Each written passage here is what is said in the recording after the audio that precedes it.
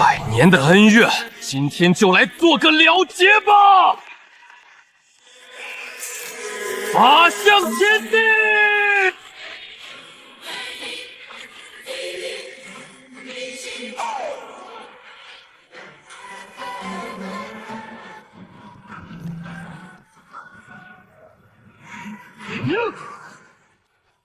永别了！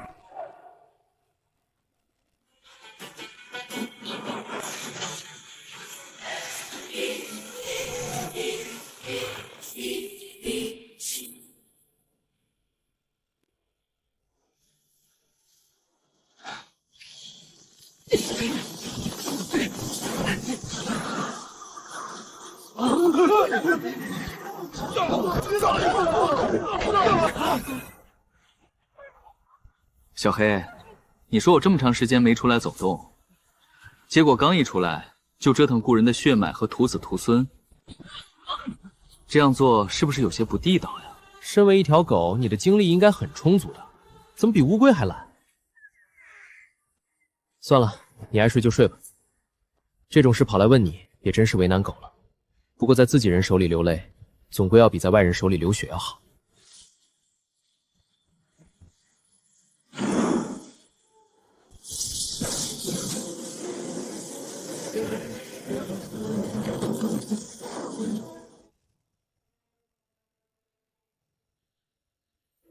要不你们还是等魏会一会儿再过去吧。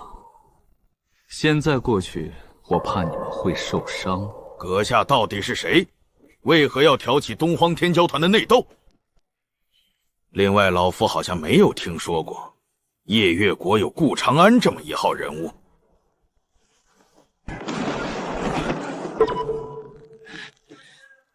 既然你不愿说，那老夫就只好将你拿下，交给陛下处置。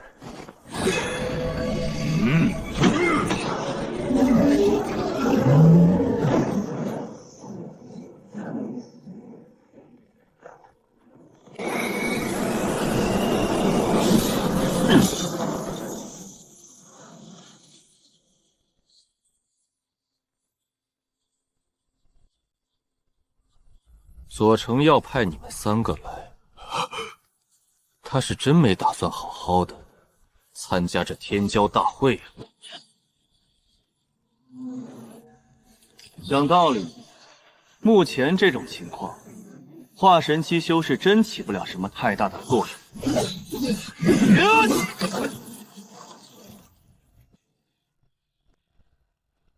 别说是面对其他天骄的护魂人，就是面对那些顶级天骄，你们也未必是对手。你们还在沿用原来的修炼体系，天道压制之下，怎么会是那些天骄的对手呢？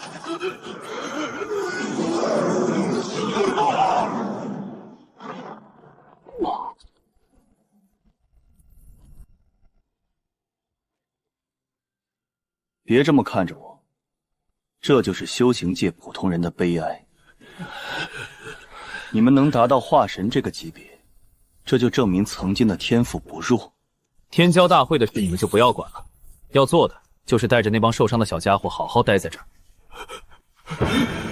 玄武国那边的创作的手脚，估计要1个月之后才能用，1个月之后你们就能回去了。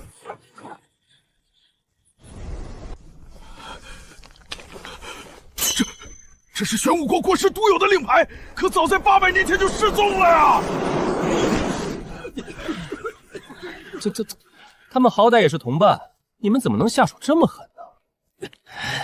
恶贼，虽然不知道你用什么方法蛊惑了苏兄和叶兄，但这件事不会就这么算了的。夜月国和玄武国一定找回茬子的。看样子你们是真是恨我入骨，不然怎么会想出这么恶毒的笑话，企图把我笑死？你们知不知道这是哪里？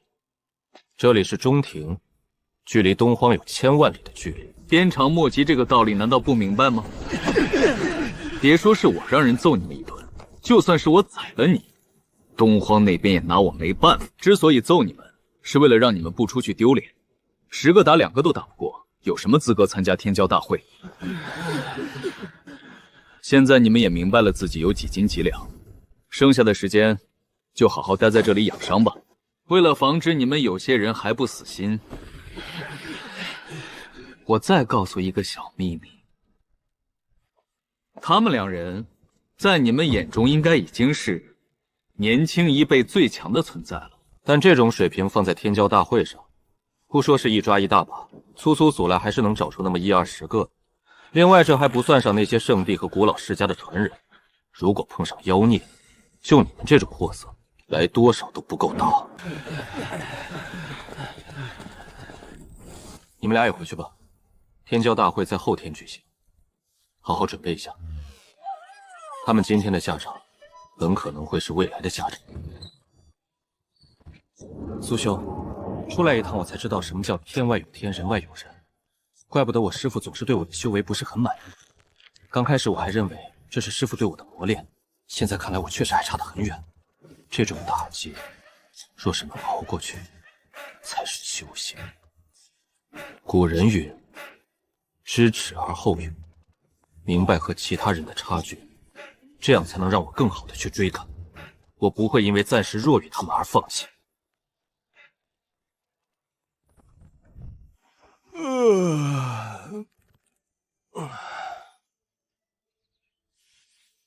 小黑伤了根基，得去昆仑石坊弄点圣药，这便可不能拖。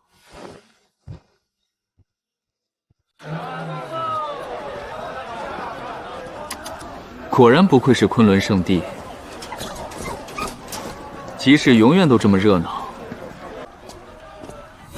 怪大家都在石坊等他，他却在这里闲逛。跟在这家伙身边实在是太丢脸了。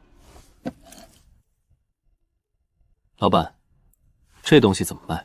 客人，你真有眼光，这可是我的镇摊之宝。300年前，我师父九死一生，才将这东西从圣虚禁牌带了出来。如果不是与客人有缘，我还真……停！这东西的来历我不太想知道，你直接说多少钱吧。200斤神元。客人，漫天要价，坐地还价，您好歹出个价呀！抱歉，这个价格我出不起。昨天我从这儿路过的时候，你才开价20灵石，现在你开口就是200斤神元，你拿我当肥羊了是吧？客人原来是行家呀，早知道我就不闹这个笑话了。客人，你开个价，我绝对不还价。哼，钱我不想出，但我可以用东西和你换。在下最近肝火上涌，所以眼睛有些看不清了。不知客人可有去清复明的眼药？地震高江，一派西山千古秀。门朝大海，三河河水万年流，大红大黑。这个你不需要知道，把东西带回去，到时候会有人明白的。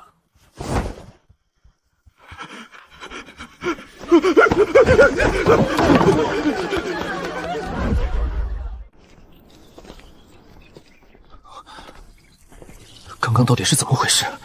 这暗号听着就不像好人，太让人抓狂了。有什么想问的就说吧，憋在心里多难受呀。顾兄，刚刚的事情，我可以知道吗？可以知道一点点，这是故人的东西。刚刚我在和他对暗号，如果不出意外，过段时间，我突然觉得你可以知道的更多一点。你想知道吗？顾兄愿意说，在下当然愿意听了。刚刚那个暗号是72路尘烟专用的暗号。顾兄，你别开玩笑了，这个话可不能乱说。谁和你开玩笑了？这可是比真金还真的消息。我现在不好奇了，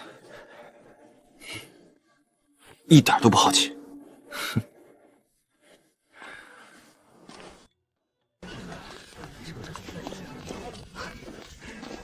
这位想必就是顾兄了吧？哼，在下昆仑圣地江平，昨日有事缠身，未能亲自迎接，还望海涵。圣子亲自招待在下，这完全是在下的荣幸。今日在下前来赌石，还还望江兄多多指点。这两位兄台应该就是来自东荒的天骄吧？想不到顾兄原来是东荒之人。那东荒的天骄团上为何没有顾兄的名字？江兄见笑了，东荒能人辈出，在下这点微末本领算不得什么，所以我只是个凑数的，自然就上不了天骄团的名单了。顾兄这样的人物都上不了东荒天骄团的名单，看样子这东荒天骄团真是厉害非凡啊！找机会真要好好见识一下。这小子还在试探我底细。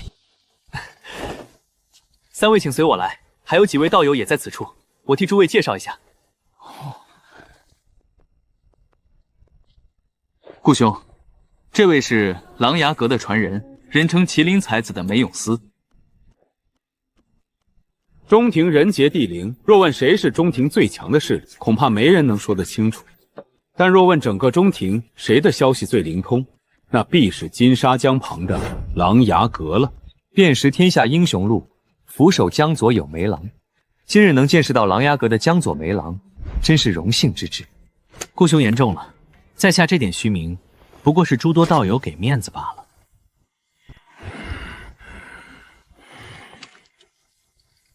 这位兄台衣着气带皆与中庭之地不同，看样子应该是南园那边。我曾听闻南园出了一位绝世天骄，5岁手撕虎豹，18岁被36个部落共同授予第1勇士。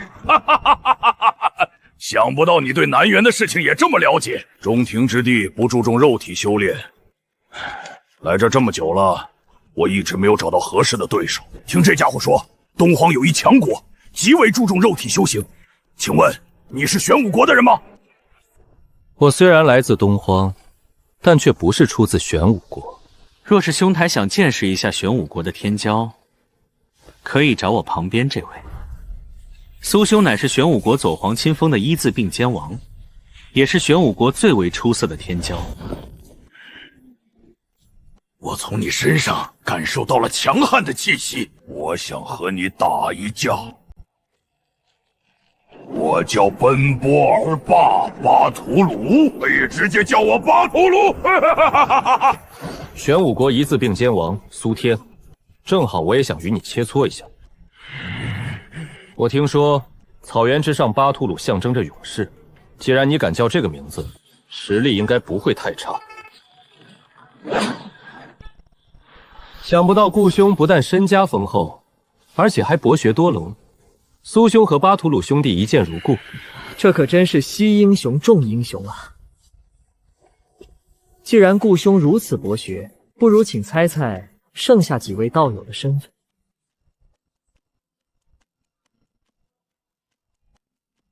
兄台举手投足之间，有一股莫名的贵气。纵观整个中田，唯有瑶光圣地的圣子有这份气概。80年前出生时漫天红光，8岁打遍圣地年轻一辈无敌手。我说的对吧？被誉为谪仙的瑶光圣子。顾兄说笑了，谪仙一称只是虚名。若是顾兄不嫌弃，称呼我为扶摇即可。大鹏一日同风起，扶摇直上9万里。真是一个好名字。紫宁仙子昨日在下已经认识了，可是这位仙子的来历，我却不是看得很清楚，不知仙子可否提示一二？我没有他们那么大的来历，我出自小门小派，你不会知道的。仙子这话就不对了，中庭的情况在还是有几分了解的。你不说又怎么能确定我不知道呢？千山剑派麻姑。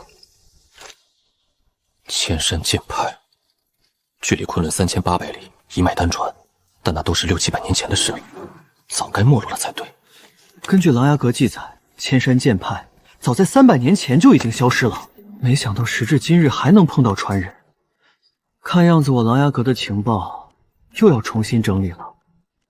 此次参加天骄大会，我只想重整山门，并不想与任何人争强好胜。你不是要赌石吗？再不开始，我可就要走了。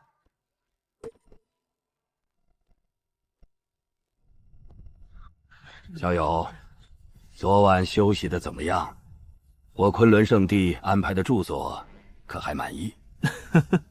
多谢江长老关心，昨晚睡得异常香甜。就是今日又要石坊中带走一件好东西，江长老可莫要心痛。1、2块石料而已，我昆仑圣地还出得起。若是小友肯来我昆仑圣地，这些石料全送给小友又何妨？江长老，这9块奇石着实不凡，光从外表上来看，在下恐怕看不出个什么。不知可否允许在下动些手段？当然可以，只要不破坏石料，所有手段都是被允许的。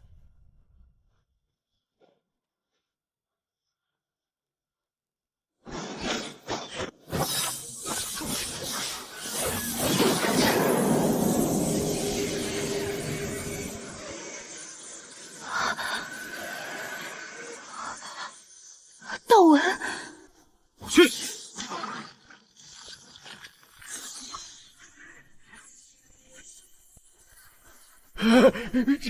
这把兵器我要了，谁和我抢，我和他拼命！江长老，我已经选好石料了。哦，不知小友选中了哪一块？我选中了这块迎客松。昆仑圣地，老子来报仇了！江峰那个王八蛋在哪里？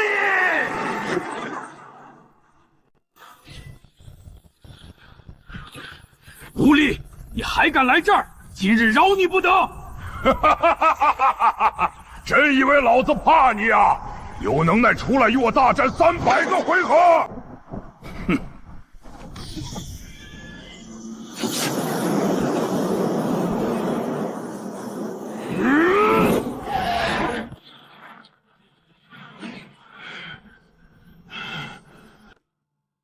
顾兄，中庭3大美女之一的公孙怀玉出自72狼烟，不如我们比试一下，看看谁先抓到这个贼婆娘。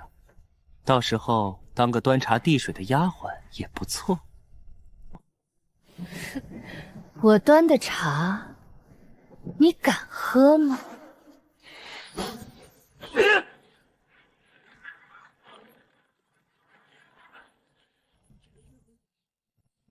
公孙姑娘，千山剑派早在300年前就灭绝了。我琅琊阁的消息从来没有出过错。你冒充千山剑派的传人来昆仑圣地，实在不是一个明智之举。果然不愧是麒麟才子，这么多天骄齐聚于此，这里面应该有你的手笔吧？3年前那一场布局没能宰了你，真是太遗憾了。梅兄，何必与他废话？既然他敢来昆仑圣地，那我们定要让他有来无回。等等，怎么，你还有什么遗言吗？不是遗言，我是想请你们看一下自己的情况。虽然你们早就发现了我身份不对，但是你们就没有发现有什么不对劲吗？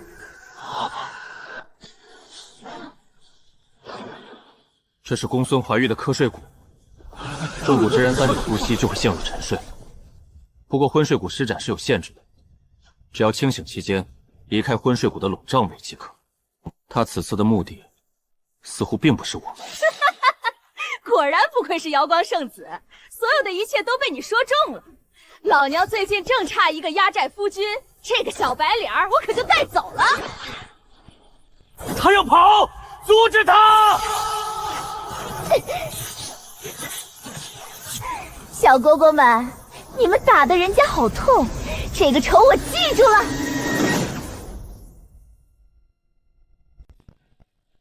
风景，扯狐！狐狸，我宰了你！火气不要这么大嘛！你昆仑圣地这么多人，我带走1、2个不是什么大问题。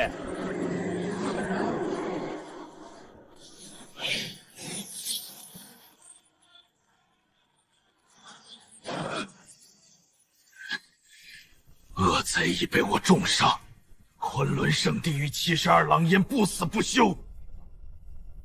叶兄，你们放心，顾兄的安全，我们昆仑圣地一定会保障。若是那恶贼真的敢对顾兄不利，我定要用72蓝烟的头祭奠顾兄。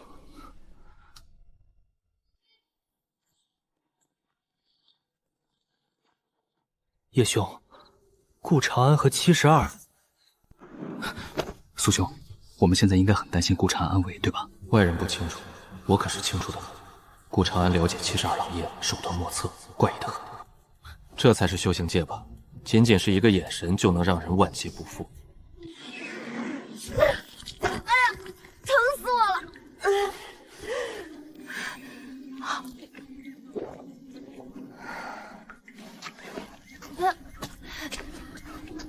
不枉我费了这么大的功夫把你弄出来，随随便便就能豪掷400万神元，你这可是史无前例的大肥羊呀！让我看看你都带了些什么好东西。丫头，受了这么重的伤还惦记着宝贝，命都不要了吗？你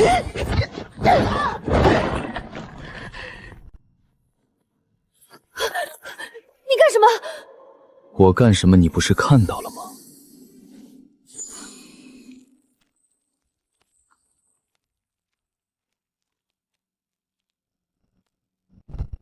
这套易容术并不完善，施展的时候脸部不会有太大的表情。骗一些毛头小子还行，但在高手面前很容易露馅的。这贴身鳞甲是秘法炼制，没有独特手法绝对卸不下。还有，这易容术是我72烟的独门绝技，他为什么会知道？你这是什么药膏？效果居然比圣地的顶级疗伤药还要好。对我这么好，你该不会是喜欢我吧？哎呀，现在舒服多了。你的医术真好。按理来说，我应该好好谢你，但是……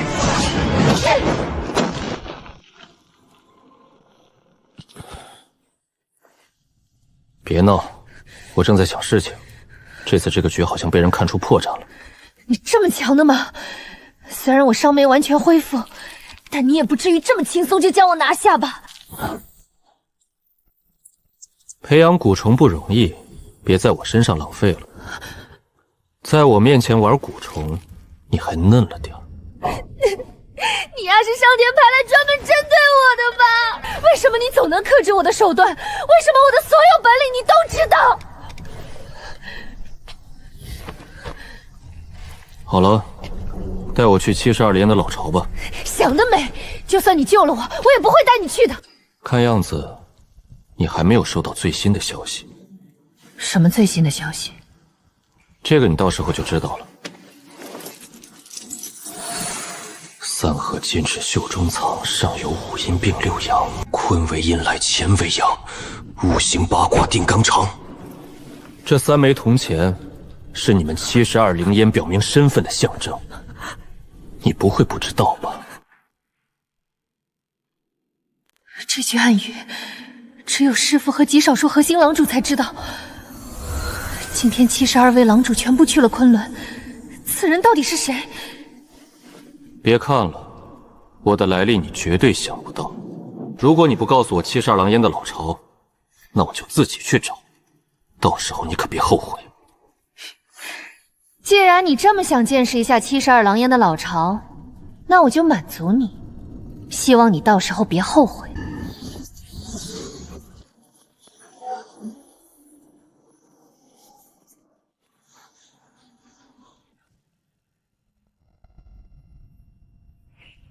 怀玉丫头回来了。师父，我回来了。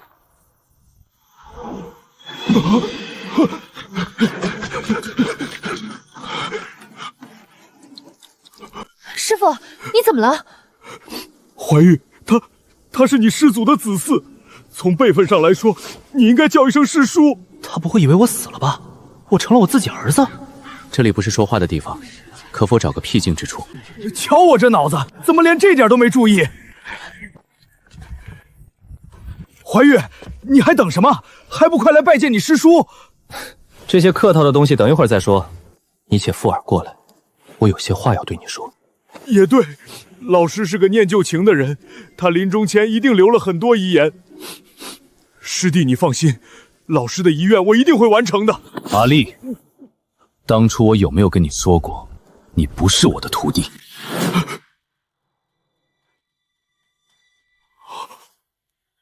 先生，真的是你吗？你以为呢？师父常说他的一身本领是一位不肯收他为徒的申先生教的，这个跟我差不多年纪的家伙，竟然就是那位先生。你先出去吧，我有些话要和你师父说。先生的话就是我的话，出去吧。阿丽没有能遵守诺言，擅自传授先生的功法，还请先生责罚。功法的事我不怪你，我想不通的是，你为什么没有记住我的叮嘱？曾经我和你说过，若是想在修行界杀出一条血路，那就不能给自己留有弱点。可是你看看你现在，不但收徒，还打造出了一个世外桃源。你真以为天下没人能识破你的小伎俩吗？那些圣地和世家的底蕴是你无法想象的。若是有一天他们找到了这里，你该如何应对？当年的雷兽一族何其强大，可依旧被弱小的我亲手葬送。如今的72良烟尚且比不上雷兽一族，圣地的势力更是比当初的我强大了不知多少。我很好奇，你怎么敢这样做的？他们都是和我一起征战兄弟的遗孤，有段时间他们的身份暴露了，若是我不出手，他们只有死路一条。那我有没有告诉过你，踏入修行之路，情字一字必须放下。放不下这个情字，你当初又何必踏入？先生，你做到了吗？是啊，为了不变成冰冷的机器，为了不让故人在无尽的等待中死去，我宁可拖慢沉睡变强的进度。我同样放不下这心中的情。带着情字修行这条路很痛，也很漫长。正是因为我知道其中的痛苦，所以我才想让你避免。但你终究是走了我的老路，外面的人每死一个，你的心就会被割上一刀。大道之争不可能不流血，你真的想好了吗？先生，我现在回不了头了。起来吧。既然回不了头，那接下来的路你可就要好好的走了。说说这些年的遭遇吧，你怎么会和昆仑圣地结下死仇？当年江无烦请先生出山，结果先生不辞而别，江不凡大为恼怒，一直无法找到先生，他就处处针对我，企图逼先生现身。随着时间的推移，矛盾越来越多，我们也斗了整整700多年。他当上了昆仑圣地的圣主，我当上了72牢烟的统领。照你这样说，这件事我大概率也逃不掉。昆仑圣地700年前认识我的人，估计就剩下这个江不凡了。若是我再次出现在他的面前，他应该会猜到我的秘密。秘密一旦公布，我可就会成为天下的公。难怪先生始终不让自己的名字流传下去，原来不是淡泊名利。700多年前他就已经是化神境，活到了现在依然生机盎然。先生他真的做到了长生。好了，不要搞得这么严肃。我既然来见你，那就说明我不在乎你知道这个秘密。现在还是来商讨一下接下来的对策吧。先生，你打算怎么办？还能怎么办？当然是杀人灭口喽。昆仑圣地我没把握，但宰一个江不凡还是没什么问题的。他现在是圣地之主，在昆仑圣地我们杀不了他，唯一的办法就是利用大道之争将他引出来。想做到这一点，你需要和我里应外合方可成功。先生，这样做会不会有些危险？确实有点危险，但事情因我而起，自然也要因我而结束。你不会觉得我是那种只会把麻烦扔给别人的人吧？先生哪能是那样的人呀？别人不知道先生，我还不知道先生吗？先生做事坦荡，但求问心无愧。停！少在这儿拍马屁，我没这爱好。去把你的徒弟叫进来，我有些话要叮嘱他。另外，也让他旁听一下我们的论道，这样有利于他日后的修行。什么论道？怎么，你认为你现在的修行体系很完美了吗？还是说，你觉得你修为比我高一些，我没资格和你论道？自己都还没练明白，就敢收徒教人，真是恬不知耻。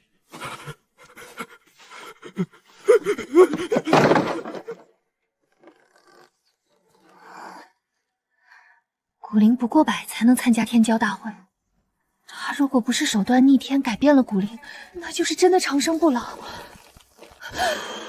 光是想一想都头皮发麻呀！丫头，有些事你猜到了，那说明你天资聪慧。可是你猜到了，并不等于可以乱说，你明白吗？我知道了，先生，我不会乱说的。如今天地大变，无数天骄都在开创新的修行体系。昆仑圣地的天骄大会上，我也观摩了许多。有的人从周身穴道入手，有的人从奇经八脉入手，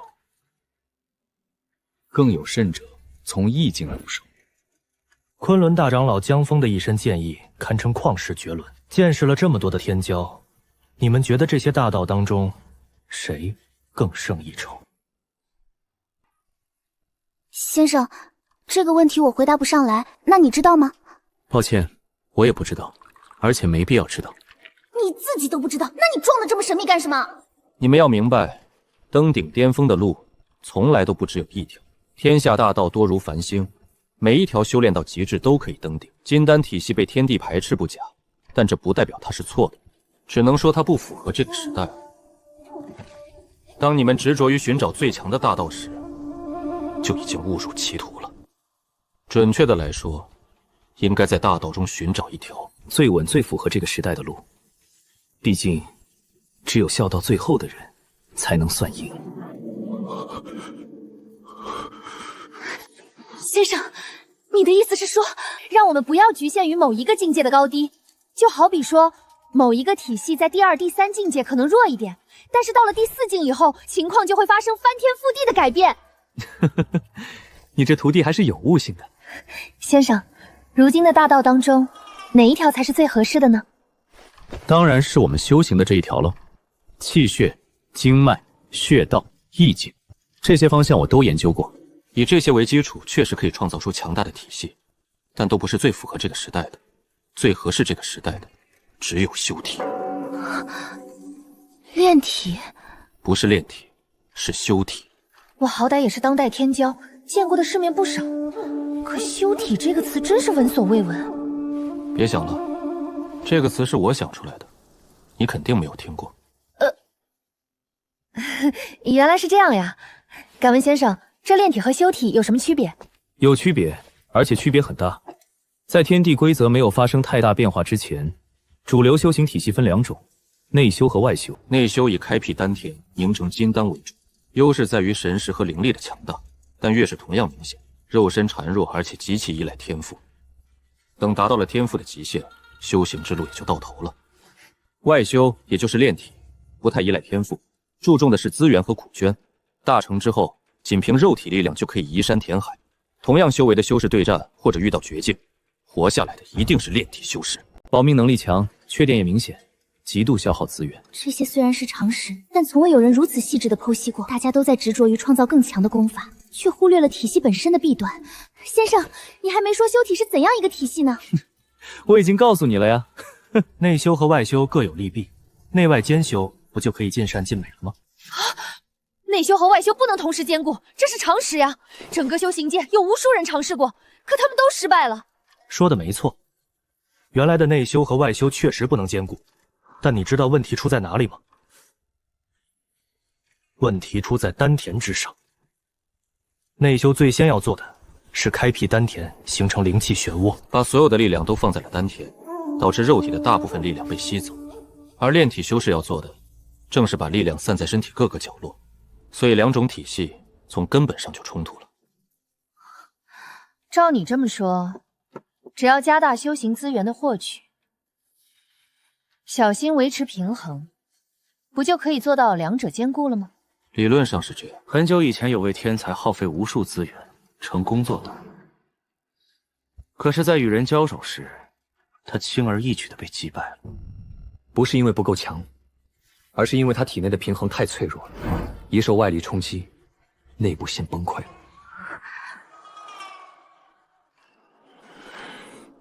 先生，我有些感悟，不知道可不可以说？想说就说吧。另外，让你的徒弟也见识一下，你大部分的路走对了，但始终差那么临门一别。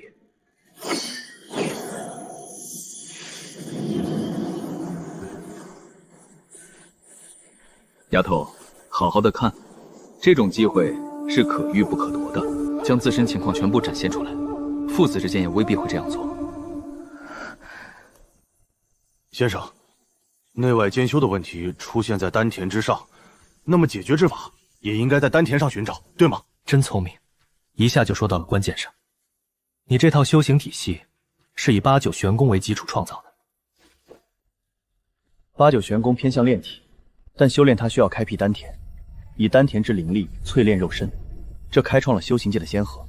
但这样做有个缺点，体内灵力都用来淬炼肉身，法术和遁术就会受限制。所以，创造八九玄功的强大生灵，又创造出了纵地金光和法天象天等神通来弥补。所以，八九玄功最珍贵的地方，不是功法本身，也不是神通，而是以灵力淬炼肉身的生小技巧。放开自身防御，让我来助你踏出这临门一脚吧。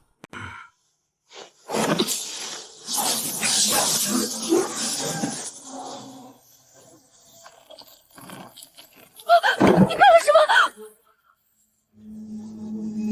这700多年的厚积薄发，加上我帮你补全的这最关键一点，到底能让你走到哪一步？我很期待。守住本心，不要慌，不要刻意去阻止，也不要刻意去更改，顺应你身体的变化，他会帮你寻找出最合适的方法。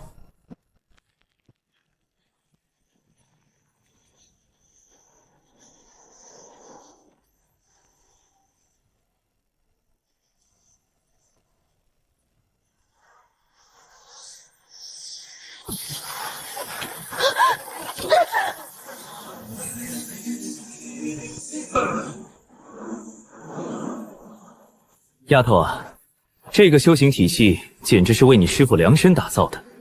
你看那边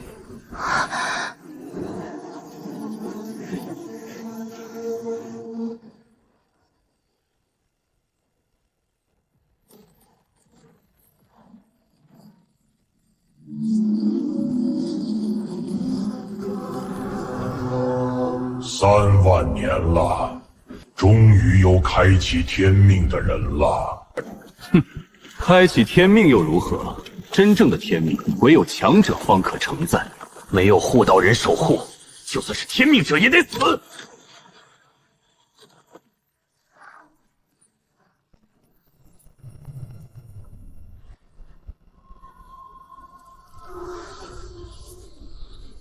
好一个乱世，好一个天命，这天地理应归我。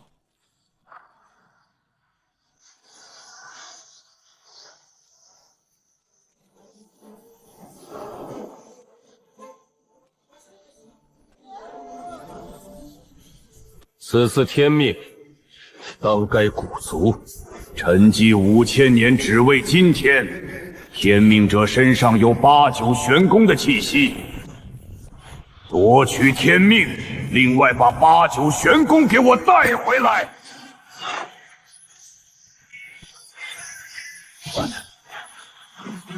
有我无敌，天命者不足为惧。丫头，现在明白什么是修体了吧？不拘泥于肉身变强和灵气的吸沙，而是转头挖掘起自身的潜能。灵力、气血、精神力，3股力量经过肉体的洗礼，最后变成另一种新的能量。再混合精神力，修行者对这股力量的掌控更强。最后再借鉴了八九玄功的部分秘法，彻底解决了灵力不能强化肉身的麻烦。如此一来，肉体、修为、神识3个方面没有一样落下。我终于明白师父为什么这么敬重他了。这种毫无短板、真正无敌的体系，到底是什么样的怪物才能想出来啊？先生，我真不知道该怎么样称赞你了。你是怎么想出这样的方法？可不敢揽这个功劳。这个修行体系的雏形是你师父提出来的，我所做的只不过是将其完善了一点点，然后替你师父找出了一个微不足道的关键点罢了。九仙拱日的意象旷古烁今，你师父会在这条路上走得很远，世上无人能比，就算是我也不行。没想到多年前的荒谬之言，先生依旧记在心中。我知道我没有资格当先生的徒弟，但我永远把先生当成我的老师。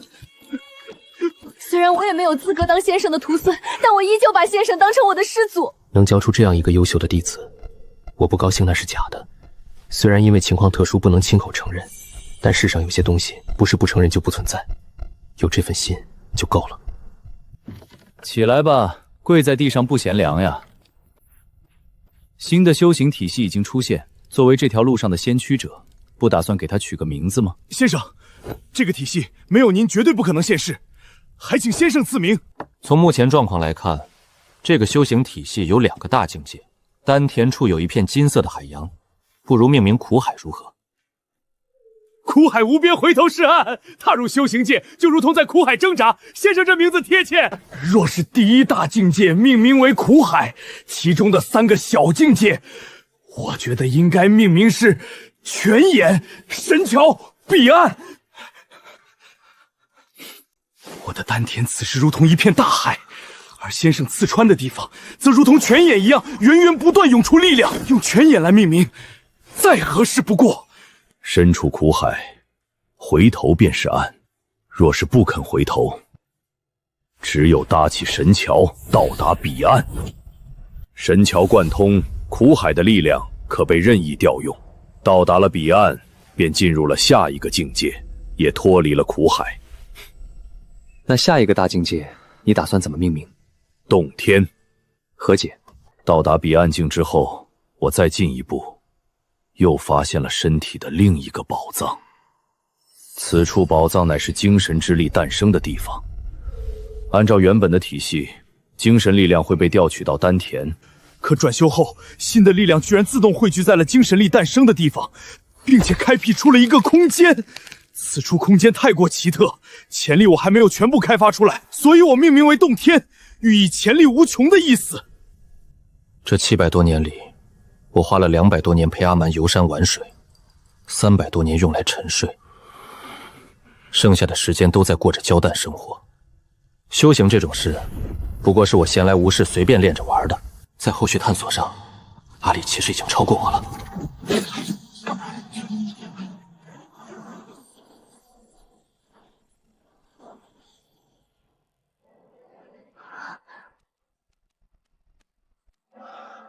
从情况上来看，踏入洞天境之后，第一步便是诞生神识，那第一个境界便命名为神识吧。但这第2个境界情况有些怪，我暂时也没想出好的名字。你们不要这样好不好？为什么变强在你们眼中像吃饭喝水一样简单？整个体系诞生我全程旁观，可到现在我连泉口在哪儿都没弄明楚，这也太打击人了吧！好歹我也算是个天骄，跟你们一比，简直比炮灰还差劲儿！小气，这么半天了都不告诉人家苦海境的诀窍。名字这种东西，随便取一个不就行了？既然和本体这么像，干脆叫本我得了。这个名字不错。第2个小境界不仅仅是神识的巨现，其中还有一些玄之又玄的韵味。想要达到第3个小境界，估计要从这方面入手了。至于是突破本我，还是斩去本我，这就需要阿丽你自己做决定了。或许你也能找到第3个选择。多谢先生指点，阿力心中已经有了些许感悟。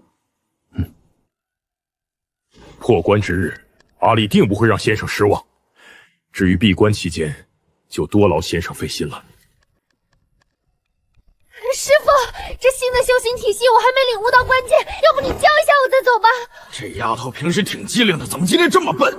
我这师傅确实厉害，但你师傅的师傅就在这儿啊，居然让我来教，脑子被驴踢了吧？先生，你教我好不好？我又不是你师傅，为什么要教你？可是你和我师傅认识呀，而且还是有过命交情的那种，所以你怎么说也算是我的长辈。长辈指点一下晚辈，这不是很正常的事吗？行吧，就冲你这声长辈，我略微指点你一下。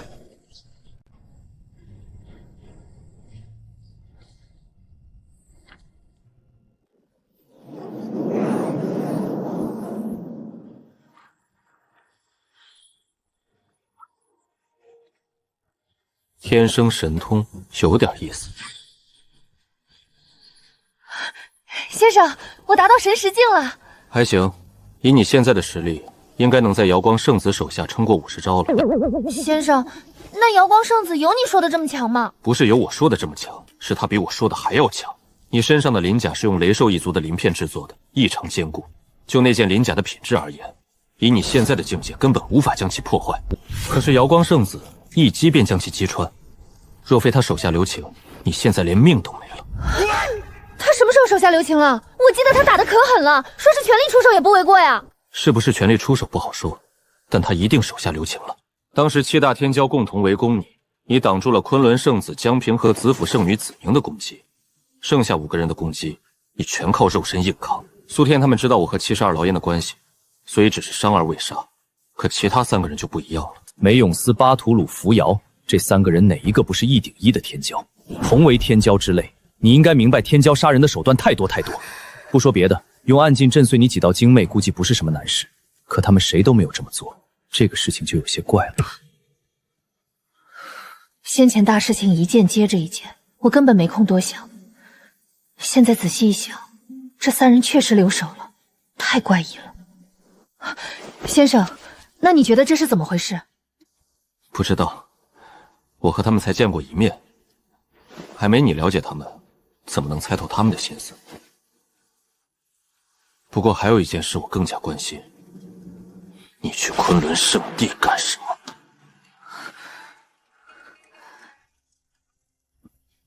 家里的修行资源不够了，我想去抓只肥羊来填补空缺。放屁！72老烟并不缺修行资源，而且这件事我问过你师父，他说你是先斩后奏，先跑出去，然后才传消息回来的。所以你是打算自己说，还是打算让你师父亲来问你？先生，这个事情我以后会告诉你的，你就不要再逼我了，好不好？对了，你不是说今天要开石吗？正好教我一下如何辨别石料，等我有实力了，我一定堵得他们哭爹叫娘。活了上千年，这丫头的心思怎么瞒得过我的眼睛？虽然她不说，但我已经猜到了几分。接下来只需要等她慢慢露出破绽就行。行，你不想说就不说吧。赌石这种东西其实没有什么诀窍，唯一的取胜办法就是全部抢过来自己开。先生骗人，内院的石头你开出东西，还可以用一些手段来解释。但昆仑石坊的招牌你怎么解释？那么多人从那里路过都没有发现，你是怎么发现的？很简单，因为我了解火龙源。神源很久以前不叫神源，叫灵源。昆仑圣地开出整条火龙源的时候，我就参与了其中。当时所有人都去研究那条奇特的龙形灵源，而我却研究起了包裹灵源的石头。我发现这种灵源有一个特性，那就是会让石料变得酥脆，只不过速度很慢而已。昆仑圣地的招牌是用火龙源残留下来的石料雕刻的，包裹神源的石料极其坚硬，那些下人偷懒，于是就挑了一块比较脆的雕刻。所以我肯定那里面会有神源。就这么简单？不然你以为有多难？世上很多事并没有你想的这么难，只不过你没有找到简单的办法而已。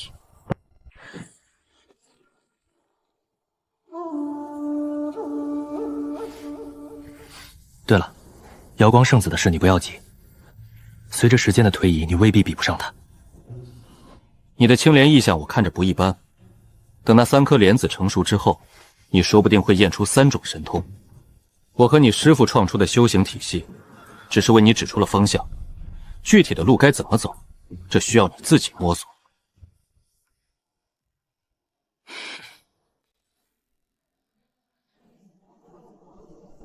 顾长安回来啦！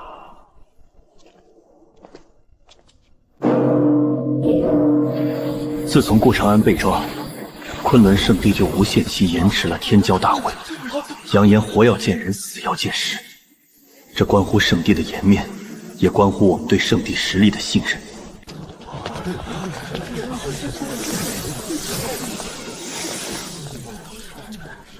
妖女，放了顾小友，今日饶你一命。公子，这个人好凶呀！别怕，江长老这是担心我的安危而已。待我说明情况之后，江长老会理解的。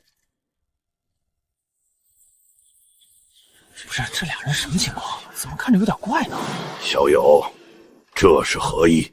没什么，他弃暗投明了。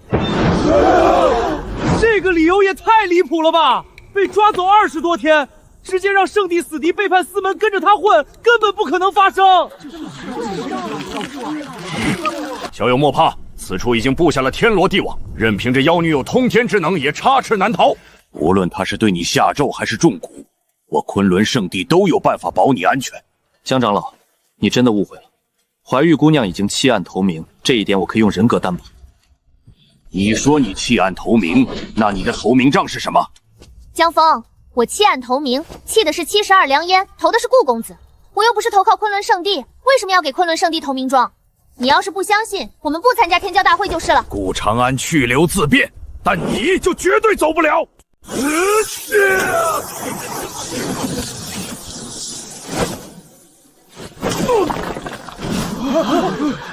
这小子肉身竟如此恐怖！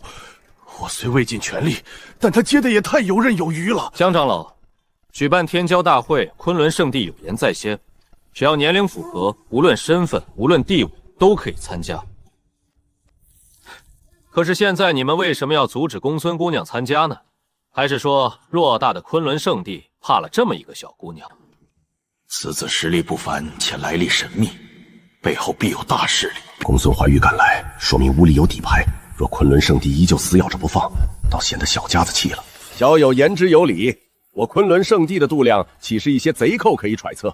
公孙姑娘号称中庭3大美人，同样也是一位绝顶天骄，她自然有资格参加天骄大会。不过72狼烟和昆仑圣地是死仇，天骄大会结束之后，小友还是莫要掺和这件事了。72狼烟与昆仑圣地的恩怨，在下自然不想掺和，但有件事要说清楚：公孙姑娘已经弃暗投明，她不再是72狼烟的人了。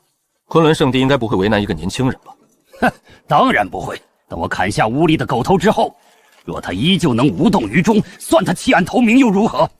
天骄大会已经耽搁了许久，现在小友回来了，那天骄大会明天便可开始，两位，请吧。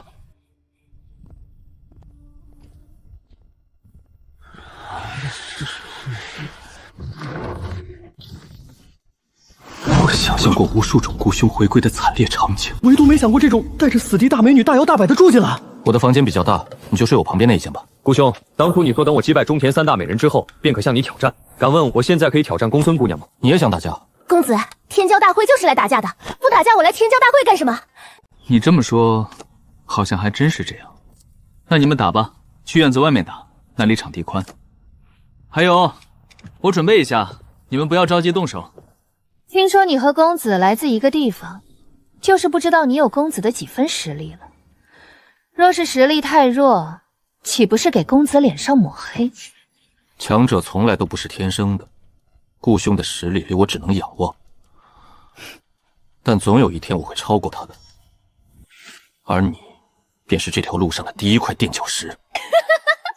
能力不大，口气倒不小。看在你这么有志气的份上，等一下我一定让你爬不起来，省得你明天给公子丢人。我先去外面等你喽。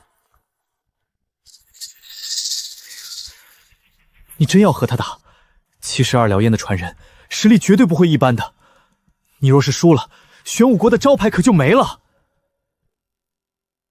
玄武国的招牌从来都不是欺软怕硬得来的，是一次又一次挑战强者打出来的。等我有一天打败了那些不可能打败的强敌，世人只会记住我的胜利，而不会记住我的失败。因为这个世界从来都只看结果。都是些什么人啊？你们脑子里怎么总想着打架呢？等苏天落败之后，就该我上场了。我虽然不喜欢莽撞的战斗，但也绝不会向任何人认输。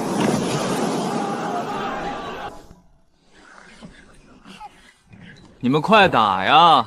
我都已经准备好了，你们怎么还不打？公子，他们这么多人，等一下我要是打赢了，他们围攻我怎么办？那你不会把他们全部打趴下呀？天骄要是会被人数吓到，那还叫什么天骄？直接叫废物好了。公子说的话很有道理啊。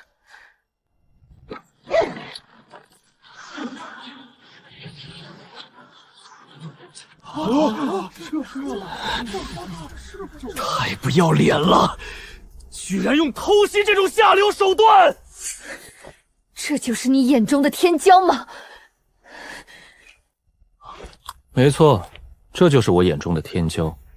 公孙怀玉是天骄，苏天也是天骄，但唯独你们不算。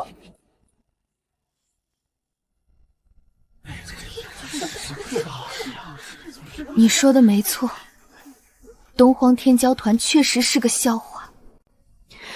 众人当中，只有叶恨生和司有资格参加那天骄大会。知耻而后勇，明白哪里不足是好事，但能不能改正，那就要看你自己了。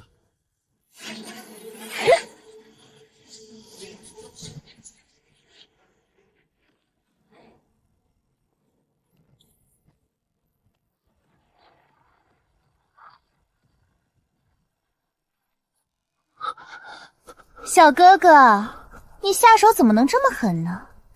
人家是女孩子，你就不能怜香惜玉一点呀？太强了，他的招式千锤百炼根本没有破绽。更可怕的是，他一个女子的肉体强度，竟然比我这个专修肉体的还要强。修为、经验、心境全部碾压，我找不到赢的理由。你们在干什么？过家家吗？打了这么半天，血都没有一滴，不想打都给我滚回去！小哥哥，公子发怒了，我要动真格的了。那就来吧！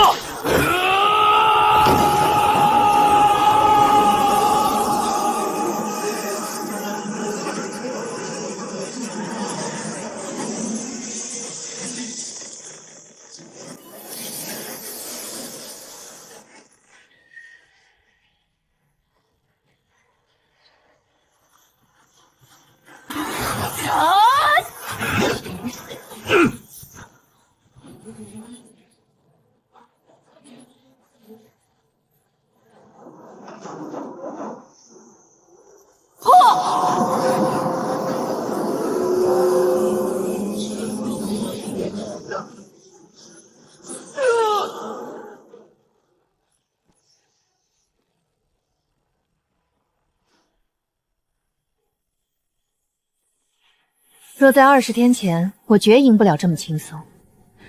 开辟苦海之后，我的实力简直发生了翻天地的变化。我来会会你！好恐怖的力量，太快了，完全无法变招。一旦撤去防御，这绝杀一击绝对会砸碎我的脑袋！哈哈哈哈哈！想不到你一个女的还蛮抗揍的，我敲了你9下才把你打趴下。刚刚是我偷袭，这个不算。我们再来一场，你一定还有很多招数没用。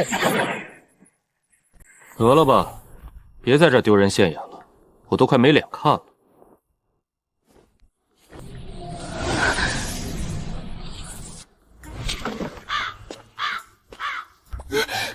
公子，你你这价格也开得太低了吧？我就只值200斤神元。你当然不值200斤神元，因为另外100斤是叶恨生的。好精妙的拳法，在下佩服。梅兄言重了，我的拳法尚不及家师的1/1000，不值一提。还在站在那里干什么？不嫌丢人吗？滚过来！叶兄，你的天赋就算放到圣地当中也是翘楚。顾长安和你是同辈之人，就算他的实力强你一些，你也不至于被他这样呼来喝去吧？我乐意，你管得着吗？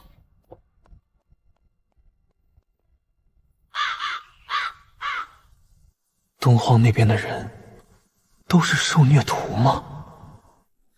丢死人，死丢人，人都被你们丢死了，就你们这样的还好意思自称天骄？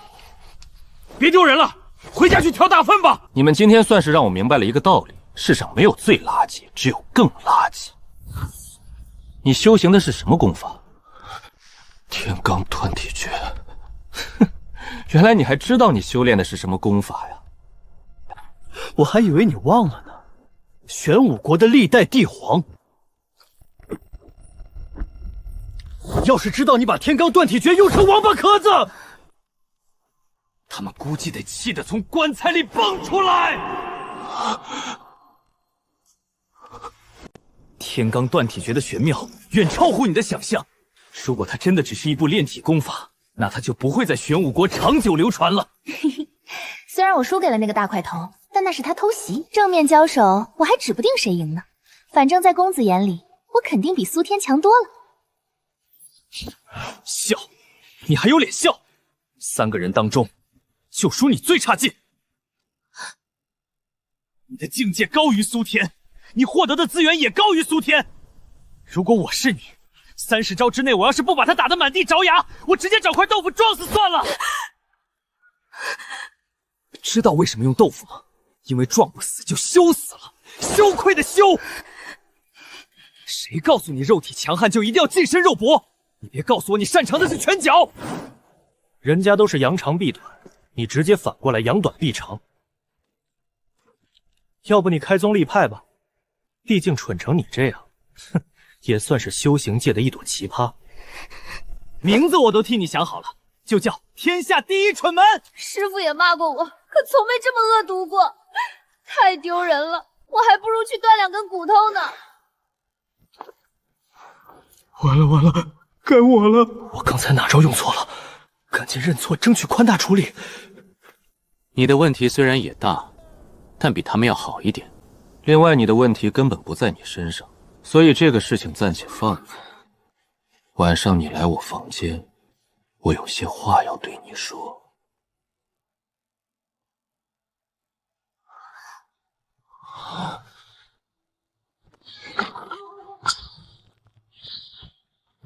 刚刚没能让你打得尽兴，算是这生意服务的不到位。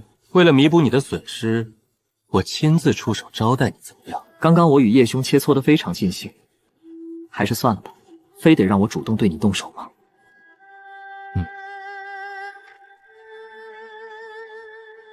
既然顾兄热情邀请，那我就舍命陪君子了，正好也见识一下顾兄的手段。嘿嘿，我刚刚也没尽兴，能算我一个吗？我只有一个傀儡，要不你等一下。还是算了吧，看你今天也累了，我们改天再约。昆仑十方时，巴图鲁、梅永斯、瑶光圣子这3人都对公孙怀玉留守了。巴图鲁是怕强龙不压地头蛇，不敢真结仇，但梅永斯不同，琅琊阁本就不怕72炎烟，他不仅留守，刚才还故意挑拨离间，这家伙一定知道些什么，而且还在布局。至于这瑶光圣子，我到现在还没看透。顾兄，讨教了。你有2个师傅，一个是夜月国狼皇，一个是太虚观不败道人。接下来你可要看仔细了，不败道人的拳法不是你这样用的。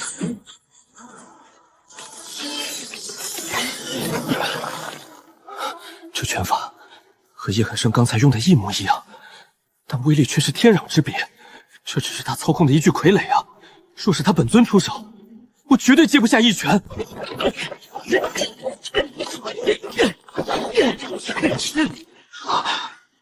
这是师父独传给我的无名拳法，整个太虚剑只有师父会，他怎么可能？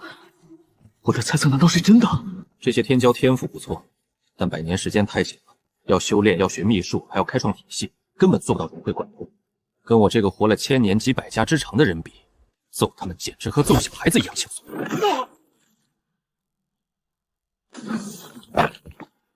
要不是你当着我的面挑拨离间，我还真懒得动手。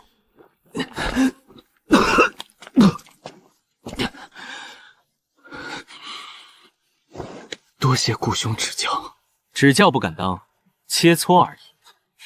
下次话别再这么多了，不然就不是2颗牙可以解决的。技不如人，没什么好说的。今天这笔账我记下了。架也打完了，我要回去休息了。你们自己玩去吧。进来吧。不是叫你晚上再来吗？顾兄让在下晚上前来，无非是想避开旁人的耳目。公孙姑娘已经外出，苏兄正在疗伤，所以现在这个时候比晚上更合适。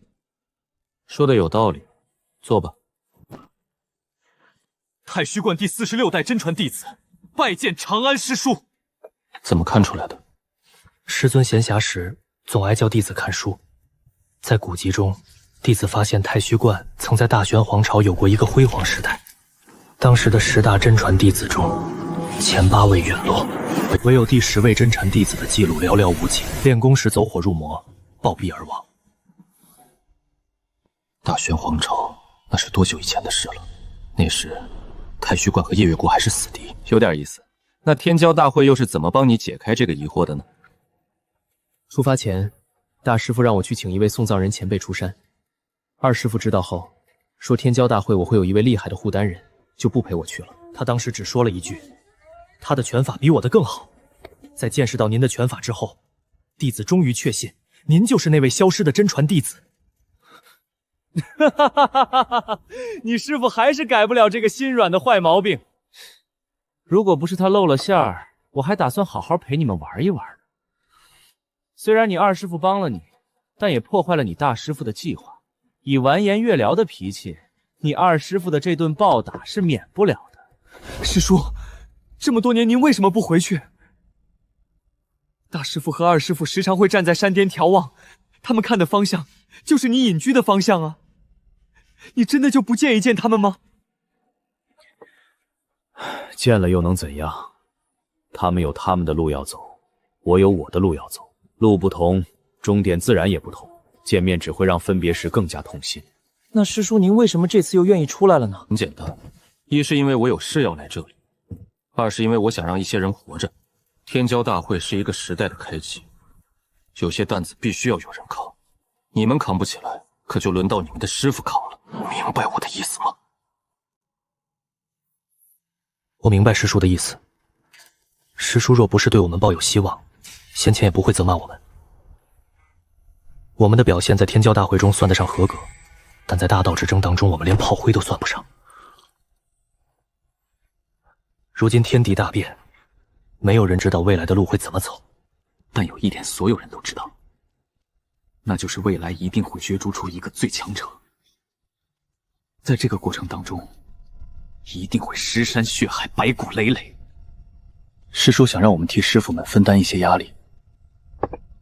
看样子道理你都明白，但你说我这样是不是有些太残忍了？让你们这一群娃娃去分担重任，多少有些说不过去啊。师叔，我们从未有过这样的想法。此次若不是师叔干预，我们永远都会活在长辈的羽翼之下。虽然长辈们的做法是为了我们好，但不想做那温室中的花朵，纵使生死道消，我们也要死在前进的路上。很好，你这番话证明我没有看错人。接下来的大道之争是天骄的对决，也是天骄背后势力的对决。身处于这片天地当中，生灵都难逃这一劫。苏天性格直来直往，他只适合做一名高手，并不适合统领一方。公孙怀玉虽然机灵且勇猛，但是格局不够，所以他只适合做一员战将。唯独你做事稳扎稳打，心思缜密，你是一个当谋士的最好人选。师叔，你已经有人选了吗？是的，有那么一个，这个人你应该听说过，他就是72狼烟的统领乌力。选一个外人，难不成72狼烟和师叔还有更深层的关系？师叔该不会是看上公孙怀玉了吧？别想了，选择乌力不是因为我和他的渊源，而是因为他确实有这个资本争议着。除了乌力，无论是你的2位师傅，还是玄武国的左皇，他们始终差了点东西。话都说到这了，我再告诉你当年的一些小秘密吧。你的2师傅，虽然我要叫一声师兄，但他入门的时候还是个孩子，他身上的小半本领是我教的，他的行事风格也是跟着我学的。至于你的大师傅嘛，我也了解。在你的大师傅还是一条小母狼的时候，我和他发生了一些冲突，我把他打回了原形，然后剃光了他狼头上的毛。所以我对他的了解也算是比较深刻的。大师傅的脾气我太清楚了，师叔居然敢剃他的狼毛，怪不得我叫恨生，原来是这个原因呀。那左皇呢？左承耀就比较简单了。当初我因为一些事情跑到了玄武国，那个时候的玄武国有9位皇子在争夺皇位，身为大皇子的左承耀找到了我，然后他们给我封了个什么国师之位。当时他刚满100岁，整天跟在我屁股后面，我都快烦死了。所以我觉得我有资格评价他们吗？你当然有资格了，要是你都没有资格，天下就没有人有资格了。那72龙烟又是怎么回事？师叔，你不会是72龙烟的创始人之一吧？当然不是。还好还好，师叔的身份虽然多得吓人，放松，但总算没那么离谱。不过乌力的本领是我教的。纵横中庭的恶贼乌力，居然是师叔的徒弟！那公孙怀玉岂不是要叫他师祖？从理论上来说是这样的，但我不收徒。既然乌力是师叔教的，那按辈分来算，乌力就是我的师兄。帮自己的师兄，这能算帮外人吗？这完全是帮自家人。好了，该说的我都说了，该怎么做你自己琢磨。现在还有一点点时间给你成长，你要抓紧时间。我有事出去一下。师叔且慢。还有什么问题吗？师叔，有一个小问题我很好奇。师叔您的性格师侄也有些了解，以您的性格，应该不太乐意掺和这种事情。是什么原因让您如此上心大道之争呢？根本原因还是有一个的。昆仑圣地的圣主江不凡和我有仇，我大概率要弄死他。不是，师叔你别吓我，这事可不是闹着玩的。大道之争最多也就是和圣地结仇，宰了圣地之主，这是和圣地不死不休呀！谁和你闹着玩了？我是认真的。你们的仇有多大？除非我死，或者他死，不然这事永远没有尽头。师叔，我现在后悔来得及吗？晚了，早就告诉过你，好奇心害死猫，结果你就是不长记性。上次是72狼烟，这次是昆仑圣地，我很好奇你以后还睡不睡得着？你一定是故意的，这么多事情，我睡得着才见鬼了呢！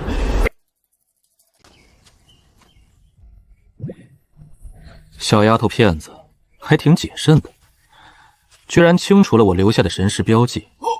不过你的道行还是太浅了点。那丫头应该跑得不远，接下来就看你的了。在修行界，躲避神识搜索，要么隐匿气息，要么逃出范围。公孙怀玉显然想到了这些，但他忽略了一个最原始的方法——气味。小黑虽然虚弱，但他毕竟是兽灵，嗅觉远超常人。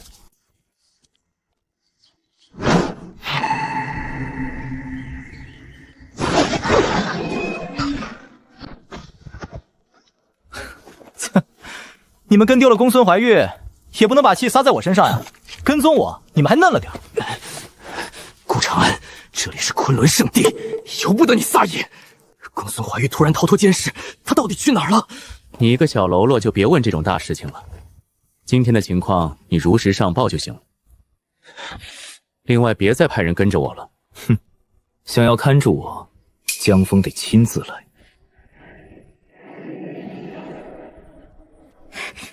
纳兰大哥，这个是不是药？这个叫相思子，也是一味药材。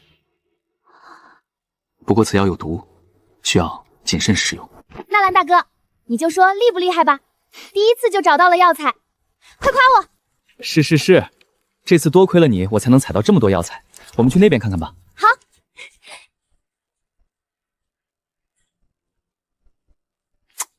爱情果然会让人盲目，身处危机四伏的敌营，还有心思谈情说爱。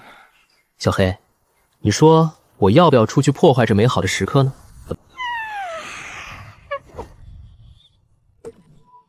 杀意不要这么强烈，公孙怀玉的实力不弱，小心被他发现了。不要管这件事，我不想杀你。刚刚我还在想，公孙怀玉这丫头怎么突然变得厉害了起来，居然能无声无息地摆脱昆仑圣地的追踪。现在看来，是有你这位瑶光圣子善后呀。当初在昆仑石坊，你没有痛下杀手，恐怕也是因为这个原因吧。不过你当时下手也太狠了，若是再重上几分，他的小命就不保了。在昆仑石坊的时候，你故意慢了一步，看似是为了保住你选中的食量，实则却是为了让公孙怀玉抓住你，主动和72狼烟接触。那说明你和72狼烟有渊源，有你坐镇，公孙怀玉死不了。事实证明，我并没有猜错，你果然和72狼烟有渊源，而且还不浅。果然不愧是瑶光圣子，看事情就是准。既然话都已经说到了这个份上，你不打算说一下那个短命鬼的身份吗？这个短命鬼是我弟弟。抱歉，我没猜到你们会是这种关系。不过有一说一，你弟弟可活不了多久。这个事儿外人不知道，你不会不知道吧？我知道，他在娘胎里边受到了重创，是我亲自将他腹中剖出来的。原来是这样呀，不好意思，又勾起你的伤心事了。那你没报仇吗？以你的身份和实力，报仇应该不是什么难事吧？杀我全家的是我师父，待我如亲生儿子的师父，他害怕我弟弟的天赋超过我，并且动摇我圣子的位置。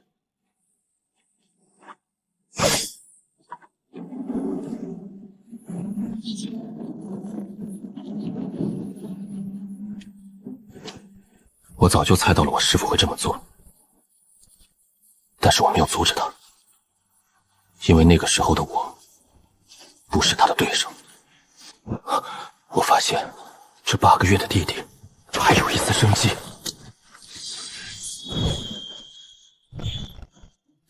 那后来呢？后来的事情就简单多了。我按照他的意思，把凶手认定为我的对手，最后在我师父的帮助下，我杀光了我对手全家。自此，瑶光圣地再无人敢与我争锋。你知道我为什么要和你说这些吗？不知道，但你说了我就知道了。这只灵宠你几乎时刻不离身，从此可以看出你对它很重视。不过它伤得很重，重到寻常方法很难让它活命，所以你去昆仑石坊赌石，应该是为了寻找神元中的圣药来救它。你对神元石料的研究，是我所认识的人当中最厉害的。救我弟弟的方法只有2个，一是蝴蝶谷失传的补天膏，二是神元当中的圣药。现在你知道我为什么告诉你这些了吗？你的眼光确实毒辣，小黑和你弟弟情况很像，但你可能要失望了，圣药和补天膏都救不了你弟弟。你凭什么这么肯定？因为我2样东西都有呀。你刚刚没说实话，应该说是没完全说实话。蝴蝶谷的补天膏确实失传了，但是存货应该还有一些。我从你弟弟身上闻到了补天膏的味道。这些年，你弟弟应该就是靠着少量的补天膏续命。补天膏延续了你弟弟命，所以你理所应当的认为拥有大量补天膏就可以救你弟弟。但我现在可以明确的告诉你，这个想法是错的。你为什么会有补天膏？600年前蝴蝶谷百草草翁创出了这等惊世良药，可是，在补天膏问世不久之后，百草翁就作化了。自此，补天膏的药方失传，而那些被制作出来的补天膏更是被各大圣地瓜分一空。你别告诉我，你手里的补天膏来自其他圣地。我手里的补天膏怎么来的，自然不能告诉你，谁还没个小秘密啊？但有一件事情我可以告诉你，那就是补天膏，我这里有很多，你要的话，我可以送你一罐。补天膏，你想要什么？抱歉，现在我无法向你提要求，因为补天膏马上就要对你弟弟没用了。如果补天膏救不了你弟弟的命，那这东西在你眼中毫无用处。一些无用之物又怎么能和你做交易呢？这种伤真的没办法救吗？从目前来看是这样的。以前我也以为圣药能救，可是当我得到圣药之后，我发现并不能。不然小黑也不会还是现在这模样。但也有可能是我没找到合适的圣药，毕竟圣药的种类很多，又是新可能。天知道他们会有什么神奇的功效。明天就是天骄大会，到时候五湖四海的人都会来。如果还找不到方法，我的小黑和你弟弟就真没救了。天骄大会，我助你扫平一切障碍。如果找到救我弟弟的方法，你可以开任何条件；若是找不到，你需要给我一罐补天膏。就冲你姚国圣子的名号，我先付一份定金。不过明天的天骄很多，你真有把握横扫一切？我的无敌不需要向任何人证明。对了，你那个师傅还活着吗？要是你不方便动手，我可以帮你，这样算你欠我一个人情，怎么样？他死了，5年前就死了，我亲手送他上的路。这小子看着待人随和，想不到骨子里还是个狠人呀。丫头啊丫头，你可真是帮了我一个大忙。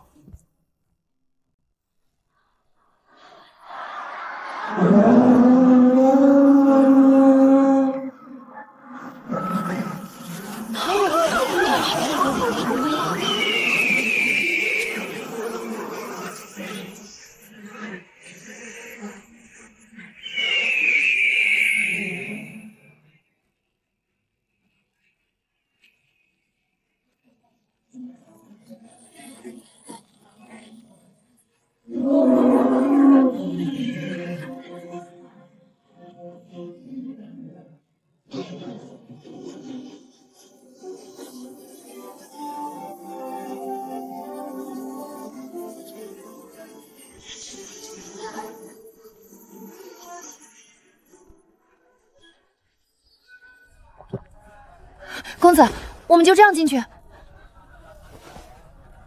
那你想怎么进去？苏天他们都是代表各自的国家，我孤家寡人一个，自然就没有什么排场了。公子，谁说你没有势力支持了？我师父和你的关系都不用说了，好吧？这话说的没错。那你可以把72老烟都叫过来，然后送我们进去啊。这样一来，我敢保证排场比任何人的都大。还是算了吧，这种小事就不用麻烦师傅他们了。毕竟我这身份也不太合适。既然知道身份不合适，那就老老实实的给我减少存在感。等天骄大会开始，有的是对手等你去挑战。只希望你到时候别被人家弄得哭鼻子。公子，我确实不敢自称天骄第一，但也不至于被弄得哭鼻子吧？生死之战我经历过不少，没你想的那么脆弱。我可没说让你去打架，天骄大会是吵架的地方。吵架你行吗？吵架？没错，就是吵架。北漠的天骄已经来了，而且阵仗不小。北漠的天骄已经来了吗？我怎么没听说过？另外，我好像没看到北漠的人呀。你当然没听过，因为你的心思压根儿就不在这上面。北漠天骄早在1个月前就来了，不过他选择慢慢的走到昆仑圣地，在1个月的时间里，他接连挑战了子府、瑶光、昆仑3大圣地，这3大圣地被他挑翻19个据点。每个圣地都有圣子，同时还有几个准圣子。知道为什么天骄大坏没他们的身影吗？因为他们全都被派去阻击那个北漠天骄了。公子，他真这么厉害？具体有多厉害我不清楚，毕竟3大圣地不会到处宣扬自己丢脸的事情。但是他连挑19个据点的方式我还是知道。什么方式？论道。听说此次来的人是北魔佛国千年难出的佛子，佛法之精深，堪称旷世绝伦。既然你这么有信心，我相信你一定能在论道的时候将他说得哑口无言。公子，打架我还能行，但论道这种事我就不再想了。佛法这东西，我最多就会念一句阿弥豆腐，其他的我是一窍不通呀。不会佛法，那就道家了。不管是什么，人家说话你总得接得住吧？要是一句都接不住，那也太丢脸了。公子，你就别捉弄我了。你看我师父像是懂佛法道法的人吗？我师父都不会，我自然就更不会了。现在还觉得自己很厉害吗？不觉得了。能有这个觉悟很不错，但你也不要太过看轻自己。道在每个人心中，佛法如此，道法同样也是如此。你之所以说不出来，是因为你还没有看清楚心中模糊的道，也没有找到描述它的方法。看书既是学习前人的道，也是印证心中的道。学习和印证能解开心中的疑惑，疑惑解开，念头也就通达了。念头通达，那就证明你找到了自己的道。你明白我的意思了吗？公子，要不你再说一遍，我努力一下应该能明白。这丫头还小，就让她再过一段快乐的时光吧。怀玉，这天骄大会宏伟之极，待会儿进去你要好生注意。公子你放心，待会儿我不会做出失礼的事给你丢脸的。什么失礼？你有没有明白我的意思？不是这个意思。那公子你是什么意思？我且问你，你是谁？我是公孙怀玉啊。公孙怀玉是谁？72狼烟的弟子。既然你知道，你是72狼烟的弟子，那你更应该知道，72狼烟是土匪，是贼寇。你什么时候见过和土匪讲礼数了？待会儿进去之后，端上来的果盘能吃就吃，吃不了的就带走，千万不要为了面子而浪费。公子，你这么郑重，就为了说这事儿？不是为这个还能为什么？场面搞这么大，你觉得他们的果盘会差吗？刚刚我可是看见他们端进去好些300年份的珠果。300年的珠果？不是，这玩意儿一颗要卖20斤神元的，来了这么多天骄，这也太奢侈了吧？你以为呢？而且珠果还是点缀果盘用的。更好的东西应该早就端进去了。你要是不吃的话，待会儿把你那份给我。谁说不要了？谁抢我的果盘，我跟谁急！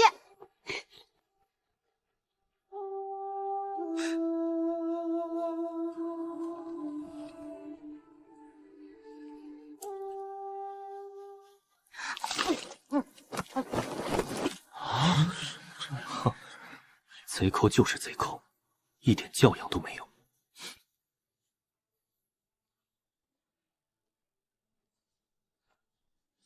哈哈哈，子宁姑娘，几日不见，你的气质真是越发超凡了。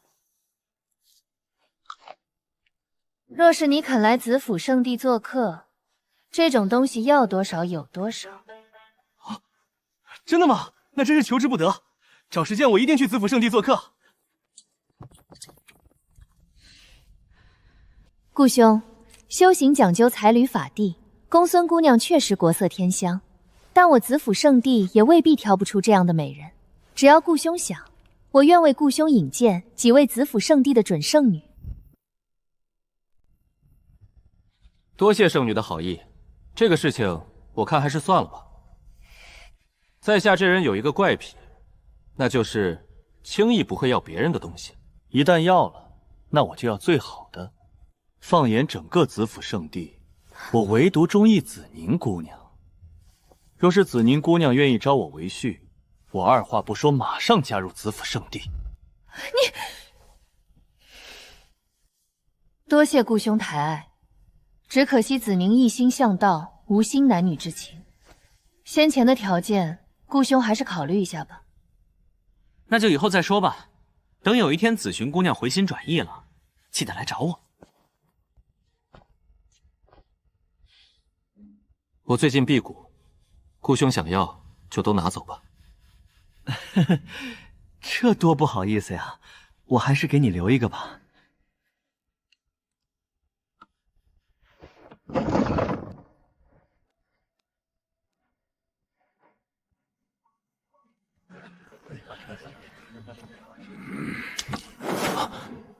这个王八蛋，吃光自己的还要拿我的，无耻至极！乡野村夫就是乡野村夫，没见过什么大世面。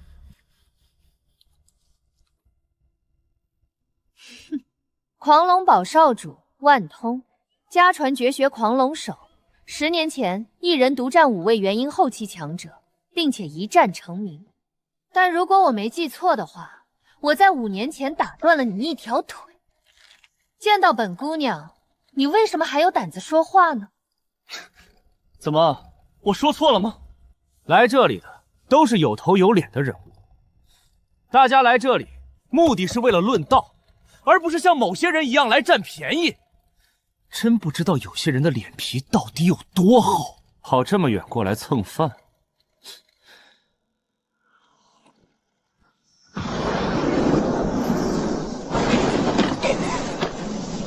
公子，你拦我干什么？这种货色，3招之内我定取他项上头颅。怀玉，女孩子家脾气不要这么暴躁。这位公子说的很对，我们的行为确实是占便宜了。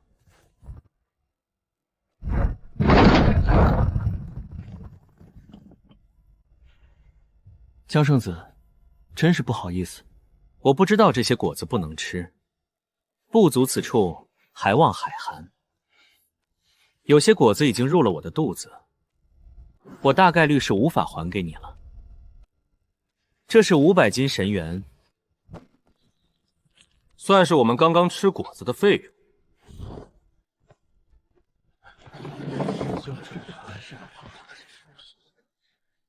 江圣子，参加这天骄大会还要交费，每个席位上的果子应该都属于那个席位上的主人。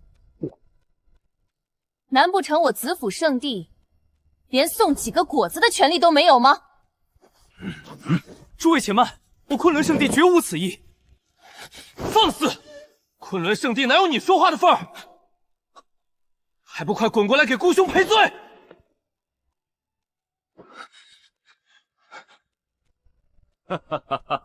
想不到3位道友居然能亲自前来，我昆仑圣地真是荣幸之至呀！江圣主说笑了，天骄大会如此盛世，我玄武国岂有不来之理？先前传送阵出点问题，所以才来晚了些。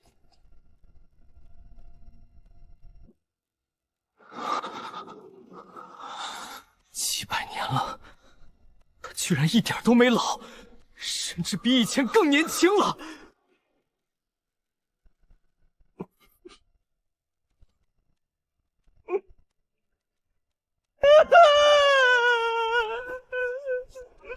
你们终于来了，我们回家吧。昆仑圣地太欺负人了。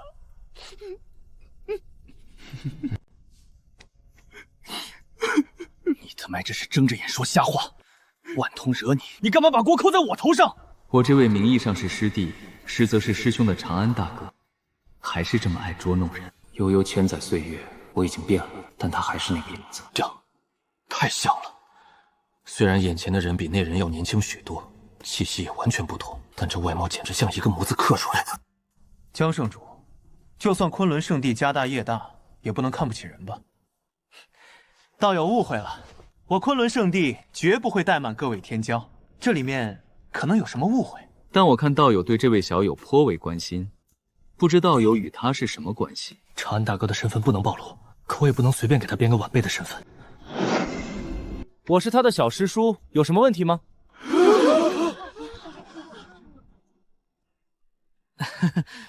我和不败道人平辈而交，照这样算，我岂不是也成了你的晚辈？理论上是这样的，你别看我年纪小，但我辈分可高了。从辈分上来说，我是他的叔叔辈，他应该尊称我一声二叔。除了他，我还是他的。我要是把辈分抬得太高，这娘们估计要当场发飙。表哥，江圣主，我这位表哥来参加天骄大会，但是却被你昆仑圣地看不起。我想问问，你是看不起他，还是看不起我夜月国？二叔，昆仑圣地乃是中田1顶1的大势力，他们怎么欺负你了？这里面该不会是有什么误会吧？大侄子，真是委屈死了！我就吃他们2个果子，他们就说3道4的，这不是欺负人吗？二叔，这就是你的不对了。你来人家做客，怎么能随便吃人家的东西呢？吃东西自然要给钱呀。对了，江圣主，我这位二叔吃了你昆仑圣地多少果子？我玄武国出10倍的价钱赔罪，不知江圣主意下如何？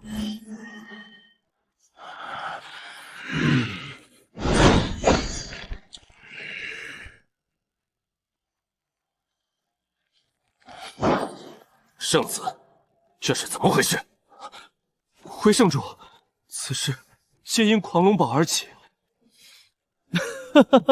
误会，完全是误会。这大会上的瓜果点心就是为了招待诸位小友的，大家想吃多少都没问题。真的吗？真的吃多少都可以？我饭量有点大，吃多了你不会心疼吧？当然可以，既然你这么喜欢吃我昆仑圣地的瓜果点心，那多带些回去也无妨。等大会结束之后，我让人打包个180斤给你送过去。不过我看小友的面相很熟悉，很像我曾经遇到的一位故人呀。正常，很多人都说我是大众脸，圣主觉得熟悉，不奇怪。原来是这样，那估计是我太想念故人了。既然误会解开，诸位也快些入座吧，大会就要开始了。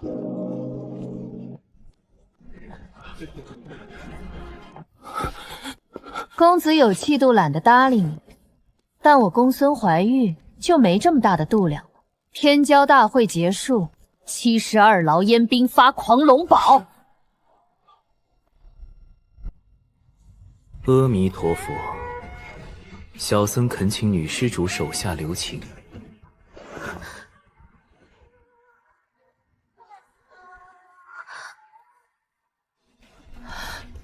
太妖了，我从未见过有男子能长得如此妖艳。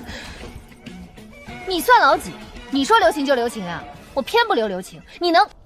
丫头，回来！公子，你怎么又阻止我呀？我又不是打不过他们。你要做什么事，我自然不拦你，但你最好少和那个家伙接触。若是有一天你真的和这个家伙碰上了，那你只有2个选择：第一，转头就跑；第二，砍下他的脑袋，而且不要有丝毫犹豫。有没有你说的这么厉害呀？你顾长安也不像是怕事的人，怎么碰到个光头反而畏首畏尾了？要是怕的话，我替你先上前试探一番。好呀，那你就替我上前试探一番吧。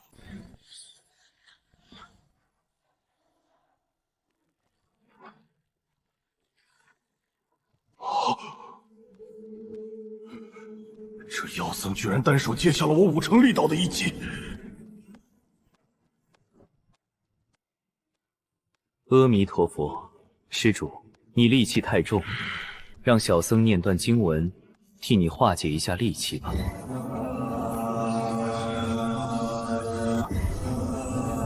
好安静，我曾经的执念似乎都不重要了。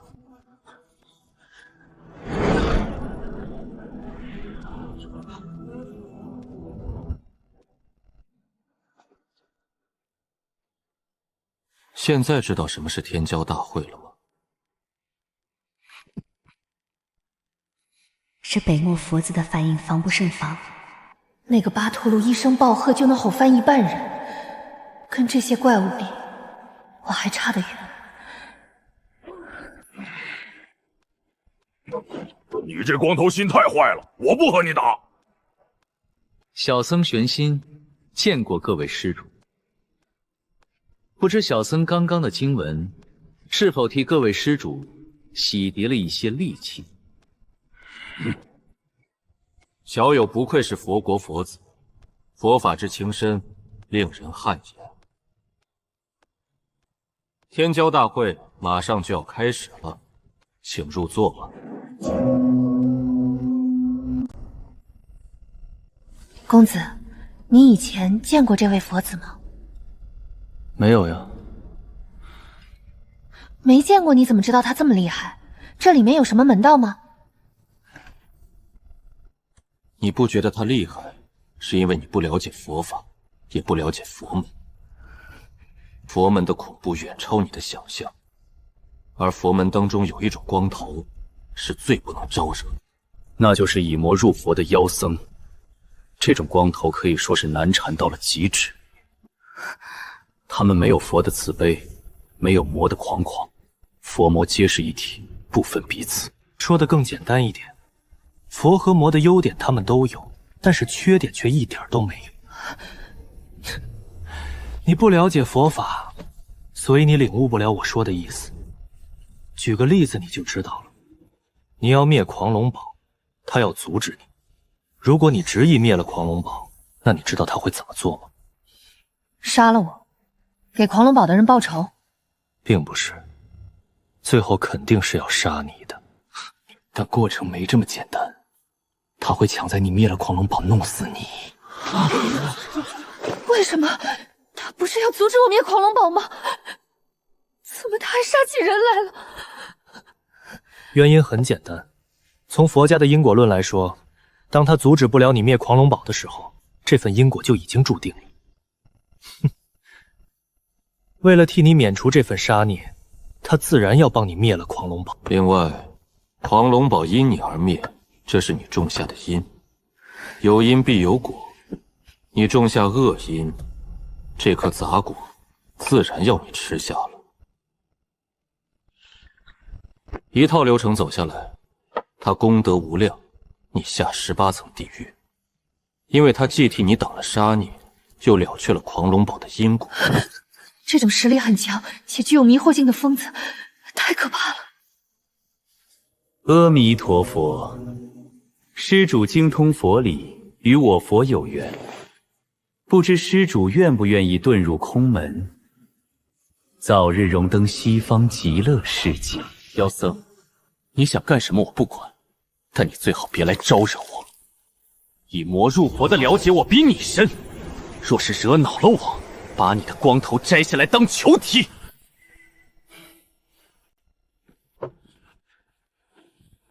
今日天骄齐聚昆仑圣地，这是中庭的幸事，也是天下的幸事。如今天命现身，可谓是万载难遇的机缘。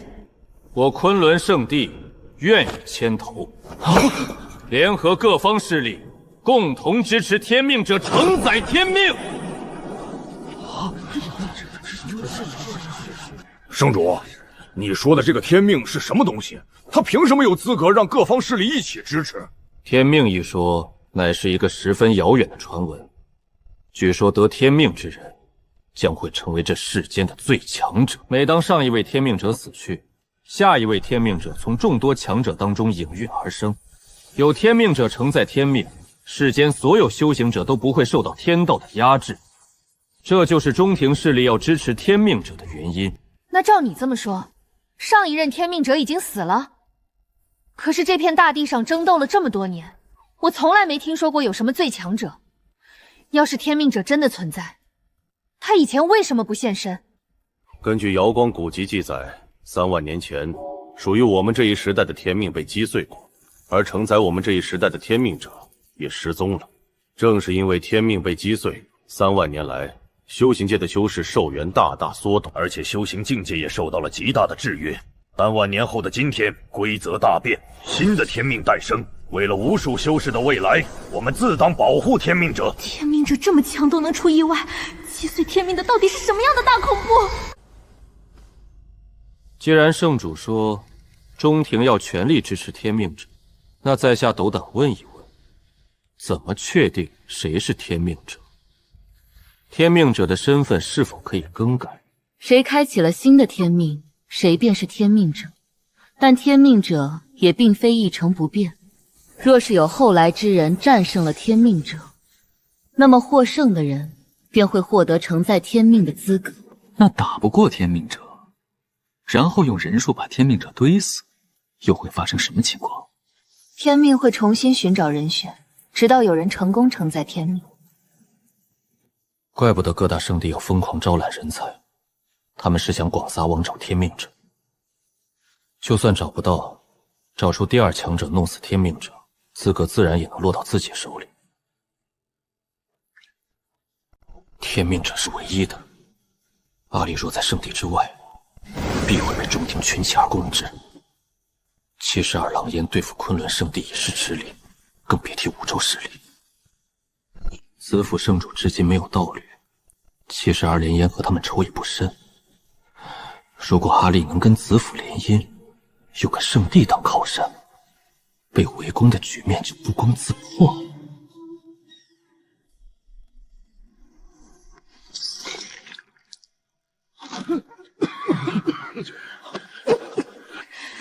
公子，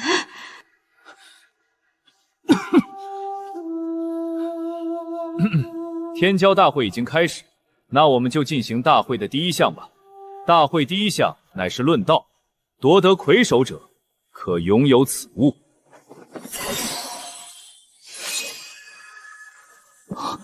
8九玄功的残篇，这大会还真是我的机缘。此物坚不可摧，而且锋利无比，乃是由玄黄母金所著，上面更是记载着一篇玄奥无比的功法。至于能不能破解，就要看诸位的机缘了。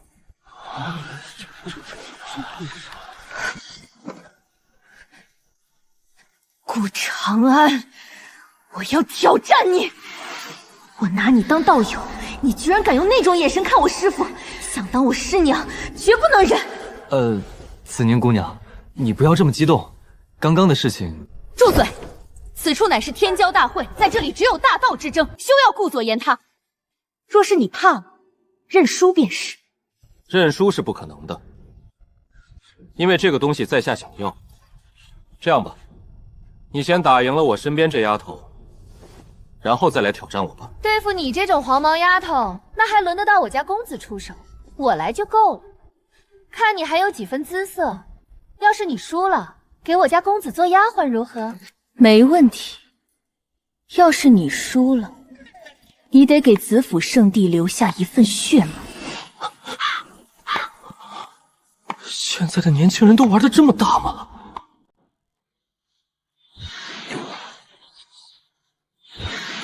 此次比试乃是切磋，所以就不动刀兵了。出圈者输，二位天骄可有异议？没有，没有。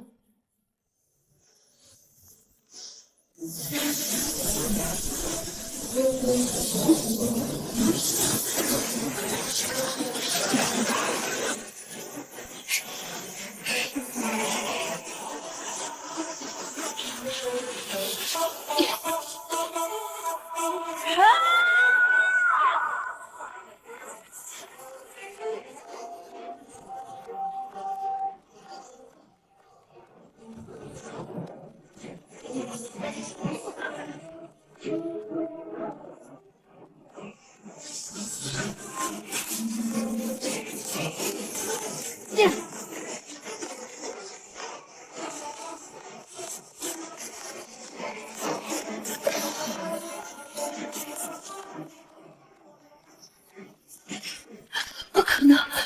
我不相信你的神识能离体而战，你在虚张声势！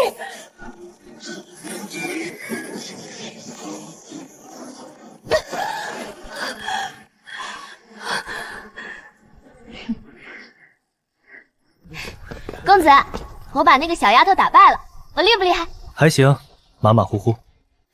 公子你真讨厌，就不会夸一下人家呀？只要这个秘密还没泄露，他们的注意力就会一直放在我身上，这样我就能给阿丽争取到足够多的时间了。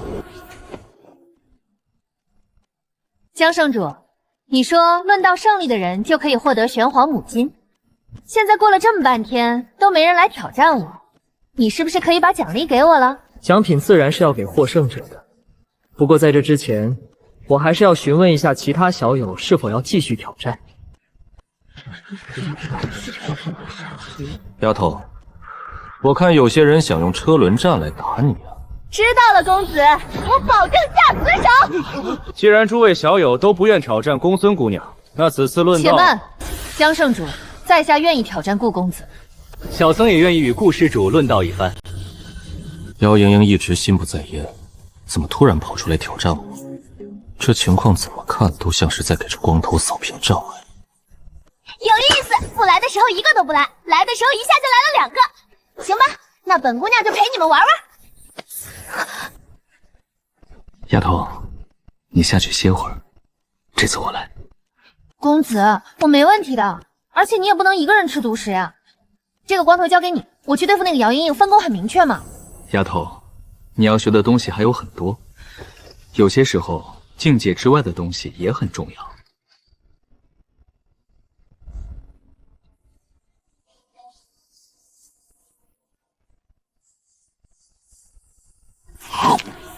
这些人心真黑啊！幸好我没贸然动手，不然就被顾长安和扶摇这2个怪物联手做掉了。能与中庭最神秘的天骄论道，真是荣幸之至。哈哈，姚姑娘过谦了。无恨阁的无情天书威名远扬，能见识到无情仙子的无上大道，这是在下的荣幸。对了，不知道仙子想要怎么个比法？听闻瑶光圣子天生便拥有一块仙骨，配合瑶光圣地的大罗天仙诀，更是威力无穷。不知可否见识一下？没问题，仙子请吧。天下道法万千，你走的道很强，但这不是你自己的道。和我交手，用别人的道，你永远赢不了。姚莹莹光是一道眼神就能冻结灵魂，原以为学了新体系就能横着走，看来我还是太天真了。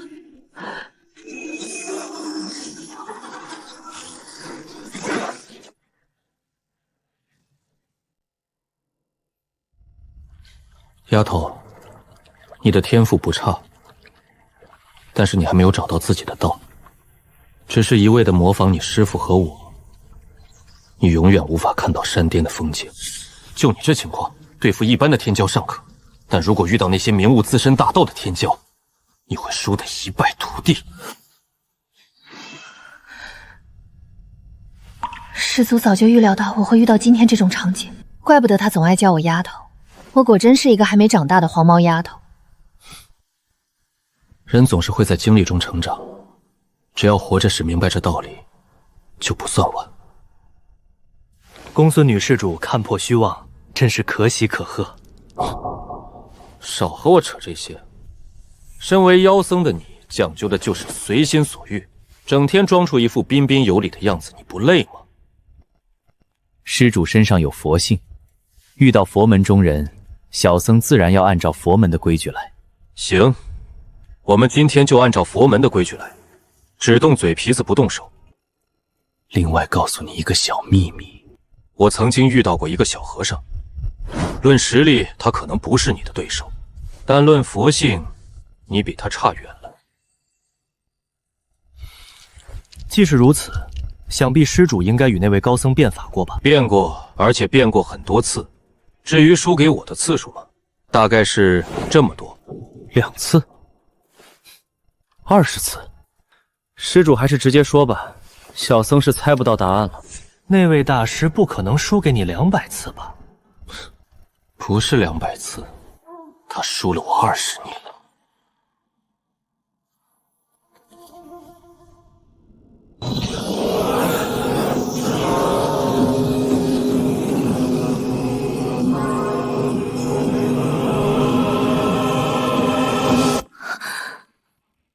虽然我现在的实力已经可以打10个慧敏，但我永远不认为自己强过他。若是他们活到现在，成就应该比我还要厉害吧？施主果然佛缘深厚，那小僧就斗胆讨教了。敢问施主，等等，施主还有何事？变法归变法，但我不以佛法和你辩论，我以道法和你论上一论。太嚣张了，用道法去和佛子辩佛法。敢问何为佛？度世人者为佛。错。何错之有？佛本无相，以众生为相，故芸芸众生皆为佛。从北漠一走来，这是第一次有人在佛法上问得我哑口无言。人生有8苦：生、老、病、死，爱离别，怨长久，求不得，放不下。我佛门有无上经，使人超脱苦难，抵达彼岸。敢问道门有何方法，使人脱离苦难？道法自然。何谓道法自然？顺应本心，便是道法自然。生时纵以人生，老时颐养天年，病时思念扩大，死时落叶归根，爱时轰轰烈烈，怨时砥砺前行。佛法滚度世人忘记8苦，而道法不同，它令世人懂得8苦，记住8苦：生老病死，爱恨别离本，就是世人必须经历的事情。与其想方设法的放下，不如坦荡的去面对。当真正的懂得人生6苦之后，自然不会有后面的求不得，放不下。苦海无边，我不回头，我选择直面苦海。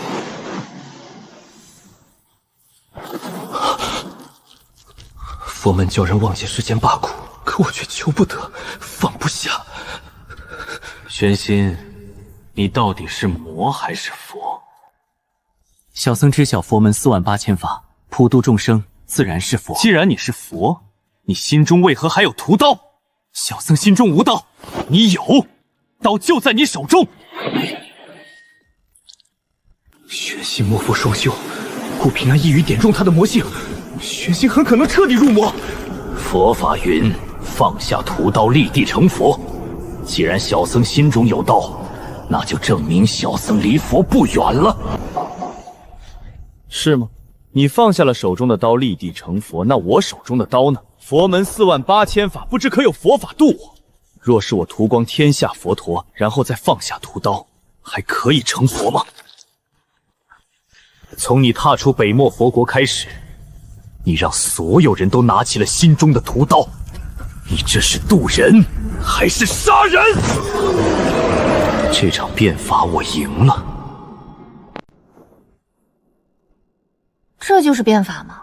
怎么感觉像是在胡扯呀？公孙姑娘，你小声点儿。顾兄和玄心谈论的乃是佛法大道，这样会被人笑话的。他们的谈话哪里有什么佛法大道了？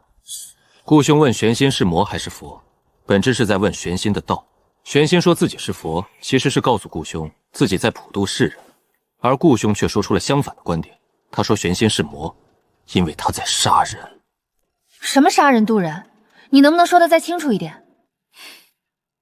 玄心一路挑翻了19座据点，引起了无数人的贪嗔痴恨。引起世人贪嗔痴恨，自然是魔。玄心明白这点，所以他说放下屠刀，立地成佛。意思是玄心会帮助天下人放下心中的屠刀。然后呢？他既然明确了自己的行为，为什么又会呈现出走火入魔的样子？这就是顾兄的高明之处了。玄心想让世人放下屠刀，可顾兄说屠刀源于玄心，解决麻烦要从根源入手，可根源就是玄心自己，医者不能自医。阿弥陀佛，小僧输了。多谢智者让小僧看清楚心中的屠刀。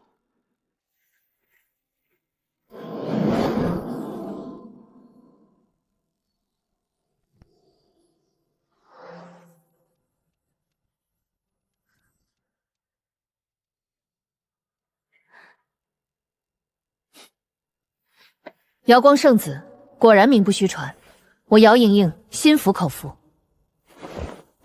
天骄都有一股谁也不服的傲气，这瑶光圣子能让姚莹莹心服口服，果然有点东西。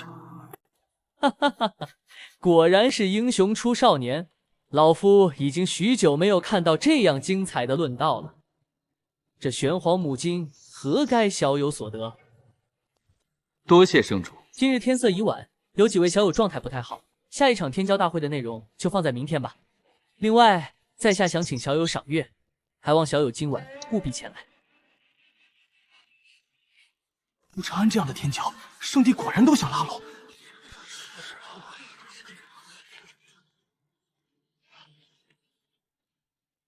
今晚来我房间。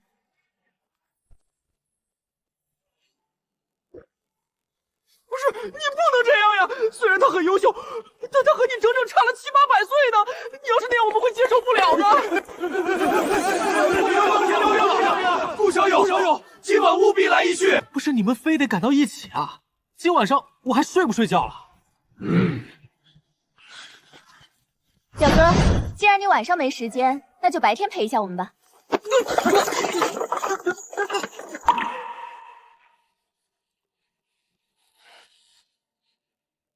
程耀先说吧，近千年前的疑问，他估计快憋坏了。先生，我父皇他死了，我亲自埋的。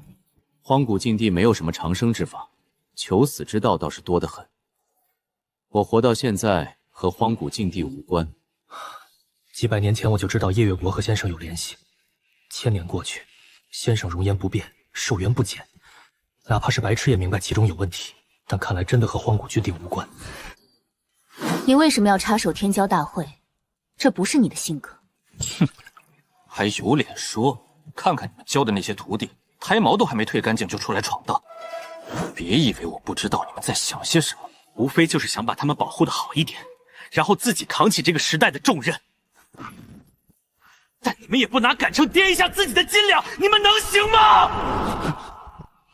从你们徒弟身上的修行路流来看，我就知道你们在新的道路上并没有走多远。你们每一个都是活了千8百年的人了，你们快活到头了，知不知道？金丹体系化神期千载寿元便是极限。这些年我推演新体系，妄图逆活一世，可谈何容易？那长安大哥，你打算怎么办？争夺天命，让你们几个不成器的家伙再活一段时间。公孙怀玉身上的修炼体系对寿元的帮助远比金丹体系要大。虽然早就给你们准备好了棺材，但我最近没心思埋你们，你们还是再活一段时间吧。千年岁月，曾经保护我的人都没了，这世上只有先生还会像亲人一样关怀训斥我们。所以你打算争夺天命？我争夺不了天命，我的性格不合适。但是有一人我觉得还不错，此人便是72狼烟的统领乌力。公孙怀玉整天跟在他身后，要说他和72狼烟没关系才见鬼了。你这么看重他，这个人该不会是你的儿子吧？不知道就不要乱说人家的身份。我清清白白的一个黄花大小伙子，你可不能随意污蔑。这小子是我从一个地方带出来的，品性天赋都不错，他去争夺天命机会比较大。另外，我和江不凡有仇，我估计要找时间弄死他。长安大哥，那个江不凡怎么惹到你了？700年前我来到了昆仑圣地，当时江不凡还是准圣子，他想请我出山帮助他，结果我表面答应，然后背地里放了他的鸽子。找不到我，他就把气撒在了乌力身上，这也是72老烟和昆仑圣地结仇的原因。700年了，故人再见，他一定会察觉我的秘密，就算现在看不出来，以后也会看出点东西。所以为保险起见，我得弄死他。我帮你。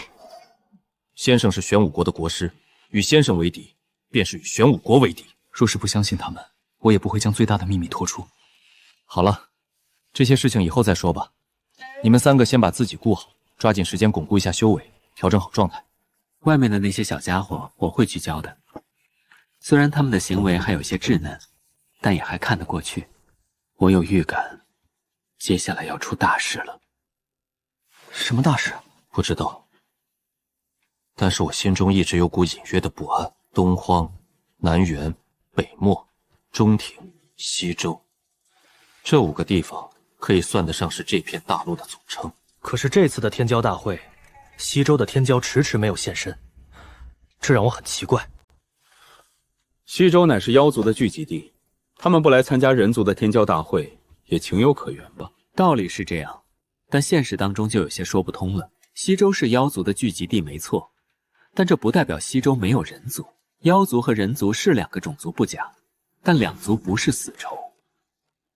就算走个过程，西周那边也要派点人过来吧。可是别说人影了，我连西周天骄的风声都没听到。你说这个事情是不是有问题？长安大哥，那你的猜测是什么？没有猜测，因为我现在知道的东西太少了。天命这个名字，我也是第一次听说。天地规则变化造成的影响，比我想的要大。我现在严重怀疑，天命的出现会把一些恐怖的存在调出来。青铜古殿的巨兽，荒古禁地的不祥，要是这些出来了，修行界必将掀起腥风率雨。荒古禁闭在玄武国范围之内，最近这段时间有异动吗？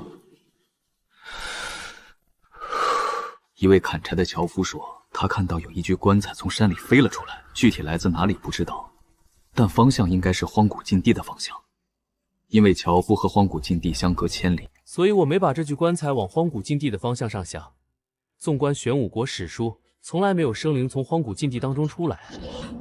现在你这么一说，这具棺材真有可能是从荒古禁洞里出来的。世上类似荒古更壁的恐怖存在不在少数，中田的圣墟就是一处。如果荒古共壁都有了动静，那么其他地方应该也有，这是越来越麻烦了。你们呢？别告诉我你们那里也出问题了。青铜古殿下的不祥，近100年来异常安静，但是在3年前，有人在青铜古殿上留下了一个掌印。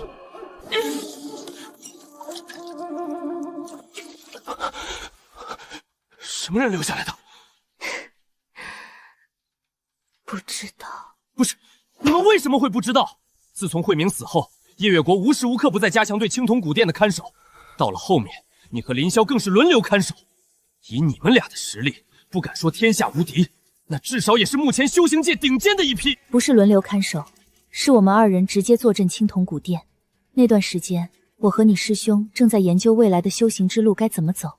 可是当我某天从冥想中醒来的时候，青铜古殿的墙壁上就多出了一个掌印。那次冥想的时间很短，也就是短短的1个时辰，而且那面墙壁距离我只有20步的距离，你师兄离得更近，因为他背靠墙壁，那个掌印就距离他头顶3尺的距离。林霄，你当时也在冥想？没有，当时我在翻阅古籍，企图推演出新的修行体系。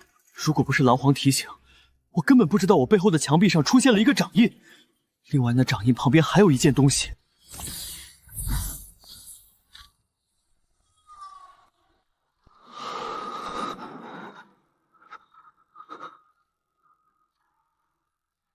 怎么，这件东西你认识？认识，当然认识，因为这个木雕是我亲手雕刻的。普天之下，只有我才能雕出这样的木雕。先生，你怎么也有这掌印？难不成这掌印的主人也是你的朋友？木雕的主人是我的故人，但掌印的主人我就不知道了。掌印和木雕不是来自同一个人。我手中的掌印拓片是我从另一个青铜古殿获得的，当时青铜古下的不祥已经消失了。掌印旁边还有一行字，原文是“除疫大害，为天下和”。长安大哥，留有掌印的青铜古殿在哪里？乌力的家乡。根据我的推测，乌力的种族就是看守青铜古殿的存在。但是随着时间的流逝，乌力的种族逐渐没落。当时我用一些特殊的方法，带着乌力离开了他的家乡。可是时至今日，我也没弄明白乌力的家是在五洲的哪个地方。世界之大，是远超乎我们想象的。天命这东西果然将很多厉害的存在给调出来了，看样子我的计划要加快了。至少先弄明白天命到底是个什么东西，以及如何确定天命之人的身份。长安大哥，你先把事情说清楚再走嘛。完颜月里喜欢谁，我一清二楚。现在突然蹦出个木雕主人，这事儿可太有意思了。哼，你要是多看书，现在你就不会好奇木雕的主人是谁了。长安大哥，你这话就不对了。你都说了，这木雕是你亲手雕刻，普天之下无人能仿造。你和木雕的主人要是不说，我们上哪儿知道？为什么不能知道？这个木雕的主人你们应该听说过，甚至还见过。大玄皇朝还在的时候，苍兰宗差点和梵音寺联姻，这个事情你不会没有印象，因为这个事情在当时的大玄皇朝流传了近100年。长安大哥，我知道你博古通今，但也不能用这些修行界的趣事编假话骗我呀。据我所知，这件事情是慧明禅师年轻的时候闹出来的。有一天我好奇地问过，慧明禅师亲口说，这只是一个误会。苍兰宗的那位仙子是慧明禅师的长辈，当时只是起了爱才之心而已。说你脑子笨，你还不相信？既然你知道这件事儿，那你更应该知道，慧明和苍兰宗的仙子结缘是因为一个木雕。如果你的直觉再敏锐一点，你就会去调查当年慧明送出的到底是个什么木雕。如果你调查之后，你就会发现，慧明送出去的木雕和我手中的这个木雕是同一个风格。长安大哥，慧明禅师送木雕的时候，你应该还没加入太虚观吧？没错，这有什么问题吗？谁规定我只能在加入太虚间之后才能有朋友？慧明当年送的木雕是我让他送的，所以木雕的主人正是苍兰宗的天骄宁安仙子。还有，慧明和我认识，你们都知道，但慧明应该从来都没有说过我和他是怎么认识的。这么多年过去了，你们就没产生过一丝丝疑问吗？慧明比我们大了快100多岁，长安大哥入太虚观时才20岁，怎么算也不该认识啊！这就是当局者迷，这也不对啊！当年的宁安仙子乃是苍兰宗1000年难出的天才，因为一心修行，而且时常用长生这个理由拒绝各路青年才俊，所以得名宁安仙子。他这样的人，怎么会接受长安大哥你的木雕呢？就算是你和他认识，也不太可能吧。毕竟这东西本容易赋予一些另外的含义。我全名叫什么？顾长安，知道就好。宁安仙子口中的长生一直是人，他早就知道长安大哥能够永恒，所以执着追寻长生，是为了能一直陪伴他。慧明曾劝我不要等，说有一个人比我更加执着，依旧没能留住他。到底是怎样的执念，才会让一个女子去追寻虚无缥缈的长生，只为能够更长久的陪伴在他身边？女施主，我来给你送茶来了。说我等一下进去，提出和他结为道侣的条件。这位单身了700多年的大龄女修士，又该如何应对呢？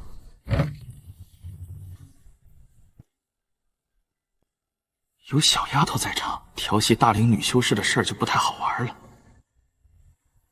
你怎么也在？我为什么不能在？进来吧，我师父在等你。嘿嘿。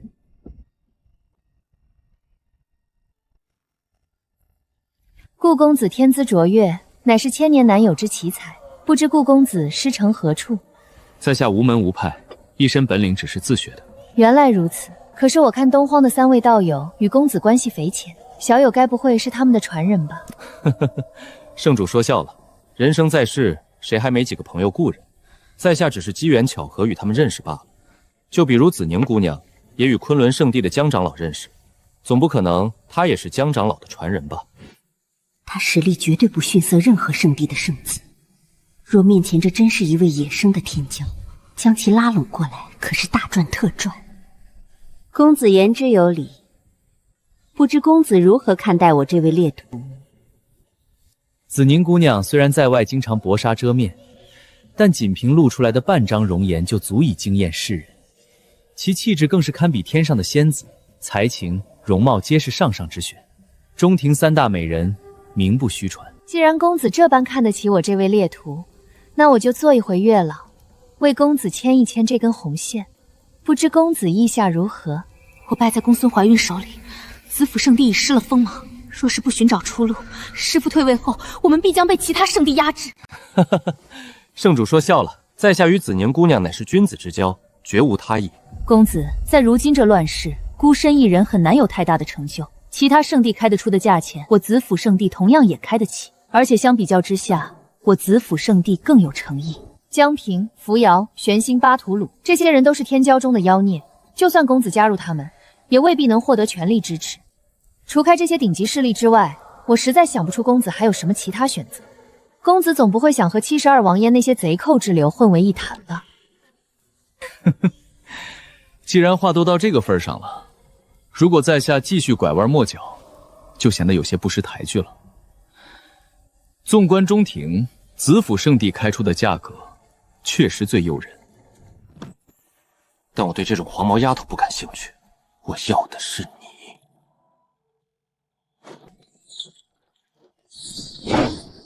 放肆！顾长安，你真以为子府圣地非你不可吗？出去！师父，他出去！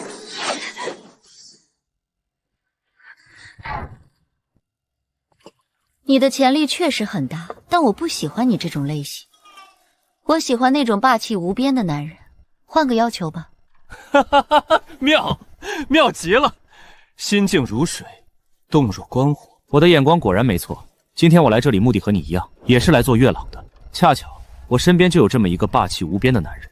若是你们抓住他的心，子府圣地的劣势瞬间将会扭转。哦，那你倒是说说，你口中男人是怎么个霸气法？白手起家，纵横中庭无敌手，搅得各大圣地鸡犬不宁。这样的男人够不够霸气？这件事情是你的想法还是他的想法？当然是我的想法。那家伙对男女之事就是个棒槌，如果等他醒悟，他一辈子都是光棍。你和江不凡是同时代的天骄，可是700年前的年轻一辈都被江不凡压得抬不起头来。现如今子宁已经败了，那就代表子府圣地还要被昆仑圣地压一头。就算你找到了能怎压江不凡的天骄，天骄成长起来还需要多少时间？现如今有一个现成的摆在你面前，你真的就不动心？你到底是谁？听你这语气，72狼烟似乎是你在当家。我是谁不重要，你只需要知道我能做这个主就行了。不过我也不是那种古板的人，如果他征服不了你，你征服不了他，那这件事情就此作废如何？不够，想要让子府圣地全力支持乌力，光凭他一个人还不够。72狼烟与昆仑圣地是死仇，与其他势力也有仇怨。如果子府圣地支持乌力，子府圣地将会成为中提的公敌，这个风险太大了。如果再加上我呢？你和乌力的事要是成了，我顾长安可以入住子府圣地300年。一言为定。有顾长安和乌力这2位绝顶天骄加入，再配合子府圣地的底蕴和资源，就算是天命之人现在现身，我也有把握争上一争。既然我们现在已经是合作关系了，不知圣主可否说一说，到底什么是天命？天命是一个时代的气运凝结之物，当有生灵承载天命之后，那么这个生灵便会成为当世最强者。无论后来之人再怎么惊才好艳，始终会被压上那么一线。只有当天命者死去之后，后来之人才有资格争取最强的位置。你一直在诉说天命者的强大，那这天命者到底有多强？能详细说一下吗？成功承载天命的生灵有多强，没人知道。但是根据子府圣地的古籍记载，唯有天命者才能征战禁地，全身而退，并且天命者是有机会推平一座禁地的。推平一座禁地，这简直是一种无法想象的强大呀！听你这么一说，我对天命就更感兴趣了。可是天命这东西虚无缥缈，谁脸上也不会写着“我是天命者”几个字。我们要怎么做，才能在天命者承载天命之前，成功的把他弄死？准确的说，我们要怎么才能把天命者从茫茫人海中揪出来？各大圣地既然想扶持出属于自己的天命者，那么我们自然有寻找天命者的手段。在几大圣地当中，独属我子府圣地寻找天命者的手段最为有效。这是我子府圣地圣甲虫，此虫乃是万虫之首，刀剑难伤，水火不惧。此虫有一个特性，那就是喜欢气运深厚之人，而且还会根据不同的气运反映出不同的颜色。其中绿色最弱，蓝色好，橙色为优秀，紫色已经是万中无一。当碰到天命者的时候，圣甲虫会发出耀眼的赤红色。除此之外，那些与天命者因果颇深的人也会发出赤红色，只不过没有天命者那般纯净罢了。这只圣甲虫在4万年前曾经测试过天命者启蒙恩师的气运，当时圣甲虫直接绽放出了红紫2种颜色。虽然其中紫色占据较多，但就算是这样，天命者的师傅也成为了当世少数强者之一。你说的是这种颜色吗？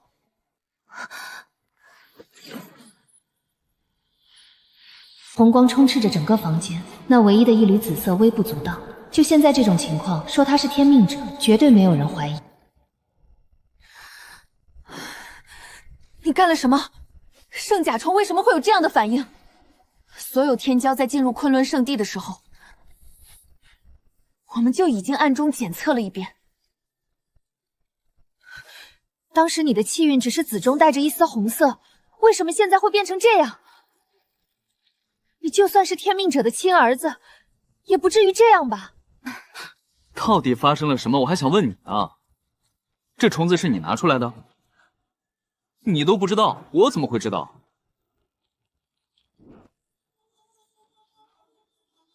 所有天骄的情况，在进入昆仑圣地的时候，你们就已经检测过了。你说有没有一种可能，那就是开启天命这件事，是在你们检测过后发生的？哼，天骄大会期间，所有天骄都在圣地的监视之中。开启天命虽然没有什么特殊的表现，但动静绝对不会小。在这个期间，只有你脱离了昆仑圣地，逃脱了我们的监视。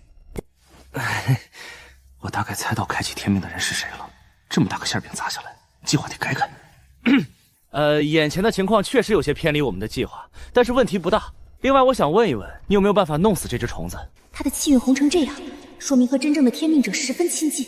结合72狼烟的反应，真天命者是谁已经呼之欲出。我居然直接找到了天命者，而且顾长安也是天命者之下第一人，天下第一、第二皆入我囊中。子府圣地要起飞了！圣甲虫乃是我子府圣地的宝物，就算是我也没有什么太好的办法消灭它。不过我可以将其封印，这样其他圣地就不会发现你和乌力的身份了。毕竟其他圣地的手段比圣甲虫差远了。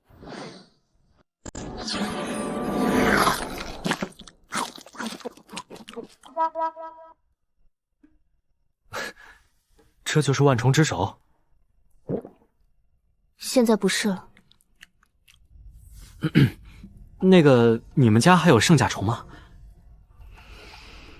没有了，几万年以来，这是子府圣地仅有的一只。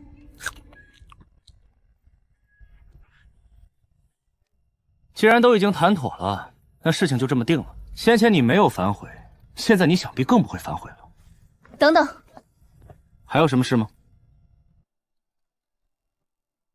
就算你想牵红线，那你至少也该让我们见一面吧。我好歹也是子府圣地之主，总不会喜欢上一个素未谋面的男人吧？这个事情我帮你想好了，过段时间我会让72云烟绑票，到时候你自会见到他。正好你也可以检验一下这个开启天命的男人到底有多强。如果连你都打不过，他也没资格承载天命。另外友情提醒一下，今天的事情我不会告诉任何人，包括乌力。也就是说，他在绑票的时候会全力出手，你如果手下留情会被痛揍的哟。我有个问题我很好奇，如果我成为了开启天命的人，你会爱上我吗？如果真的是你开启了天命，我可以成为你的得力干将，也可以成为你的盟友，但我绝对不会爱上你，因为你真不是我喜欢的类型。这个回答真让人伤心，毕竟我对自己的容颜还是有些自信的。不过这样的回答显然更符合我的心意。师傅，那个家伙没有出言放肆吧？3万年来第一个开启天命的男人，听起来好像真的很霸气。这样的男人到底会长什么样呢？师傅，你不要露出这样的表情，我真的很难接受。你这种行为放在凡人的口中叫吃嫩草，你知不知道？宁儿，从明天开始，顾长安就是子府圣地的圣子，而你也要寸步不离的保护他。师傅，你让我保护他？你哪只眼睛看到他需要我保护？叫你去你就去，难道连师傅的话你都不听了吗？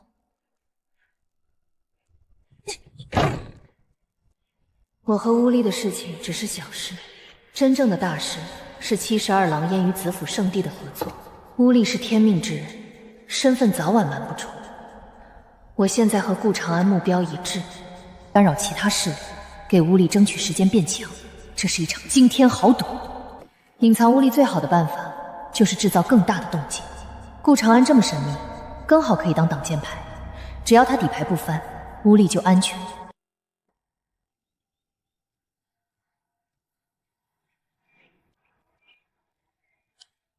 哎，真是累死我了！你们就不能聚到一起然后说事情吗？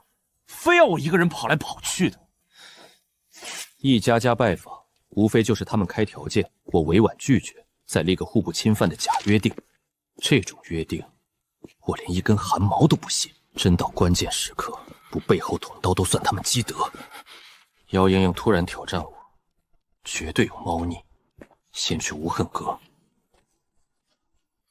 至于江不凡，这老东西手段极狠，昆仑圣地越来越强，硬骨头得放最后啃。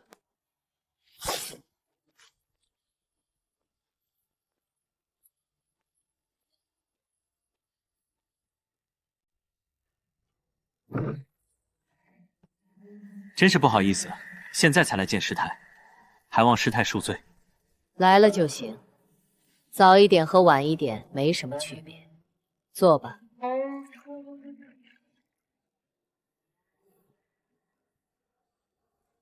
天色已经不早了，师太有什么话，不如就直说吧。据我所知，无恨阁历代传人都是女弟子。照这样的情况来看，无恨阁对我起招揽之心的可能应该不大吧？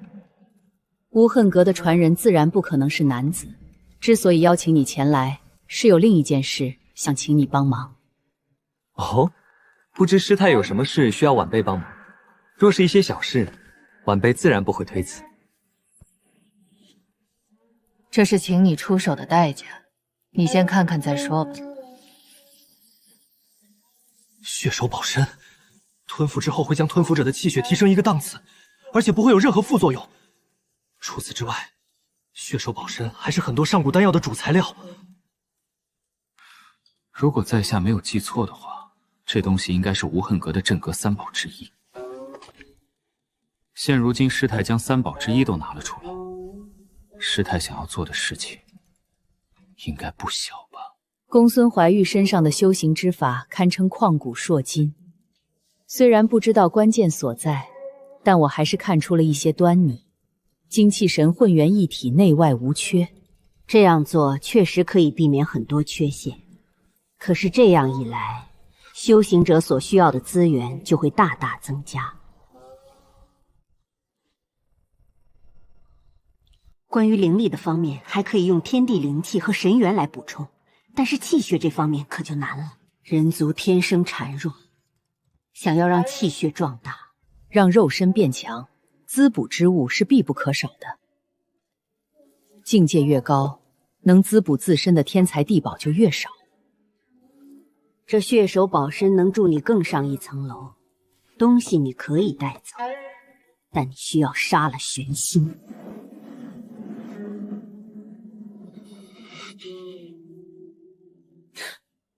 师太，血手宝身确实是难得的宝贝，但我顾长安也不是穷不大，用这么一件东西就想让我去杀北漠佛国的佛子，这是不是有些异想天开了？光凭这么一件东西当然不够。等你杀了玄心之后，我可以让莹莹为你留下一份血脉，莹莹的体质乃是万年难得一见，她和你诞下的子嗣一定会成为最耀眼的天骄。这个玩笑可不好笑。我顾长安虽然貌比潘安，但也还没自恋到认为所有女人都会喜欢我的地步。道侣这种事情讲究你情我愿，你总不可能……你打算动手段？是的，想要将无情天书修炼到最高境界，需要做到无情无欲。可是他偏偏爱上了北漠佛国的佛子，虽然他没有违背我的命令和玄心分开了，但他心中始终忘不了玄心。杀了玄心，诞下子嗣，他的心就会彻底死去，并且能将忘灵天书修炼到最高境界。怪不得玄心在天骄大会上变法输得那么快，原来是心有执念。佛国的佛子是不允许有道侣的，他能来参加天骄大会，恐怕是一步一步打出来的吧。没错，玄心硬闯佛国罗汉大阵，并且以入魔为代价离开了佛国。因为这件事，佛国已经放弃了玄心，只不过还有一些老古董在盼望玄心回心转意，所以才没有将其除名。你杀了玄心，北漠佛国不会太过为难你，以莹莹的身子作为弥补，你不吃亏。说实话，你真让人恶心。姚莹莹因为你忍痛割舍心中所爱，而你居然在背后算计她。我如果是她，你得死。他是无恨阁万年来最契合无情天书的传人，无情天书除了无恨阁祖师之外，再无人能修得圆满，而他却有这个机会，所以我不能看着他误入歧途。恨我也好，怨我也罢，只要他能练成无情天书，成就无垢体，就算是要我的命也没什么大不了的。好一个师太，好一个无恨阁！我顾长安长见识了。这件事情我做不了，师太你另请高明吧。你不答应，也会有其他人答应。其他人答应，那是其他人的事，反正我不会做这种恶心的事情。你算计你的徒弟我不管，你杀玄心我也不阻拦，但你千万别让这种事在我眼皮底下发生。如果让我看到了，那我可就要管一管了，因为你真的恶心到我了。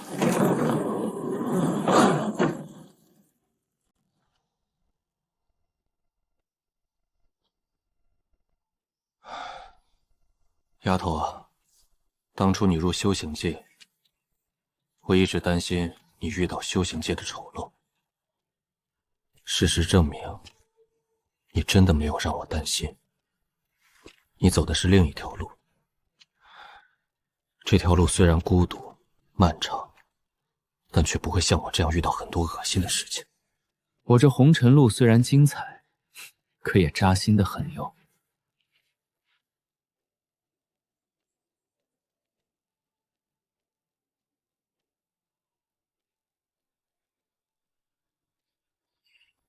真是抱歉，江圣主第一个邀请在下，可是在下却最后一个来见圣主，在下真是罪该万死呀！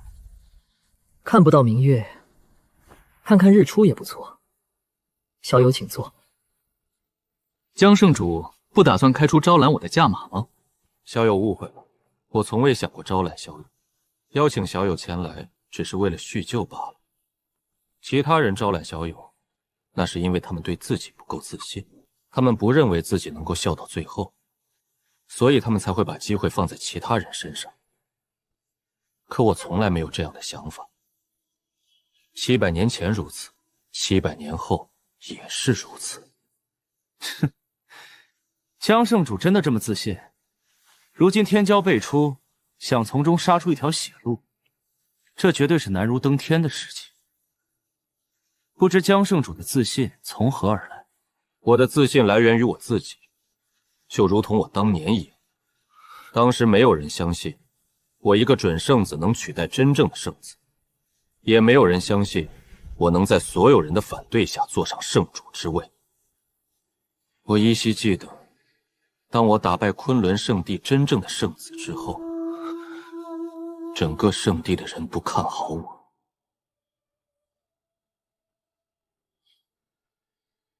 因为他们觉得我是取巧获胜的，甚至当时有长老扬言，只要他一日不死，我就一日坐不上圣主之位。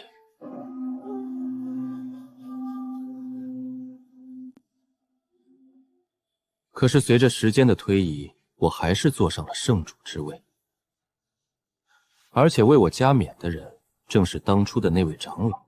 当时他的眼神中透露着不甘，但脸上又不得不表现出谄媚的表情。你是不知道他当时的样子有多滑稽。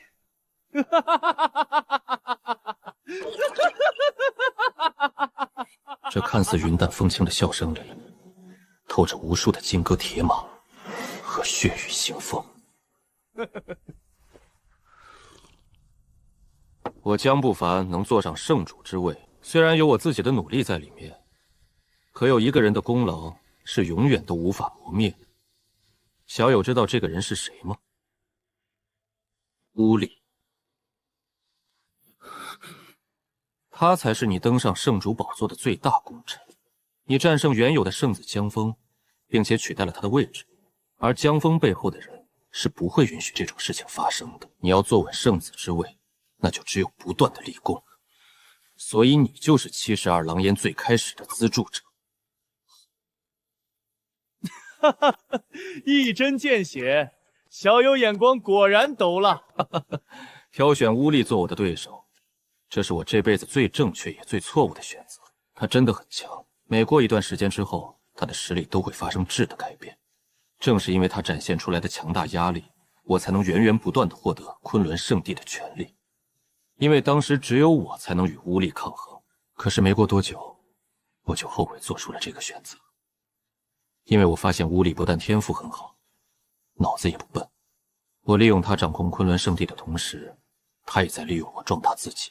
等我彻底掌控昆仑圣地的时候，我居然发现我无法有效地杀死他了。至今想起，心中还是有些许懊悔呀。江圣主有什么话就直说吧。继续拐弯抹角下去，得聊到什么时候？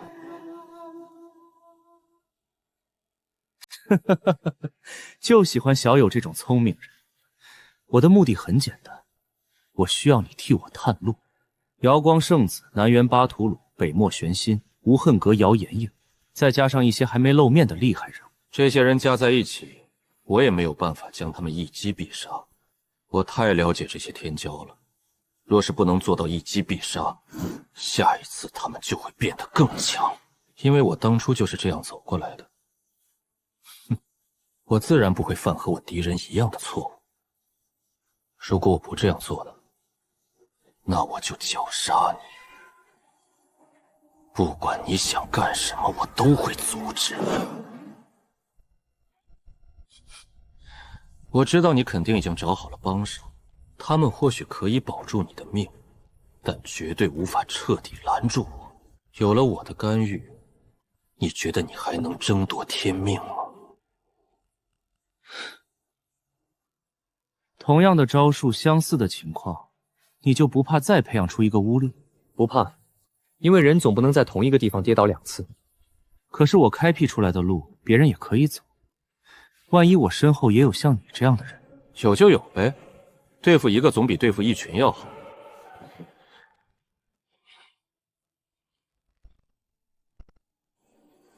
天命之争到了最后，一切计谋都会失效。真正能决定胜负的，只有自身的修为。我承认我的天赋要比乌力这种顶级天骄弱上一些，所以在这700年里，我想尽一切办法来弥补我的短板，准备了整整700年。我也很想知道结果是什么样的。小友的性格和相貌与我一位故人十分相似。当年我被那位故人耍了一次，为了防止我和小友的合作也出现这种情况，我决定帮小友一把。一切看那边。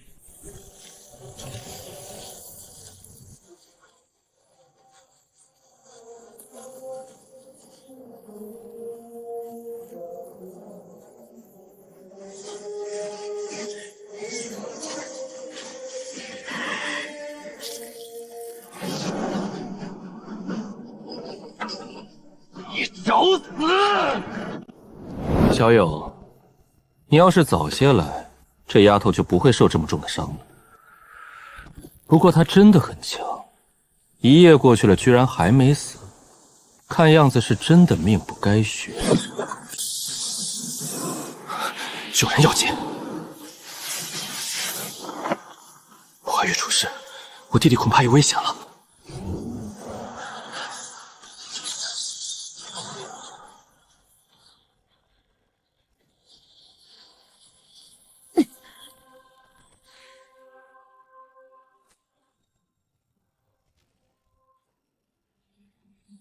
这个时代的天骄真是太让我失望了。我没有想到你们居然会弱成这样。整整一夜围杀，他只靠战宠就逼我至此，这人太强，我毫无把握。要战便战，哪来这么多废话？我公孙怀玉只不过是72牢烟的一个小喽啰，碰上我72牢烟真正的天骄，你估计只有跪地求饶的份儿。那好，现在我就杀了你这个小喽啰，然后再去把你的什么72元烟彻底抹除。到那个时候，你就会真正的明白什么叫做天骄。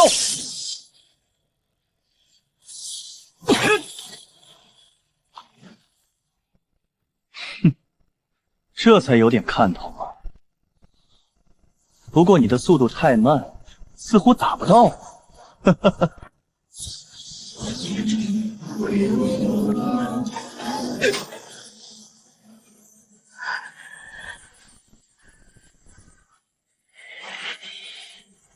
宰了他，当我者死！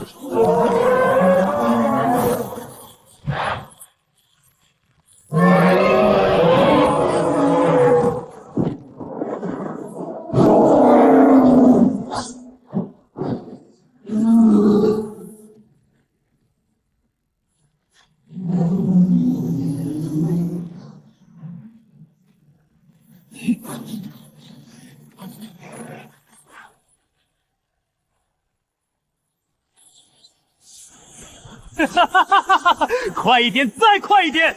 这样的人有资格与我交手？讨你 M！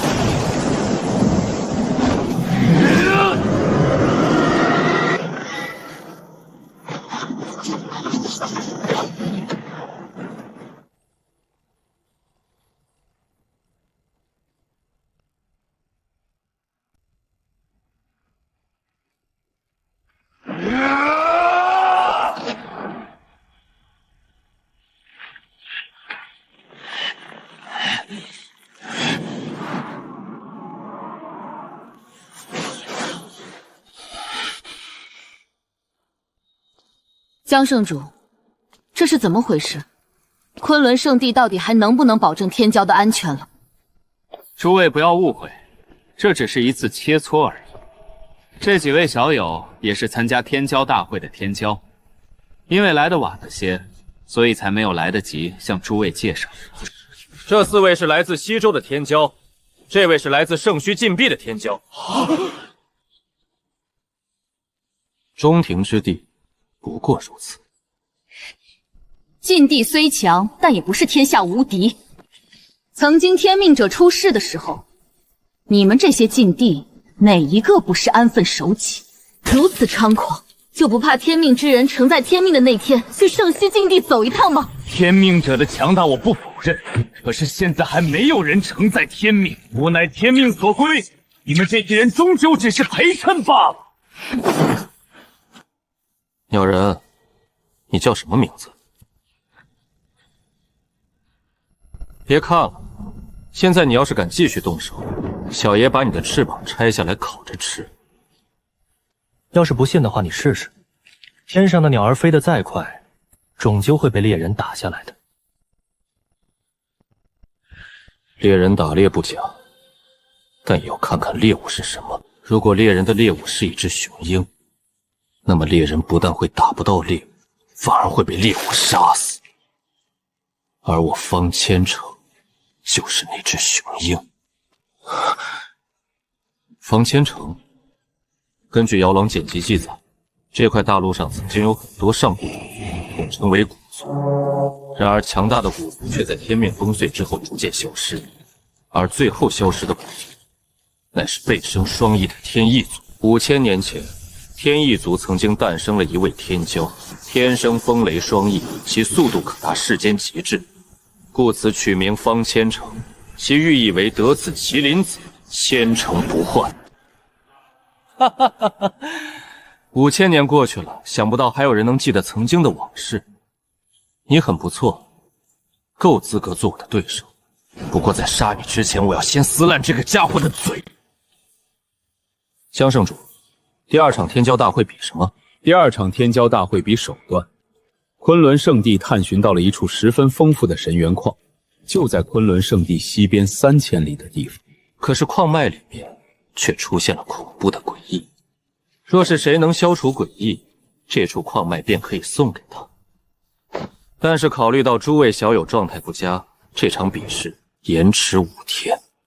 同时，为了保证比赛的公平性，在此期间任何天骄都不能离开昆仑圣地。知道了。任你多么天资绝伦，终究逃不出我的手掌心。5天之后，我倒要看看你顾长安会不会拼命。我要闭关5天，在此期间，我不见任何人，也不准任何人来打扰。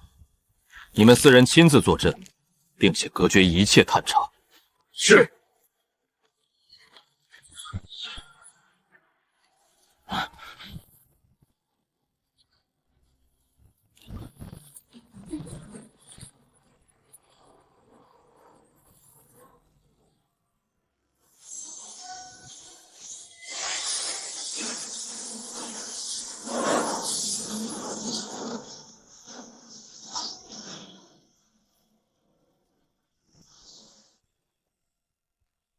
江不凡，你这么想让我替你扫平障碍，那我就好好的满足你一回。另外，你这天骄大会的动静太小了，我帮你弄大一点。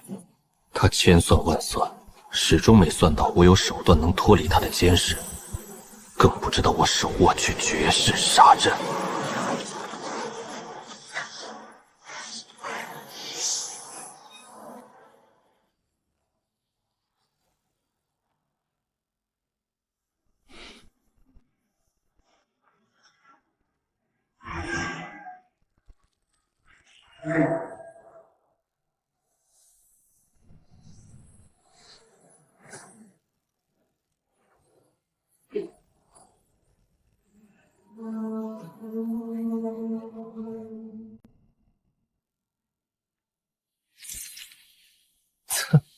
龙盘虎躯，藏风聚水，果然是一块上好的龙脉之地。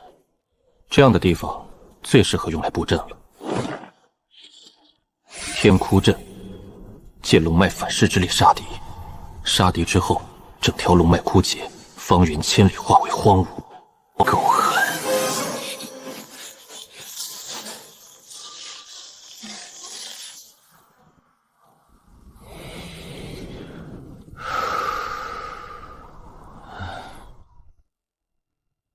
这个程度应该够用了。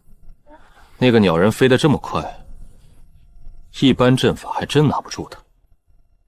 只可惜，飞得再快的鸟，也逃不逃出猎人的天罗地网。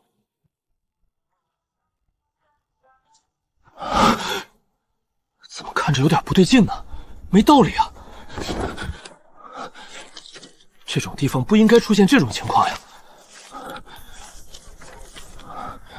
阵法师看这里是上好龙脉，可风水学上，这分明是一处大凶之地。为什么会截然相反？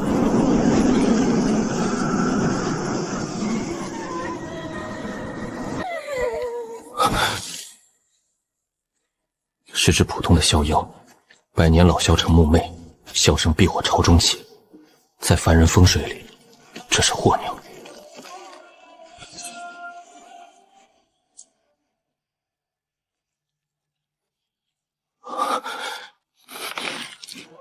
有东西正在改变这里的地势，只是这里的龙脉太强，你东西暂时被压制了。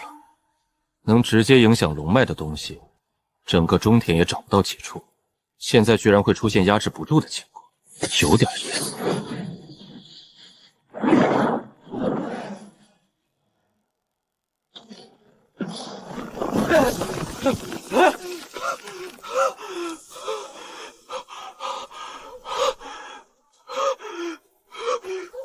吓死我了！吓死我了！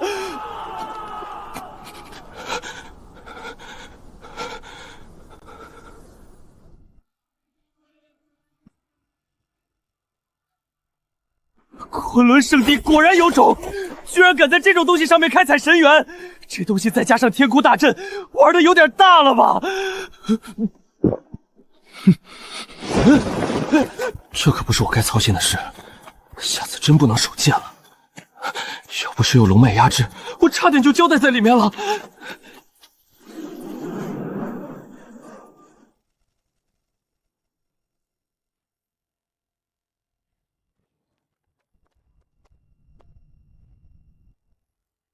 道友，明天的天骄大会，你可一定要保护我呀！顾兄说笑了，顾兄的实力旷古烁今，怎么会轮得到我来保护？这种玩笑，顾兄还是莫要再说了。不保护我，你来这儿干嘛？你先回去吧，他们两个的伤没有什么问题。既然这么怕危险，那为什么还来参加天骄大会？直接躲在家里不好吗？听子宁姑娘的意思，似乎是想在明天的天骄大会上保护在下。哼，我师父有令让我保护你的安全。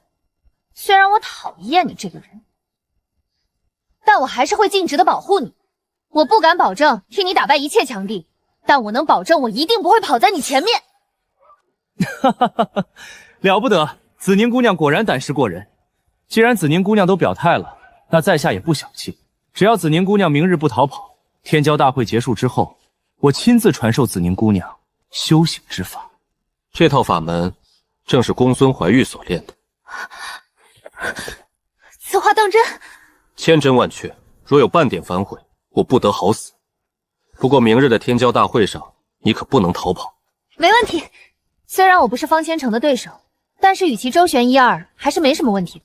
若是我明日主动逃跑，我也没脸见你。小丫头不知天高地厚，瑶光圣子都不敢接的承诺，你也敢插手？看你明天怎么哭！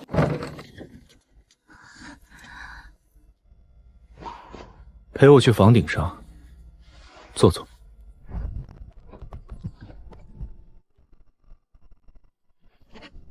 公子，你骂我吧，你怎么罚我都行，但是你不要不理我呀！我为什么要骂你？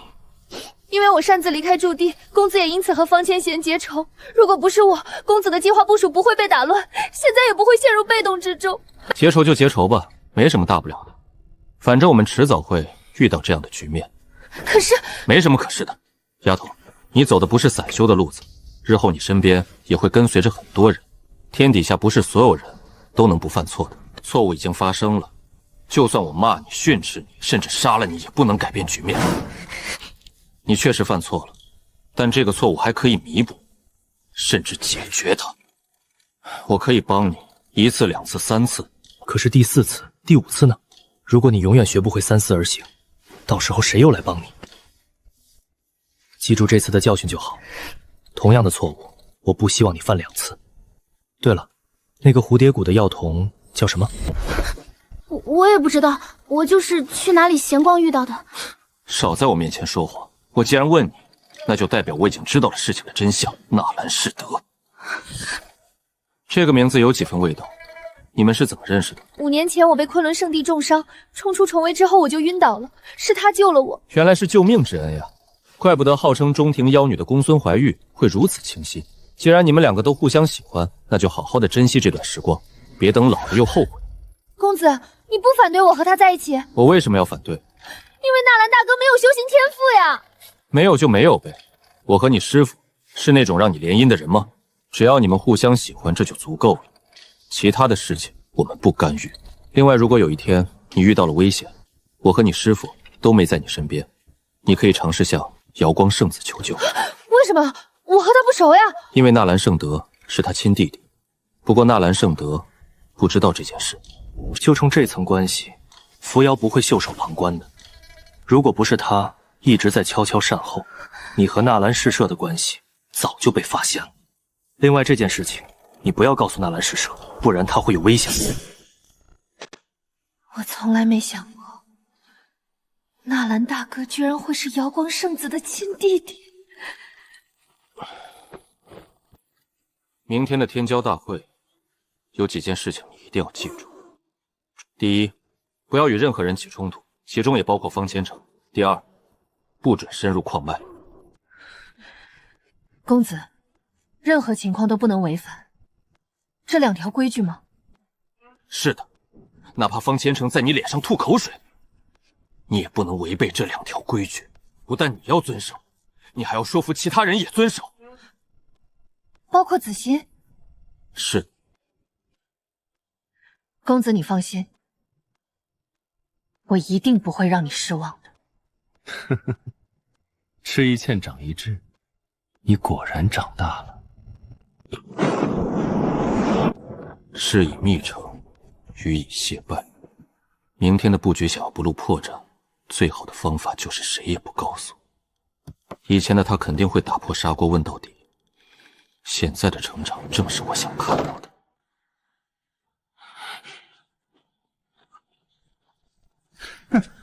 顾长安，进了这矿脉，如果怕了的话，可以现在这么说。你如果怕了的话，就退出，没有人会笑话你。鹿死谁手尚且未知，我建议你还是不要太过嚣张。这矿脉之中可是能屏蔽神识的探长，太过嚣张，很容易被人敲闷柜。是吗？那我就拭目以待了。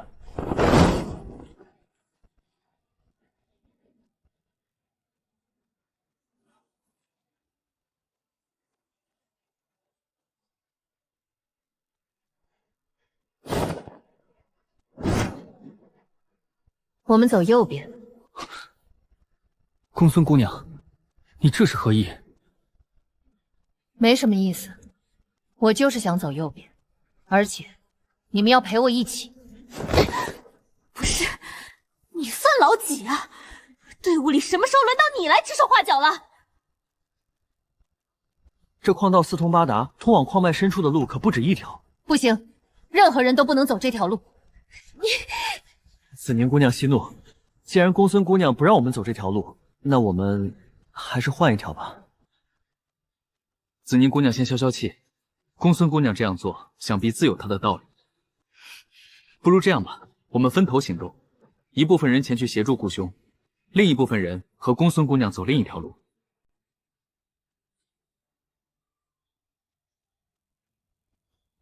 五行八卦阵，鬼以为宗阵。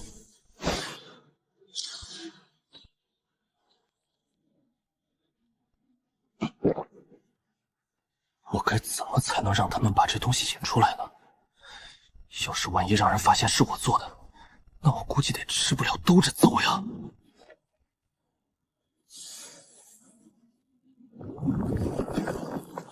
想不留痕迹，只能从地下悄悄挖空石层。公孙怀玉，你够了！真以为我怕了你吗？你怕不怕我不重要，重要的是你不能进去。公孙怀玉，我承认你比我强，我也知道我不是顾长安的对手。你屡次三番的阻拦我们深入矿脉，这件事估计不是你的主意。可就算你和顾长安再强，也不能把我们当小孩子看吧？矿脉深处都是顶级天骄，平心而论，你觉得我们帮得上忙吗？他们合力绝对是一股不可忽视的力量。可公子下了死命令，原来统领一个队伍这么难。这世上真的不是所有事情都能摆在明面上说，没有理由，没有原因。总之你们就是不能深入矿脉，同时你们也不能离开矿脉。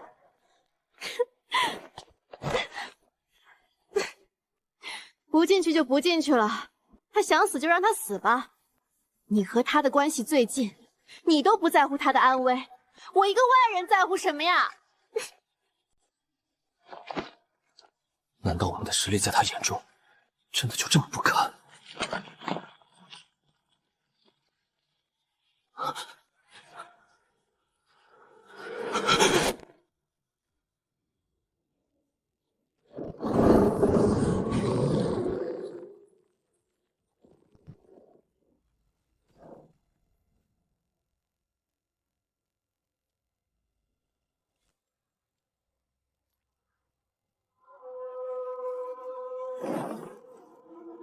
这老头就是化形的龙脉，棺材里是不化骨僵尸。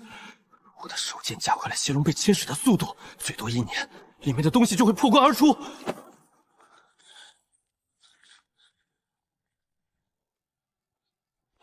300丈的矿石层已经被我彻底挖空了，现如今矿道和石室仅只相隔3寸左右的石板。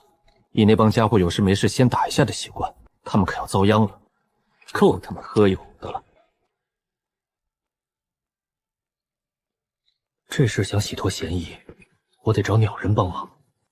他阻拦我进去，交手100余招之后，我一个不小心输1招，这就非常合理了。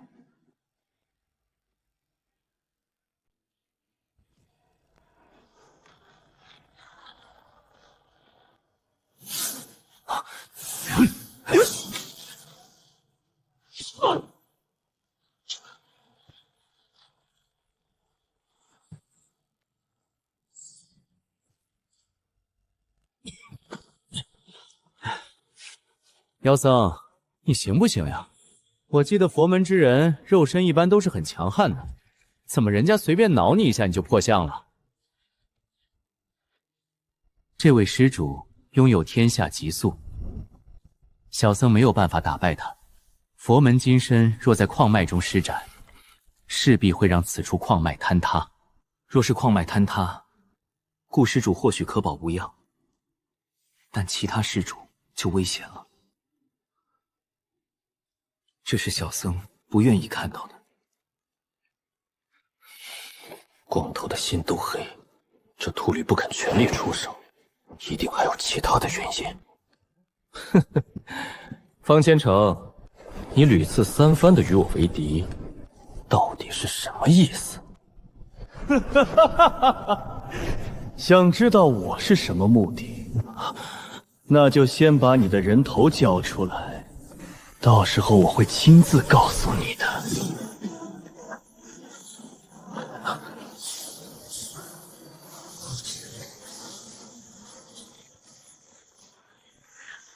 靠！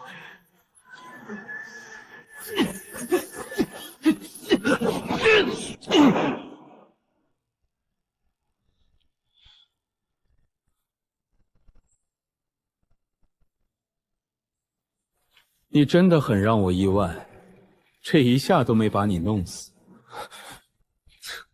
你的命还真大，既然没能杀了你，那我也懒得动手了。滚回去告诉你身后的人，让他把8九玄功交出来。上次给公孙怀玉留了一条性命，这次又留了你一条狗命。若是还不识趣，那就只有死路一条。你也要和我动手吗？哼，瑶光圣子不过如此。主人，顾长安突然落败，恐有蹊跷，我们需不需要小心一些？一些小伎俩而已，不必在意。我知道这家伙没用出全部实力，但我同样也是如此。就算他拿出全部实力，我也照样能将他再次击败。在绝对的实力面前，哼，一切阴谋诡计都起不了作用。顾长安擅长阵法，他故意示弱，无非是想让我进入他的阵法当中。哼，可是他太无知了，他不知道风雷双翼乃是天下所有阵法的克星。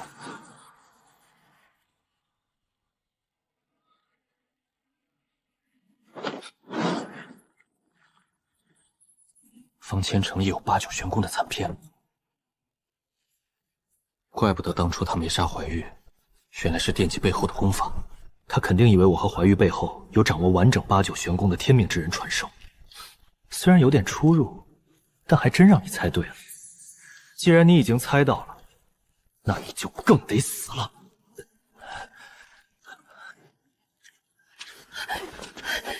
公子，你怎么了？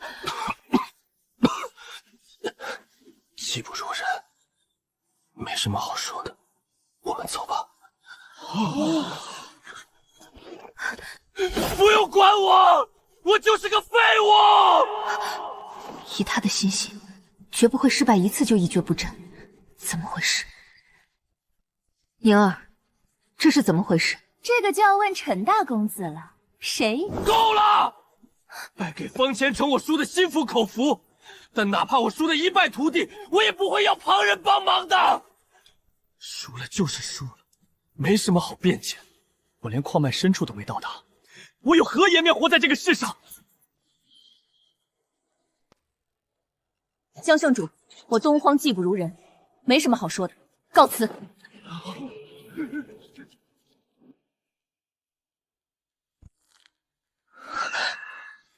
这伤是装出来的，他大费周章演这出戏，即将惹出的麻烦，恐怕大到连子府圣地都扛不住。诸位道友，有件事忘记和大家说了，顾平安已经成为了我子府圣地的圣子，如今圣子圣女皆已落败，子府圣地也没脸留在这儿，告辞。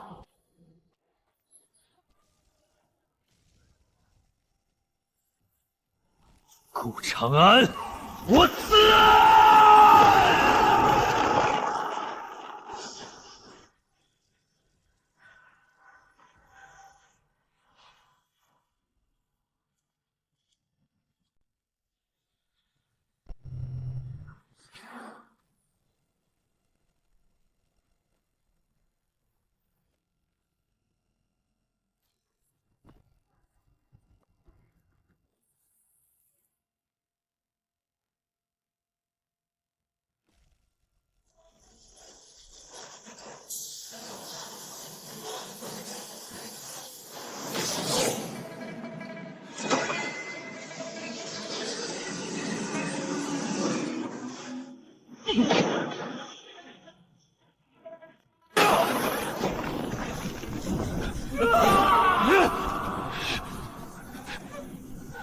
顾长安，祖宗18代！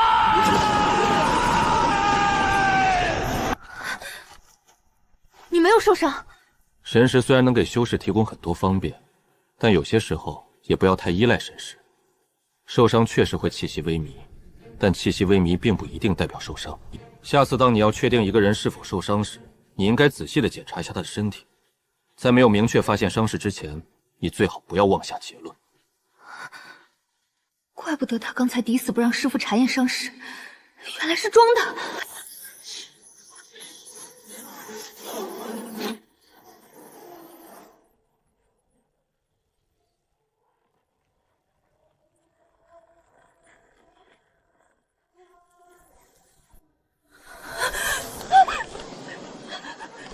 你要干什么？你为什么会问这种问题？我当然是在杀人呀！这么大惊小怪的干什么？亏你还是子府圣地的圣女。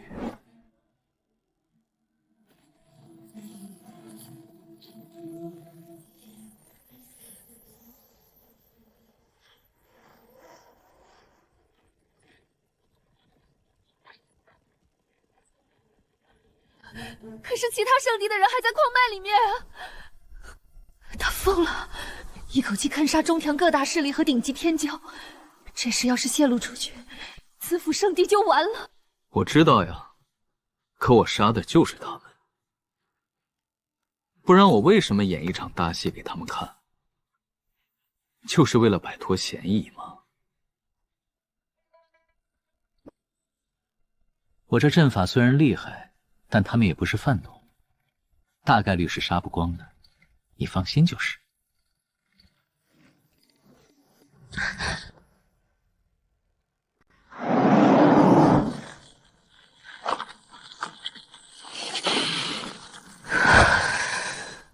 你布置的是什么阵法？各大圣地可不是这么好应付的。一种上古杀阵，可以利用此处的龙脉进行杀敌。阵法结束之后，方圆千里都会成为一片死地。还有呢，如果仅仅只是布阵，也不值得你大费周章的撇清关系吧。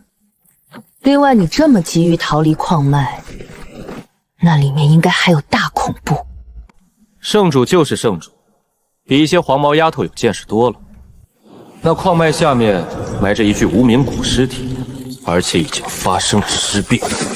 之所以一直没有爆发，全靠此处的龙脉压制。无名古尸！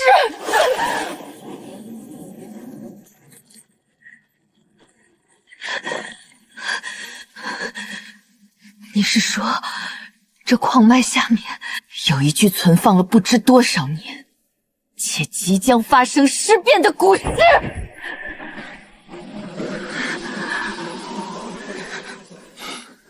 是呀，这不可能！龙脉乃是地气凝结而成，无论什么样的邪祟都能佛灭。昆仑圣地的这处矿脉，放在整个中体都是数一数二的。在这样的矿脉下面，不可能有时机会发生尸变。我也不愿意相信这个结果，但事实就是这样。另外还有件事忘了告诉你们，此处的龙脉已经在古尸的侵蚀下变成了一条邪龙。我这阵法是将龙脉变成凶龙。如今邪上加凶，到底会发生什么，我也不清楚。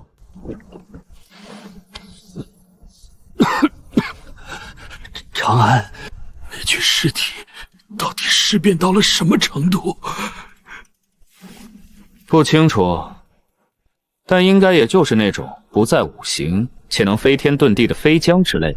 那玩意儿应该，或许，可能，大概不是传说中的不化骨。毕竟这东西从来没出现过，也没人见过，甚至连具体的标准都不好衡量。所以我真不清楚。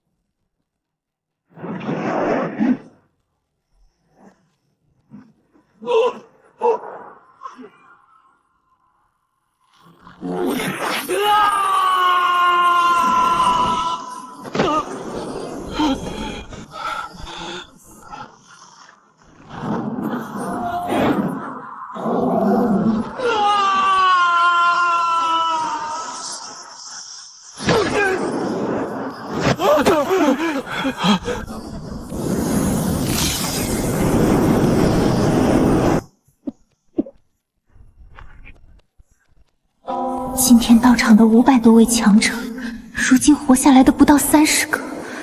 顾长安直接把中田80%以上的势力洗牌了。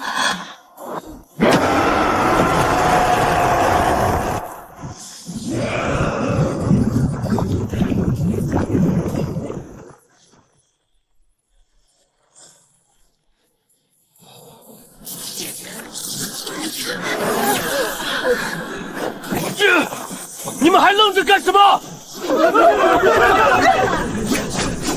说，快点跑路呀！阵法已经不受我的控制了。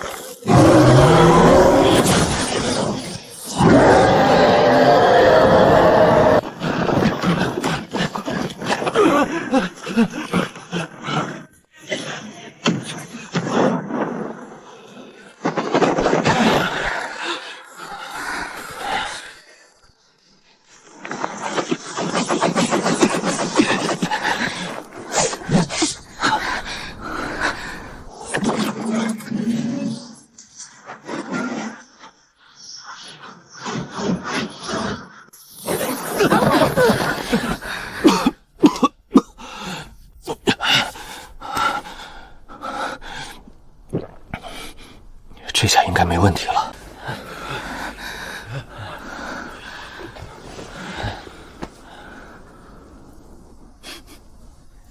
子宁姑娘，我记得我们曾经有约定，你要在天骄大会上保护我的安全。可是刚刚走得太匆忙，好像没给你表现的机会。要不我辛苦一下，再弄个传送阵送你回去。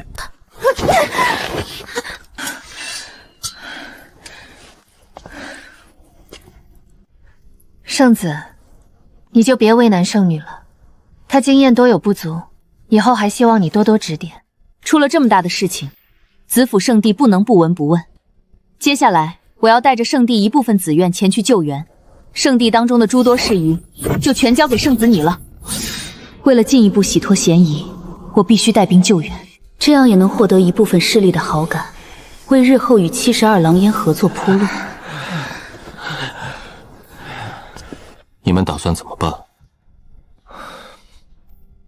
我们打算先回东荒。原以为我们的实力已经够用了，但是现在才发现，这点本钱远远不够。回去一下也好，不过昆仑圣地的超级传送阵你们是用不了了。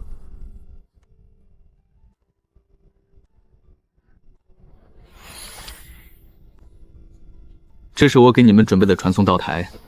每一个道台传送的距离都可以达到20万里，你们传送个1800次的，应该也就可以回到东荒了。你小心一点，东荒永远是你的家，无论什么时候，东荒都能保你周全。知道了，遇到麻烦我会去找你们的。另外，东荒的天骄团我安排人将他们接出来了，地址也在里面，到时候你们自己看就知道了。珍重。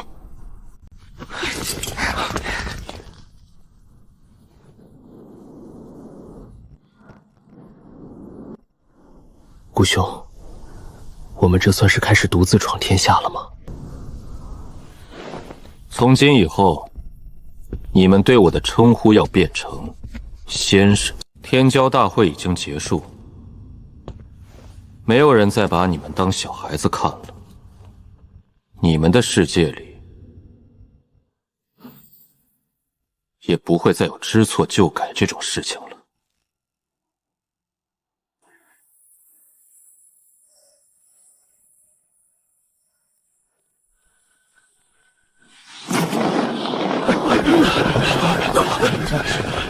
圣子，你终于回来了，我们可是等了你许久呀！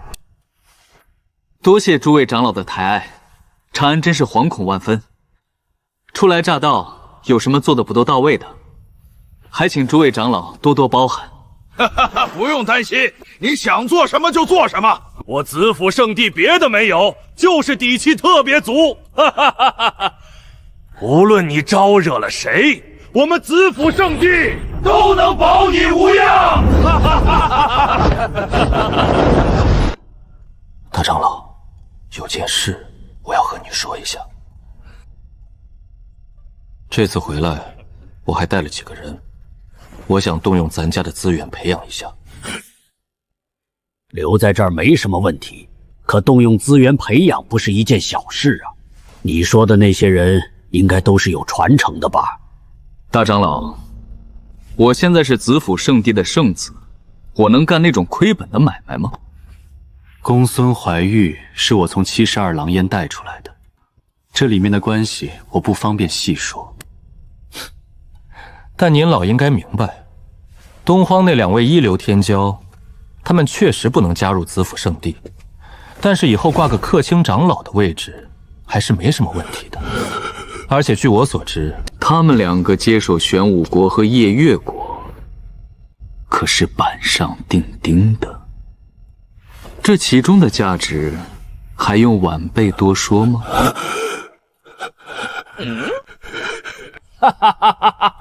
好说，我子府圣地最喜欢培养各种天骄。圣子，快些带我们去见见这几位小友。这就是圣子带回来的几位小友吗？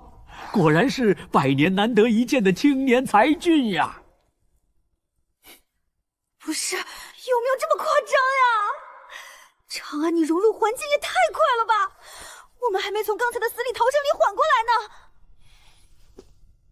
我和大长老已经商量好了，你们3个从今天起就是子府圣地的记名弟子了，但是却可以享受内门弟子的待遇。这是大长老给你们的机缘，还不快谢谢大长老？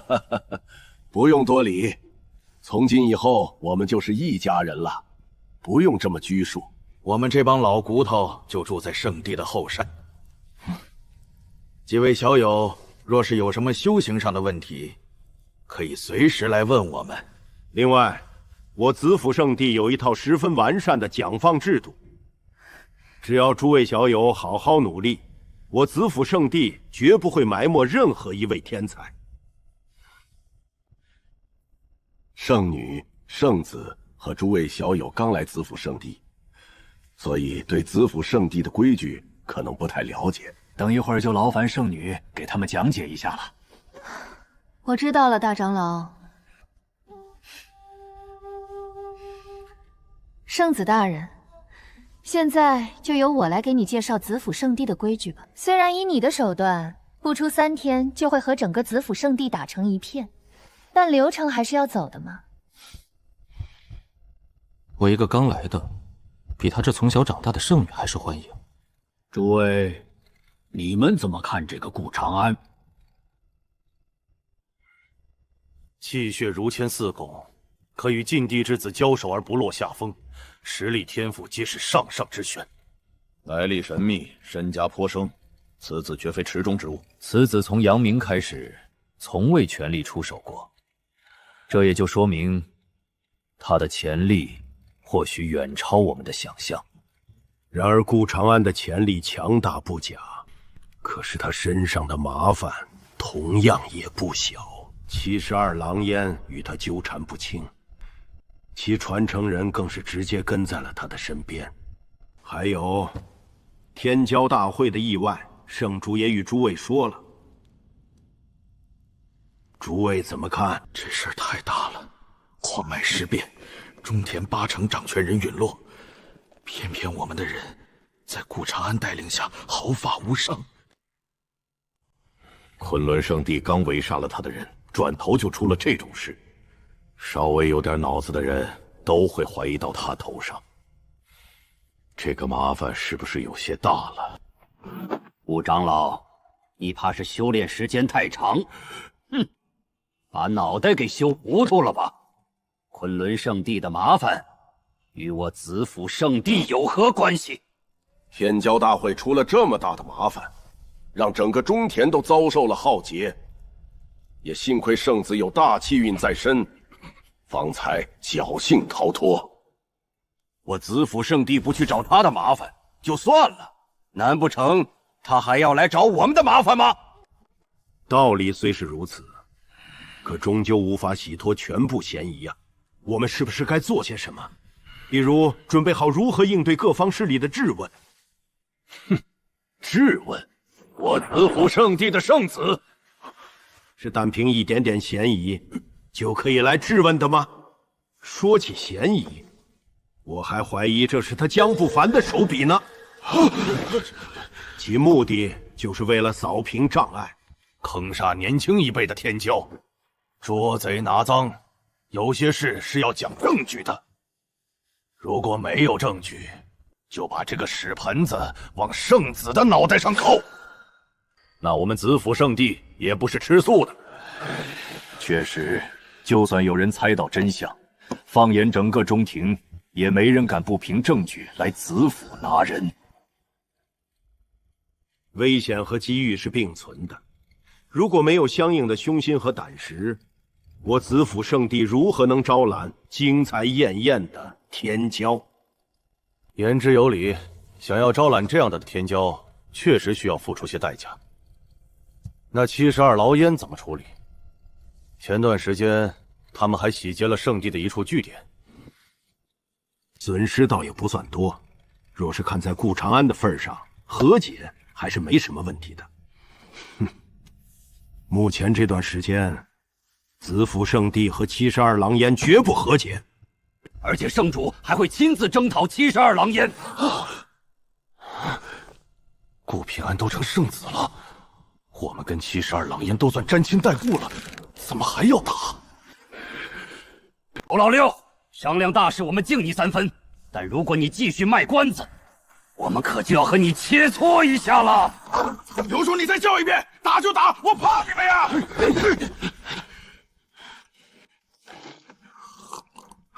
老六，有什么事儿你就直说，我们这帮老家伙寿元本来就不多了，你在这卖关子，那不等于浪费大家的时间吗？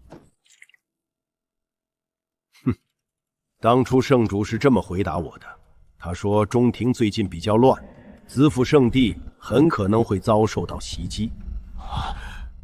如果72牢烟来犯，他要亲自和无力过招，让我们都不要插手。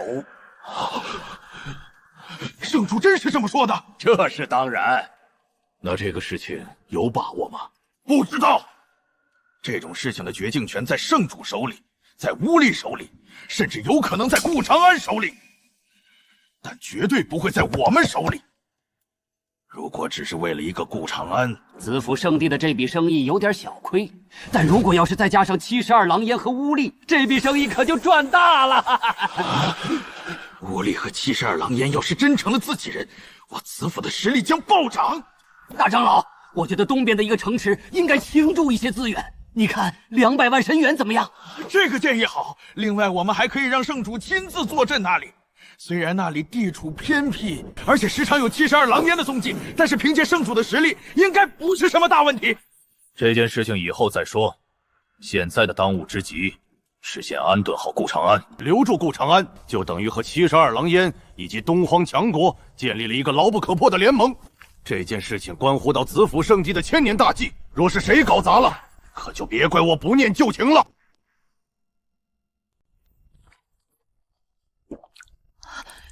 这些都是我们的吗？不是这些东西都是你的，而是你可以这些东西内自由挑选。子府圣地的奖惩机制很简单，一切都靠积分说话。所有的弟子，包括我在内，都需要靠做任务获取积分。等级最低的记名弟子，没有任何待遇。外门弟子每月1000积分，入门1万；内门弟子每月可获得10万积分。对了，内门弟子就是你们口中所说的准圣子。你们子府圣地的待遇这么好的吗？10万积分可就等于10万斤神元，也就是说，我在这儿什么都不做，躺平1年就能获得100多万斤神元。想得美！从入门弟子开始，每人每年必须完成相应的任务，不然的话，身份等级会降低的。至于真传弟子，也就是圣子圣女，就没有这些限制了，不用强制执行任务，只要积分够，什么东西都可以兑换，50万斤神元以下的资源随意调取。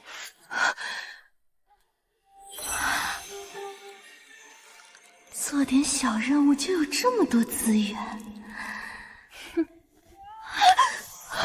这躺平薅羊毛的生活简直不要太舒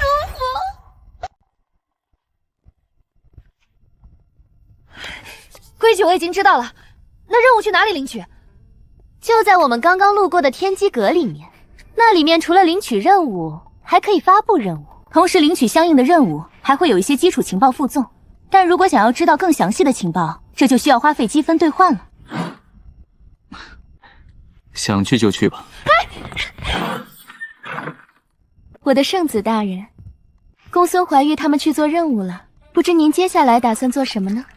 如果有需要的话，小女子愿意全力协助。我要做的事情就不用你帮忙了，反倒是你需要做一些事情。既然公孙怀玉去做任务了，你也去接几个任务吧。如果等我处理完事情之后，你的任务总数超过公孙怀玉的话，新的修行之法依旧是你的。你真的愿意教我？公孙怀云所练的修行体系绝非等闲，矿脉上的事情我也是可以理解的。先前的赌约不是为了戏弄你，而是为了让你知道天外有天，人外有人。经过这件事，相信你应该会长记性的。公孙怀玉和你并称为中庭3大美人，你们俩的情况都在伯仲之间。要是这次你还是比不过公孙怀玉，或许你真的没资格征战这个乱世。我承认公孙怀玉在修行之路上比我领先了一步，但我终究会超过他的。有这个信心就对了，快去吧。去就去，你到时候等着看就行了。这不对啊，你是圣子，我是圣女，按道理来说我们是平级，我为什么要听你的安排呢？我们确实是平级，我也没有资格指挥你。你完全可以选择不听我的话，甚至我可以把指挥权交给你。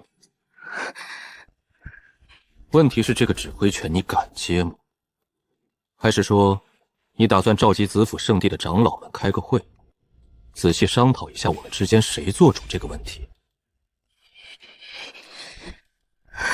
我的长安圣子，我知道你厉害，我听你的还不行吗？下次有什么话你可以直说，别这样拐弯抹角的骂我笨了。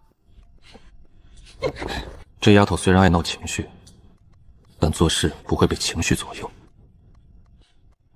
稍微培养一年，定是个得力干将。承在天命的事还有诸多疑惑，必须去子府的学海走一趟了。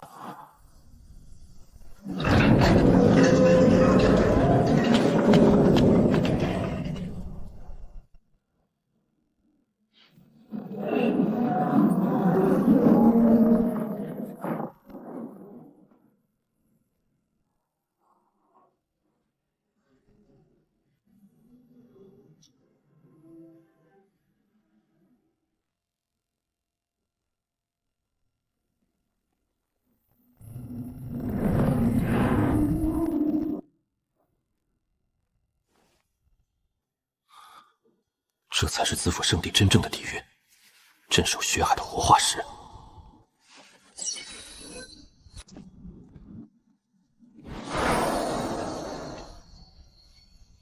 啧，挖空3座大山，底下更是绵延500多里。圣地就是圣地，底蕴果然深厚。子府圣地新任圣子顾长安，持大长老令前来观看典籍。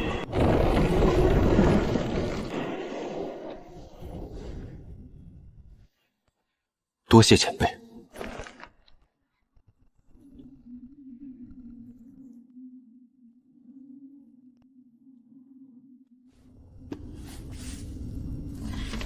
金丹元年，无极天尊创金丹之法，承在天命。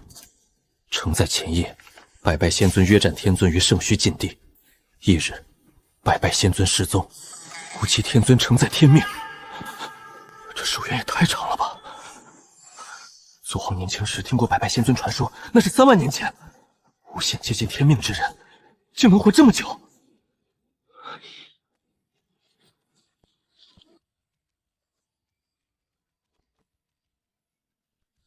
3位天命者的寿命越来越短了，10万年前活了3万年，2万年前活了1万年，无极天尊只活了5000年就消失了，导致天命崩碎。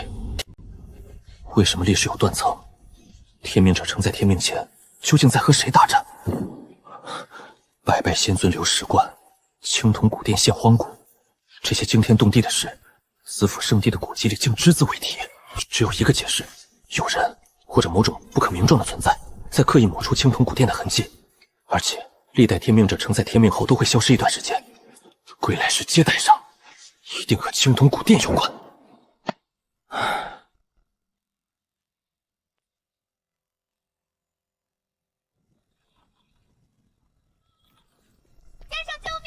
子府圣地欺负人！见过圣子。公孙怀玉惹事是正常的，可是连圣女子宁也被围了。子宁，怎么回事？圣子，你可要为我们做主呀！圣女和他们3个把整个天机阁7成的任务都接了，这样下去我们就没任务可以做了，完不成任务，我们来年等级就要降了呀！你们4个把子府圣地7成的任务都接了。先生，能者多劳嘛，我也是想为子府圣地出一份力，但这个事情主要怪子宁，如果他不来掺和一脚，我们3个最多只能接5成任务。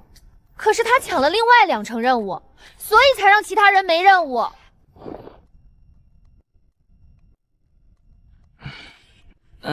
这种事情你们应该去找长老呀。长老那边怎么说？长老说，在圣主没有回来之前，子府圣地所有事情都由圣子处理。圣子，你可要为我们做主呀！讲道理，这种情况我真没想到。这个事情我暂时不好下结论，因为我还没具体了解天机阁的情况。不如这样吧，诸位随我一同前往天机阁，等我了解清楚情况之后，再给诸位一个答复，如何？全凭圣子做主。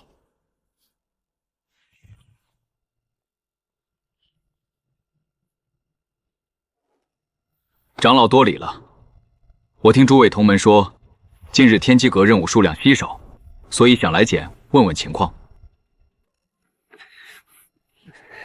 圣子，近2个月的任务情况都在这里，具体情况你自己看吧，我也不知道该怎么说了。4成被怀玉和紫音接了，3成归了叶寒生、苏天，剩下的全都是种草养兽的边角料，连这点边角料也是勉强剩下的吧。圣子，真不是我们故意闹事，实在是圣女他们不给我们留活路呀！奖励比较大的任务都让他们做了，我们快没事情可以做了。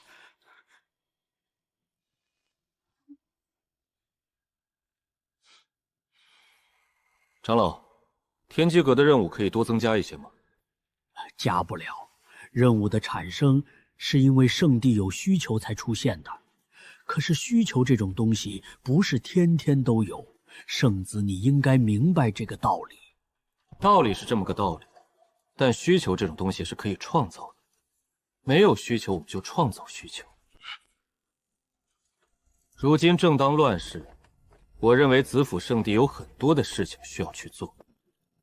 天机阁不但负责整个子府圣地的任务发布，还掌控着子府圣地的情报网。敢问长老，最近2个月中庭都发生了些什么事？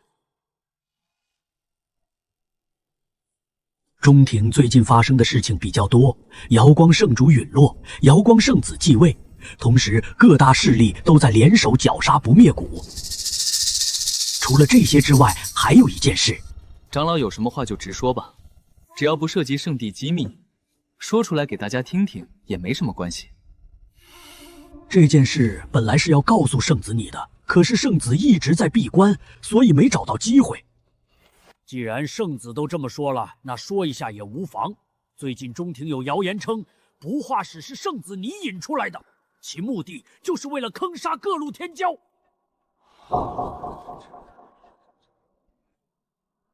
有证据吗？什么证据？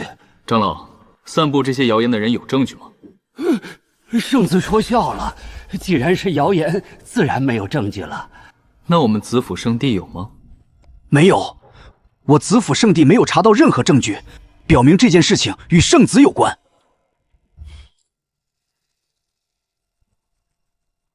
既然我子府圣地查不到，那其他圣地也查不到，没有证据最好。那长老这些谣言的来源吗？天机阁已经探查清楚了，谣言的源头是狂龙堡。怀玉，我记得天骄大会上有个人好像也是狂龙堡的。当时你说72狼烟会兵发狂龙堡，中庭有2个狂龙堡吗？先生，你不说，我差点都把这事儿给忘了。天骄大会的事情这么多，我还没把消息……糟糕，72狼烟现可是中庭公敌，我怎么直接说漏嘴了？天骄大会的事情太多，我的预测有些不准，要不先生稍等2天，我觉得过2天我的预测应该会准。过去就过去了，这种小事情不必纠结。长老，我身为圣子，应该能发布任务吧？可以，圣子不但可以发布私人任务，而且还可以用圣地的名义发布任务。但是以圣地名义发布任务，积分不能超过100万。原来是这样呀，那我私人再出2000万神元，劳烦长老帮我发布一个任务。任务的内容很简单，灭杀狂龙堡。圣子，按照规矩，你确实可以发布这个任务，但抹杀一方势力毕竟不是小事，要不还是再等等吧。狂龙堡公然污蔑子府圣地的圣子，也就等于公然污蔑我子府圣地。对于这种事情，我子府圣地绝对不能善罢甘休。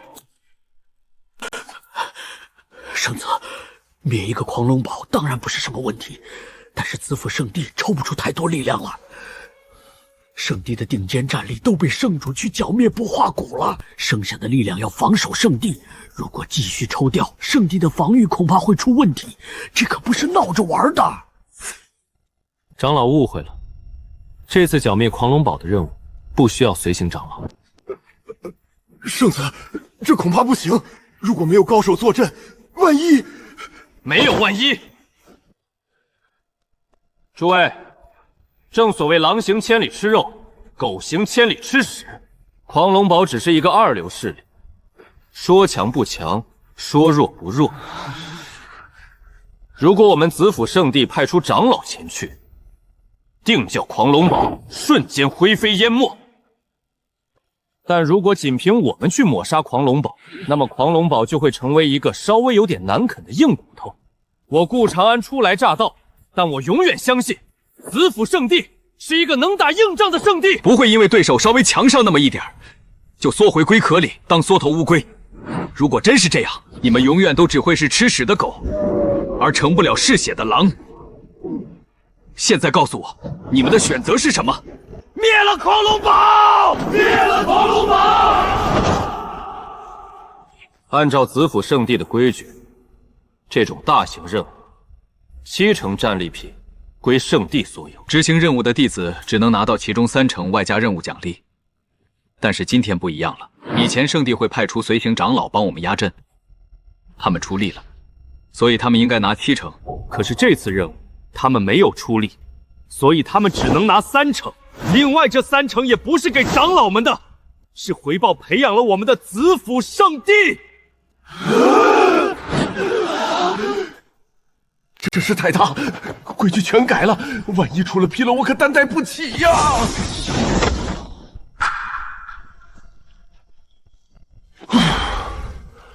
诸位，子府圣地长老会有令，此次任务奖励由圣地承担，所有事宜圣子全权指挥，若有不听指挥者，圣子可先斩后奏。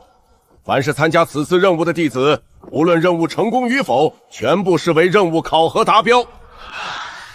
诸位，情况你们也看到了，吃肉还是喝汤你们自行考虑。另外，既然是团队任务，那么自然需要几个领头的，他们4个就是你们此次任务的领队，你们可以自行选择领队。如果觉得他们不够资格，你们完全可以挑战他们，打败他们，你就是领队。所有的不服和怨气，你们都可以在这一刻报仇了。但我顾长安有言在先，现在给你们机会，你们不珍惜，一旦兵刷狂龙堡，途中若是有人违抗命令，那可就休怪我翻脸不认人了。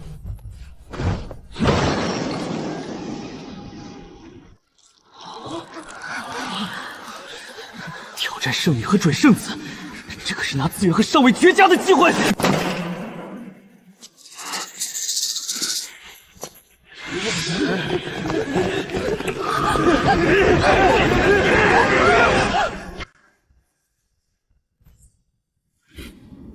终于能独自面对一切了。从成为天骄那刻起，别人总觉得我的成功是靠资源堆出来的。现如今，我要在这里证明自己。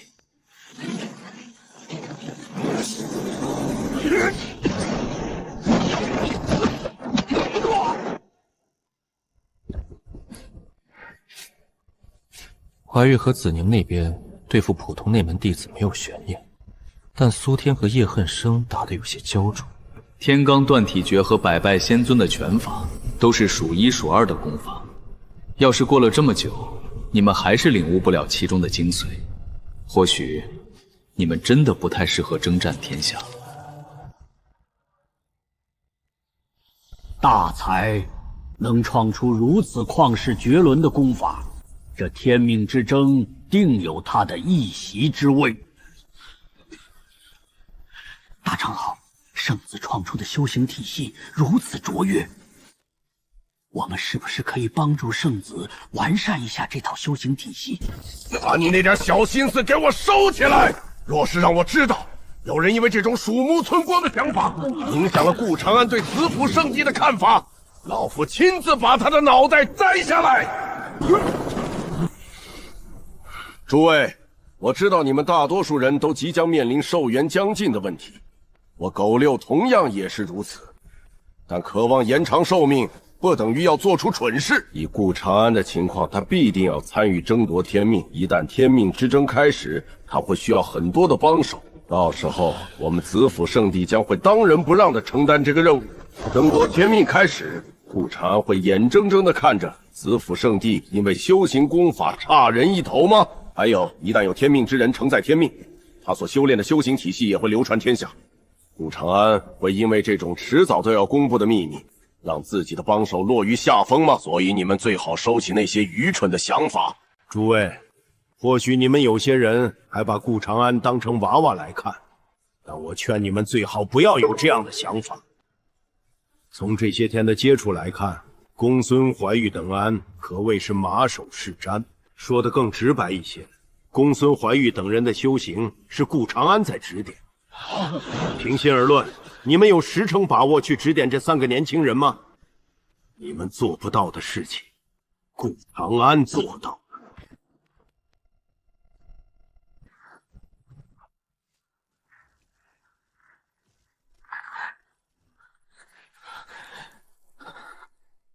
恶婆娘，你说苏天他们到底会不会败？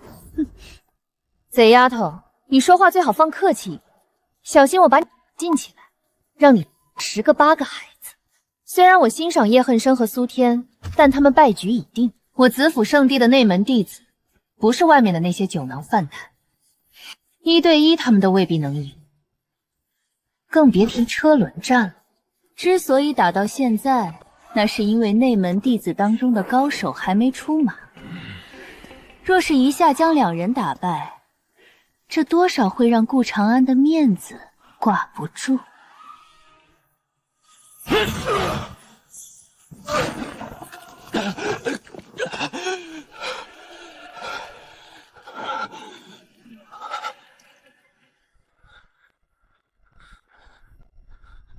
2位的实力，大家也是有目共睹的。如今你们消耗甚多，不如以平局收场，如何？没有平局，在我这儿只有输和赢。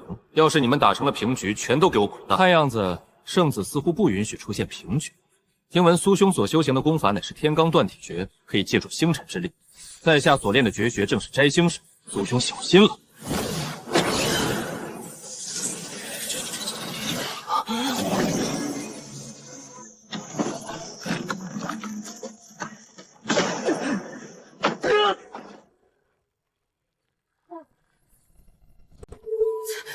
这个风云修好像有点看头的样子呀，我估计苏天30招之内就要败了。不是30招，15招之内苏天必败。在我晋升圣女之前，这个风云修便是我最强劲的对手之一。他的摘星手已经达到了出神入化的地步，当初我也只是险胜1招而已。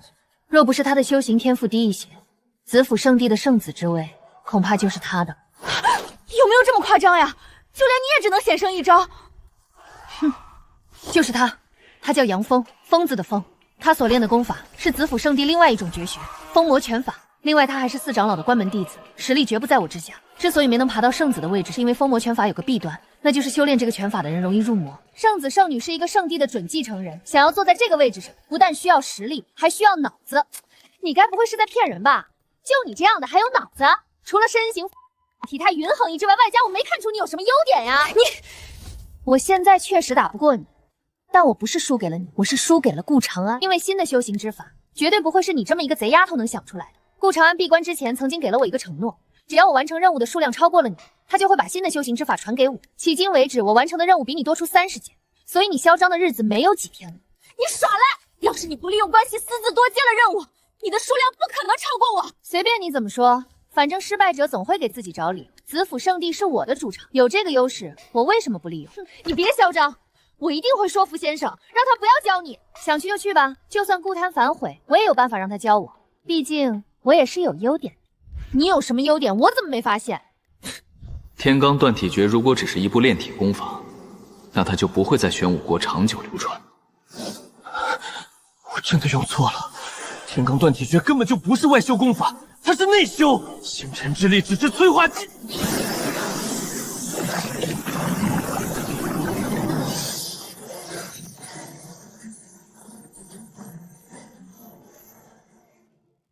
终于想明白了，还不算太笨。你找到了自己的路，这场比试是我输了。现在的你赢了，但是将来的你输了。风玉修的实力远高于苏天，但他修行天赋限制了上限，最多只有下品灵根。他知道自己永远追不上苏天这种顶尖天骄，索性做了个顺水人情。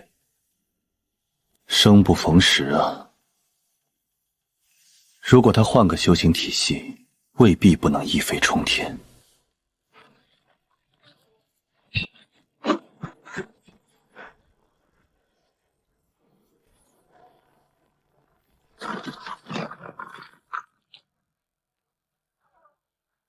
叶恨生终于摸到门道了。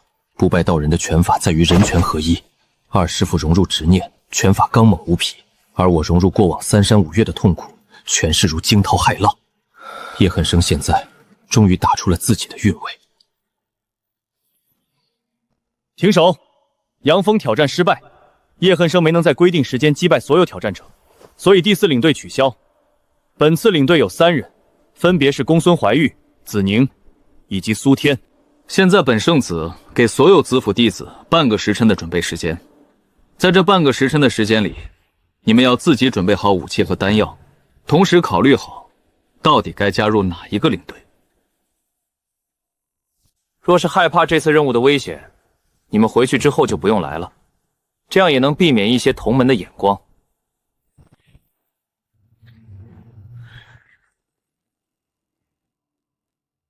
你们4个处在这儿干什么？马上就要出征了，不去准备一下吗？先生，你不怪我们？我怪你们干什么？你们能把天机阁的任务接光，那是你们的本事。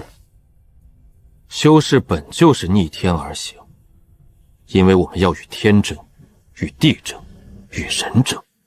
至于现在出现的小状况，完全是因为你们能力不足造成的。而我作为子府圣地的圣子，有责任处理这些麻烦。不过有一件事情你们得学着习惯了，那就是像我一样给手下的人饭后。我现在统领整个子府圣地的年轻一代，所以我不能像以前那样，把所有的细节都替你们处理好。纳兰镜、完颜月离、左承耀，这些人作为一方势力的掌权人，也不可能照顾到所有细节。同理，战争开始时我也不能面面俱到，这些事情只有靠你们来完成。要是你们完成不了，死的只会是那些相信你们的人。所以你们担心的不应该是我会不会怪你们，而是战斗结束之后，你们有没有脸去面对那些相信你的人。以前出了纰漏有长辈兜底，现在如果我们错了，无数信任我们的人会死，这压力简直比山还大。真正的成长永远是鲜血与泪水磨练出来的。你所修炼的拳法有些特殊，它需要随着时间的磨练才能变强。你刚刚领悟其中的真谛，打不过一些人也情有可原。要不要我替你找个理由，重新让你当上领队啊？多谢先生抬爱，但输了就是输了，没什么好辩解的。只有失败者才会给自己找借口，成功者往往是找原因。此次任务，我愿意作为普通人员参与其中。我选择苏兄的队伍。这个想法还行，接下来的事情你们自己商量吧。我在山门外等着你们。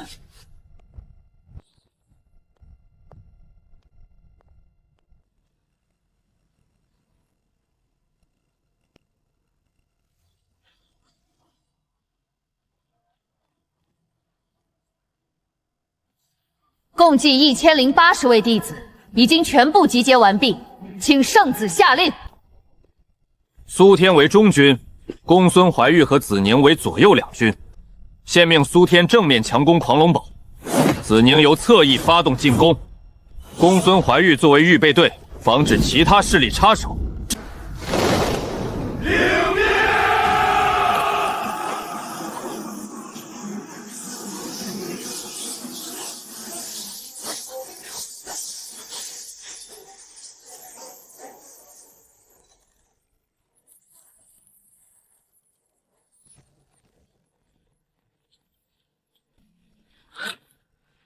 自天骄大会结束之后，昆仑圣地与瑶光圣地都结束了与狂龙堡的合作。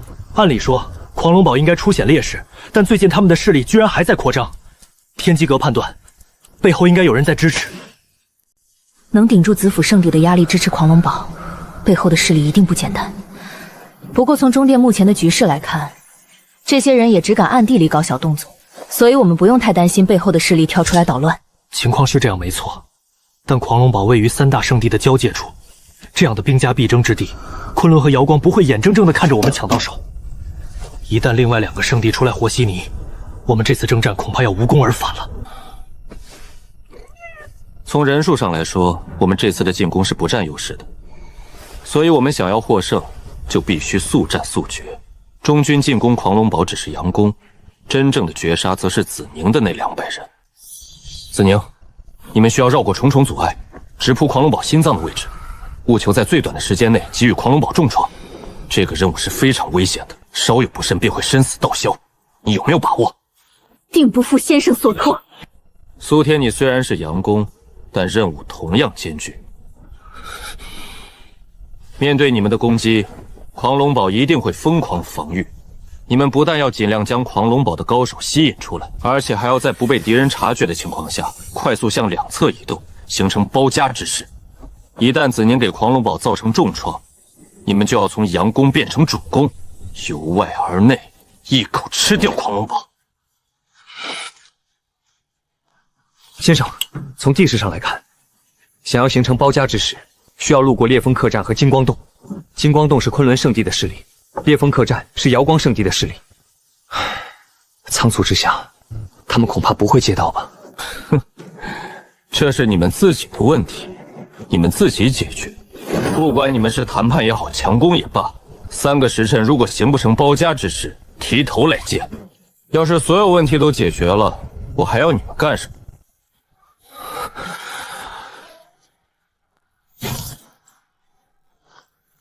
先生，那我们的任务呢？我们可不比他们弱，总不能让我们坐冷板凳吧？你这样让我怎么回去和那200名弟子交代？你的任务比他们2个还要重，你的队伍要驻扎在这个地方，此处进可攻退可守，也是大军撤退的必经之地。另外，一旦有狂龙堡之外的势力插手，不管来多少人，你要拦住他们3个时辰，拦不住，同样提头来见。这块区域目前能影响战局的，就只有金光洞和烈风客栈。可是苏天他们借道并不一定会起冲突啊。要是这2方势力都当起了缩头乌龟，那我岂不是没有用武之地了？刘长进居然知道提前考虑下一步的计划。如果金光洞和烈风客栈当缩头乌龟，等苏天和子宁灭了狂龙堡之后，你们就后队变前队，吃掉这2方势力。现在这个计划他从来都没说过呀！看我干什么？你们不会真以为我是因为谣言才针对狂龙堡吧？如果真的只是报复狂龙堡，我一个人就够了，了不起多花些时间罢了，至于这么大费周章吗？我真正的目的是这整块地盘，此处位于3大圣地的交界处，也是3方的缓冲区域。按理来说，此处的势力应该由3大圣地各自扶持一脉，可是近几百年来，昆仑圣地不断壮大，最终导致了子府圣地失去了这块地盘的掌控。现在我要做的事情就是把这块地盘拿回来。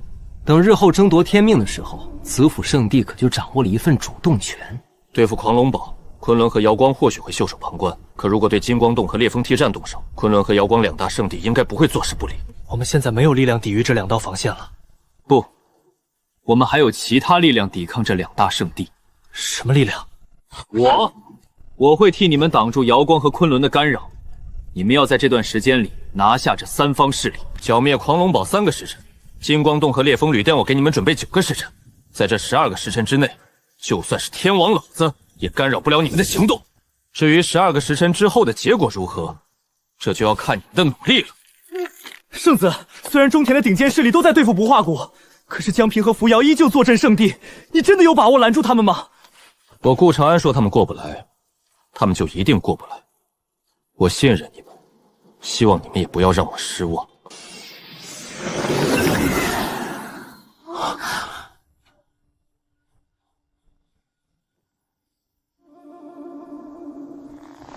小黑啊，这次估计是一场硬仗了。我养了你这么久，待会儿打起来你可要帮我呀。你让一条病狗帮你，你简直比我还狗。好你个白眼狼，真是一点都指望不上你。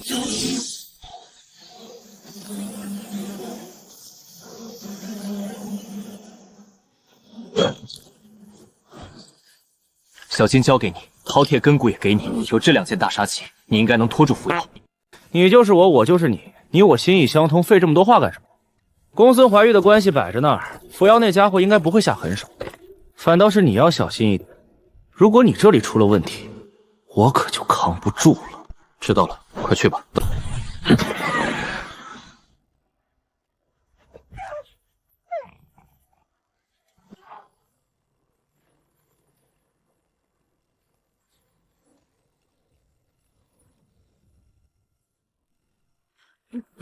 诸位，我群龙堡并没有冒犯子府圣地，尔等为何？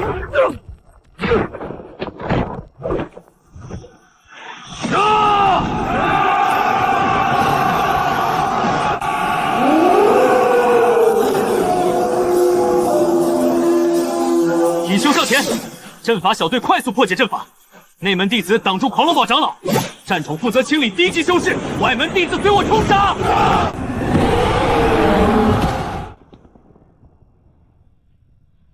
哈哈哈哈！我就知道你不会有事。几月不见，你已经当上了瑶光圣主了，真是可喜可贺。这就是你所创的修行体系吗？果然非凡。哎呀，不值一提，我就是苦力的命罢了。今日再遇扶摇兄，我们何不坐下来对饮一杯？你攻打狂龙堡我不拦你，但为什么你的排兵布阵还针对起烈风客栈？烈风客栈乃是瑶光圣地扶持的势力，你不会不知道。污蔑！这是赤裸裸的污蔑！我顾长安对天发誓，我从来没有针对烈风客栈的意思。如果我说了假话，那就让狂龙堡少主万通不得好死。你还是老样子，烈风客栈你想要，那便拿去吧。这一次是你赢了，下次你就不会有这么好的运气了。你这话是什么意思？意思很简单，他这是在夸你呢。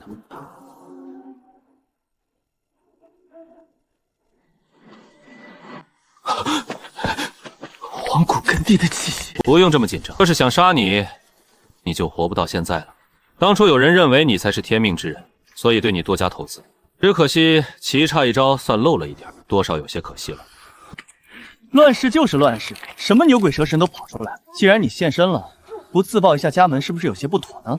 我的身份你应该猜到了，鄙人张白忍来自你们口中的荒古禁地，同时更是百拜仙尊的大弟子。算起关系来，你得叫我一声师兄。原来是大水冲了龙王庙，误会都是误会啊！对付一个扶摇已经够吃力了，现在又来个张白忍，还不跑就是等死了。别想着逃跑了，若是你本体亲至，我们未必拦得住。单仅凭你一个分身，我们想要拦住还不是什么问题。逃不了就逃不了呗，想干什么直说，少拐弯抹角的。你们想要这地盘，我撤军就是了。这块地盘我不感兴趣，也没将它放在眼里。你想要拿去便是，别说是这块小的地盘，就算是天命，我们也可以让出来。虽然天命已经注定，但如果荒古地想要改变某些东西，还是做得到的。改变？你这话是什么意思？难道承载天命之后还能被更改？世上从来没有绝对的事，只看能不能付起代价。天命者虽然天下无敌，但也并非没有办法击杀。你已经威胁我好几次了，我承认吓到我了。所以现在能说出你的要求了吗？荒古禁地的要求很简单，天命者承载天命之后，需要去荒古禁地走一趟。怕不是走一趟这么简单吧？你们应该是想让天命者放弃针对荒古禁地。据我所知，天命者承载天命之前都会去禁地逛一圈。我相信这些天命者应该不是去和你们闲聊的吧？这种想法并没有什么问题，所以你愿意帮这个忙吗？那我和天命者能得到什么？荒古禁地的支持，天命破碎再次重聚。这次天命的强大堪称史无前例，想要真正的承载天命，并不是一件简单的事，会有很多存在出手干预的。荒古禁地可以帮你，作为回报，天命者需要承认这份香火情，在他承载天命期间，不得对荒古禁地出手。很有诱惑性的条件，我现在突然觉得我们可以坐下来好好聊聊了。乐意之至。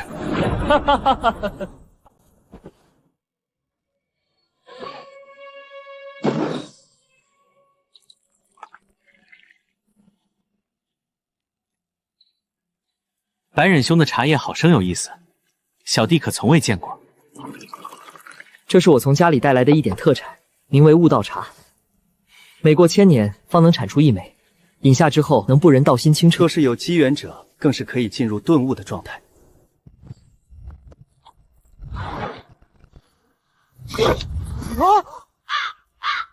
我愿意拿出来是不小气，但你的吃相能不能别这么难看啊？白忍兄，刚刚的事情我可要批评你了。我们3人好不容易坐下来谈一谈，你居然拿出了什么悟道茶？扶摇兄和你都是1顶1的天骄，要是你们喝了这茶，一下子陷入顿悟境界了怎么办？这不是耽误我们的谈话吗？悟道茶就算了，还是喝我带来的茶吧。顾兄言之有理，是我没有考虑周到。想必顾兄拿出的茶叶一定有什么独到之处吧？我这茶没什么特别的，如果真要说有什么特点，那就是特别的苦。这个茶是我亲手种下、亲手采摘，外加亲手炮制。原来是这样吗？那这个茶当真值得品上一品了。顾兄，此茶苦涩难咽，为何你却能面不改色？杯中之茶再苦，能苦得过一个人的人生吗？当我们经历更苦的事情之后，再来喝这苦茶，自然就能甘之如饴。顾兄心境远超在下，佩服。好了，茶已经喝过，当初我进入荒古禁地，你们应该是知道。是的，百拜仙尊与荒古禁地有些渊源，你能得到他的石棺，也算是他的半个弟子，所以你没有死。哼，原来是这样呀！我就说我当初怎么稀里糊涂的活了下来，原来是有这层关系啊！照这样说，我在荒古禁地获得的东西，也是你们故意给的？差不多吧。饕餮根骨和那些小玩意儿，荒古禁地虽然不放在眼里，但也不是什么人都能带出去的。第二个问题，你们为什么不杀了我，或者杀了我背后的天命者？以荒古禁地的实力，想要做到这一点，应该并不是很难吧？荒古禁地想要杀人确实不难，但是想要杀天命者就不是这么简单了。特别是踏入了第6境的天命者，天命者一旦踏入第6境之后，身上的天命已经初具雏形，一般情况下很难将其杀死。没有10成的把握，荒古禁地也不想去招惹这种未来天下无敌的强者。我终于知道扶摇为什么会说这一世输了。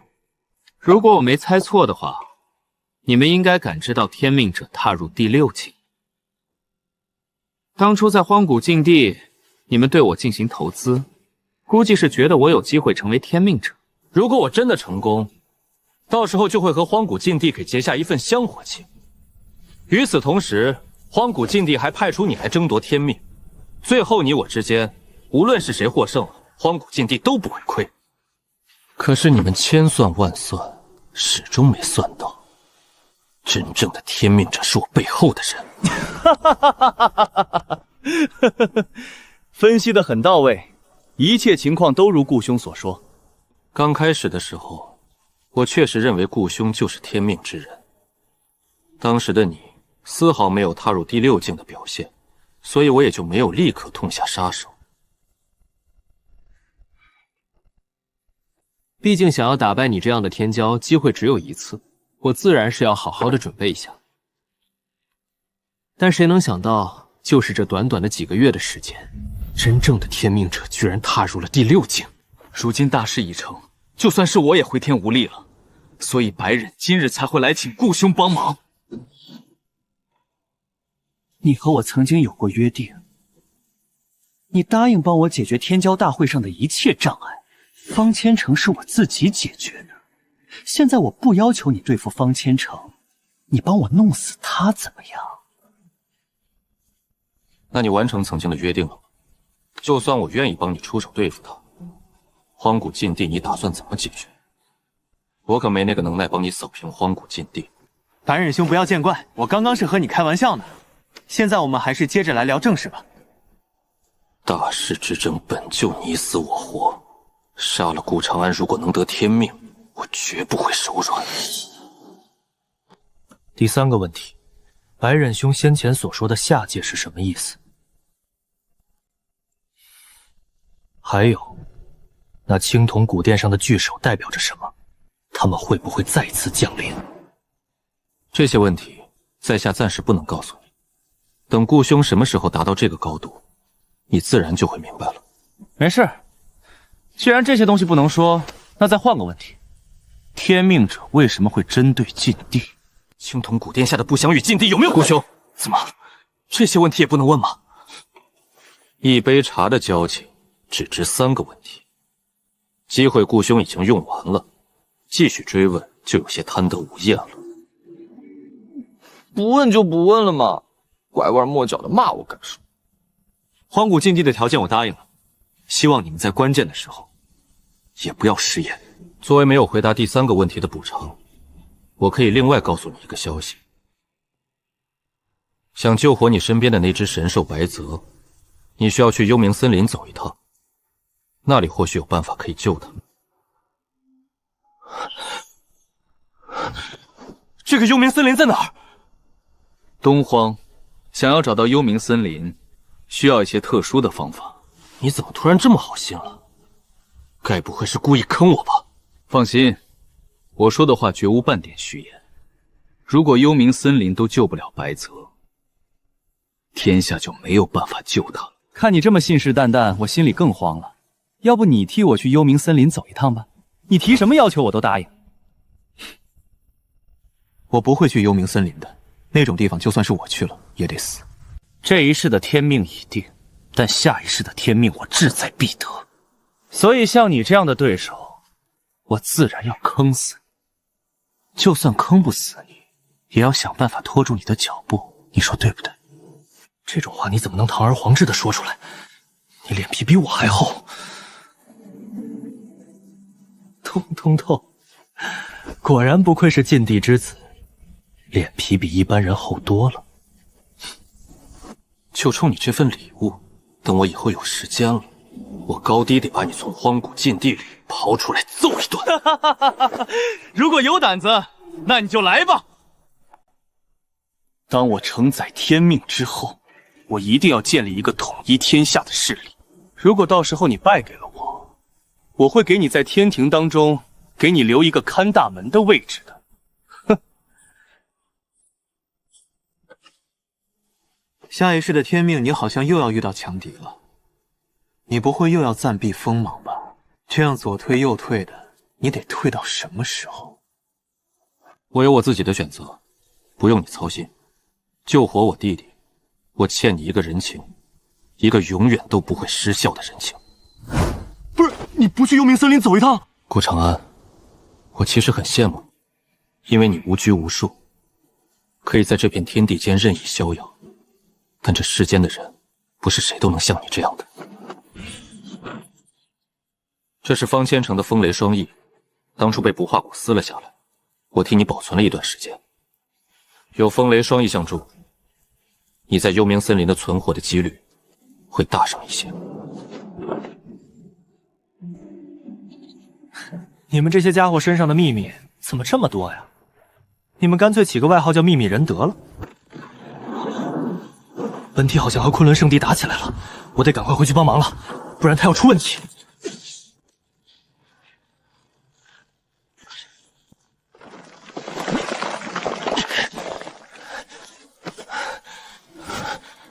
不是，你们3个打我1个，这有些不公平吧？这家伙的肉身到底有多强呀？我们3个打了这么半天，也是没给他造成一点点伤势。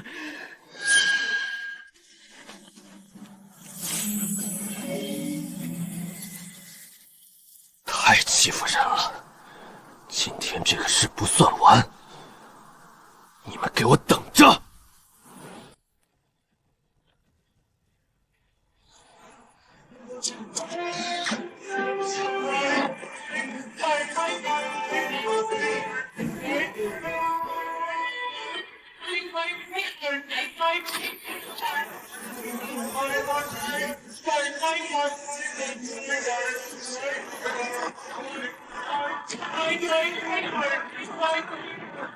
还我归位！现在我才是真正的顾长安。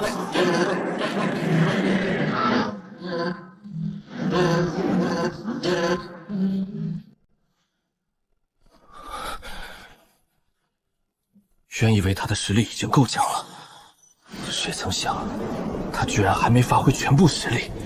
同为天骄，我不可能比他差这么多。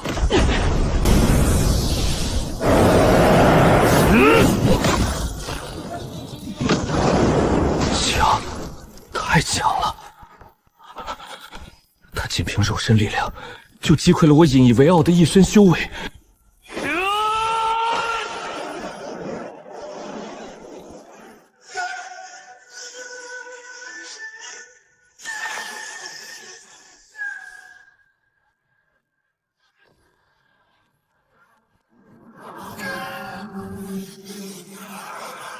我葬了太多的人了，在葬下他们的同时，我也把一部分的我葬了下去。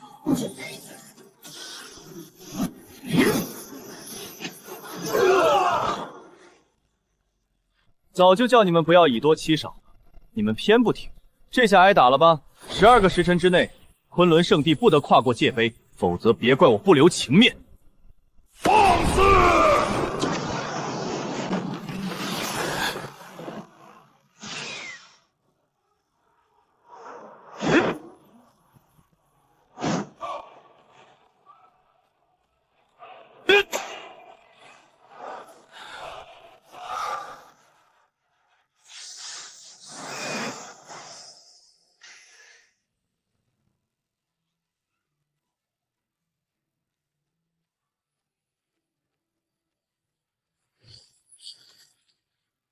百拜仙尊说过，拳法可以试，但拳势不可弱。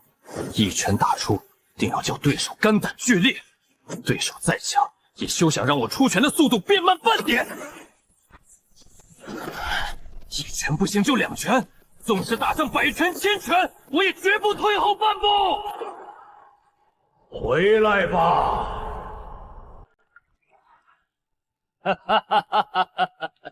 圣子就是圣子，居然能让昆仑圣地的那几个老不死的低头。哼！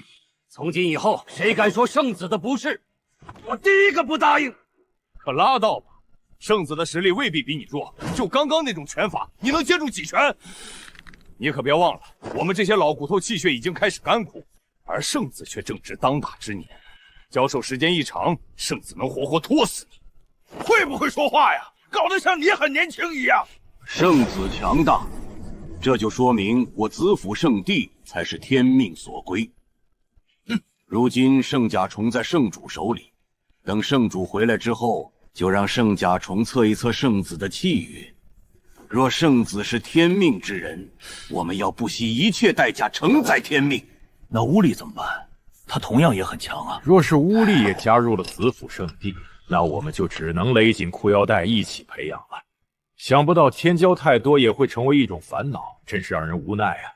果然是家家都有本难念的经，我子府圣地难啊！话都让你说了，我们还怎么装？疼死我了！这战虽然赢了，但修体的消耗太大了。一旦肢体残缺，调理重塑所需资源是天文数字，丹药恢复太慢。做不到快速法力重塑，交战时就是破绽，还是得在肉体上下功夫。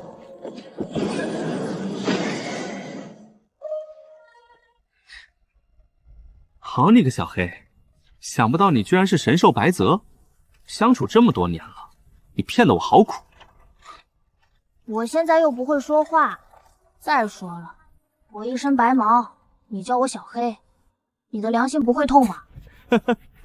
真是傻狗有傻福，按道理来说你应该必死无疑，可是我居然找到了救你的方法。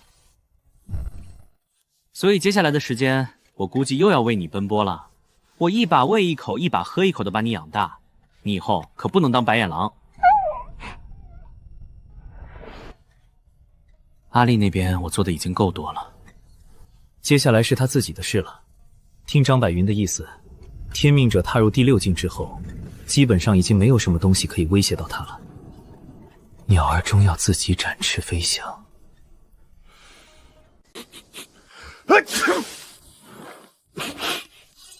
总感觉有人在念叨我，该不会是有人想布局坑我吧？还能是谁？怀玉那个丫头念叨你了呗？不可能，那丫头是个没良心，出去之后早就玩疯了，怎么会惦记我？不知道为什么，最近总感觉心里有种莫名的悸动，这种感觉很怪，说不上来。老大，你怕不是红鸾星动了吧？我们72狼烟估计要多一个压寨夫人了。去，少在这贫嘴，女人就是个麻烦，我可没这个心思。我收到消息，子府圣主会从这儿路过，到时候我们干票大的，一旦成功，我们未来10年的资源都不用愁了。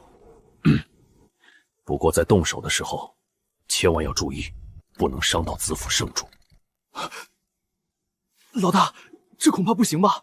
子府圣主身边高手众多，我们不下狠手，怎么打得过他们？这是命令，少在这里讨价还价的。先生传信让我绑了子府圣主，还特意强调不能伤他。先生明明加入了子府圣地，双方是盟友，为什么要我绑架他？真是想不明白。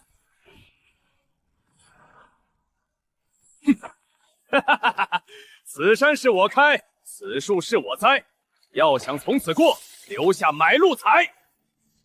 圣主大人，你好像不太走运呢。方圆千里之内，子府圣地的人只有我一个，想要抓住我，你得拿点真本事出来。另外，兵对兵，将对将，你乌力该不会靠人数来压制我吧？少啰嗦，快束手就擒，不要指望有人来救你。我布下的阵法，外面的人一时半会儿进不来。不用担心，长老们已经从另一条路回去了。我总感觉你是故意来送的，但是我没有证据，你这样让我很难办呀。哼，小娘们口气还挺大。既然如此，那就让我来会会你这位子府圣主。这拳我收了3分力道，我现在踏入了第6境，要是一不小心把他打伤了，先生那里可不好交代。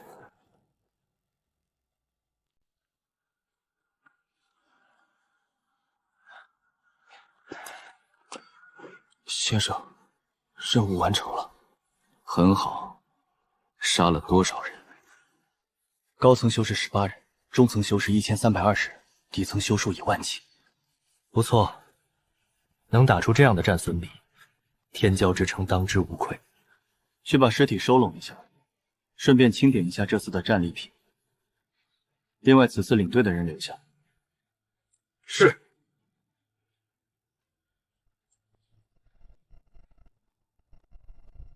亲手杀人的感觉怎么样？你们几人当中，除了苏天之外，应该没有人经历过这种大规模的厮杀吧？先生，这样的厮杀还会有吗？当然会有，而且还会比这个大，比这个频繁。所以你们要习惯这种双手沾满鲜血的感觉，也更要明白，一旦开战意味着什么。这是你们自己选择的路，其中的结果你们也要自己承受。将来你们会统领很多人，当你们要做一个决定的时候，希望你们好好想想今天的感觉，去做自己的事吧。做完之后我们回家了。先生，我们能陪你坐一会儿吗？当然可以。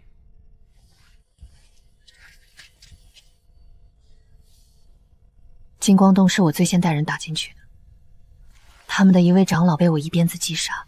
杀了那个长老之后，一个少年发疯般的向我冲了过来。那个少年只有16岁，他的修为对我来说简直是微不足道，所以我并不想杀他。可是他不依不饶的攻击我，当时我所带领的队伍深陷重围，如果我不出手救援，我手下的人会死很多。为了救我的队员，我打断了那个少年的双腿。再后来，苏天带人来支援了，我们也终于缓过来了一口气。我找到了那个少年，我想饶他一命，但是面对他的眼神，我怕了，因为我不知道该怎么回应那个眼神。我和金光洞无冤无仇，但是我却让他家破人亡。先生，你知道我后来怎么做的吗？怎么做的？我亲手扭断了他的脖子，并且下令灭了金光洞剩下来的所有人。你呢？你又做了些什么？我攻入狂龙堡之后，当着万通的面将他父亲3掌打成重伤。当时的他不断向我磕头，让我放了他的父亲和狂龙堡，他愿意以死赎罪。然后呢？我答应了。等他们解除阵法之后，我把那些没有求饶的人杀了。至于那些求饶的人，我让其他人杀了。临死之前，他们的眼神充满了怨恨和不解。你们2个丫头，平时看着人模人样的，没想到做起事来这么心狠手辣。谁要是娶了你们，那可就遭罪喽。先生，你杀过这么多人吗？没仔细算过，应该不少。曾经有个生灵冲我吐口水，然后这个种族就没了。要不要这么狠呀？动不动就灭了一个种族？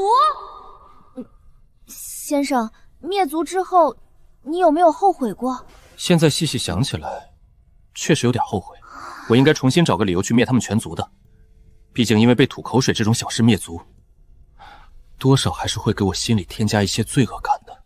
还有，我不应该当着那个族长的面杀了他全族，这样太残忍了。您真是个大善人，那个被你灭了种族的听到这种话，一定会感谢我全家。在修行界这个人吃人的地方，死点人不算什么。天骄大会上死的人同样也不少，那个时候怎么没见你们看春秋？我看你们就是过得太舒服了，导致你们整天胡思乱想。第一次总会这样，多经历一些就会习惯了。不是，这不一样。怎么不一样？本质上都是死人，有什么区别吗？另外，我记得在子府圣地的时候，你还想通知72狼烟灭了狂龙堡。我想问一下，如果我真的同意72狼烟灭了狂龙堡，会出现现在这种情况吗？合着不让你亲眼看到血流成河，你就不会有罪恶感？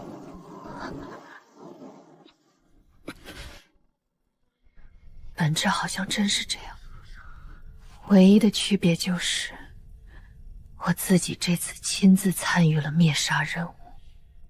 现在明白那些大势力为什么总喜欢通过谈判解决事情吗？因为他们杀了太多的人，他们十分明白杀很多人是什么感觉。我知道你们2个不是很喜欢长辈们优柔寡断的性格，在你们的认知当中，面对敌人应该以雷霆之势将他们剿灭。可是世界上的事就是这么荒诞，以你们2个的性格，你们终究会活成你们讨厌的样子。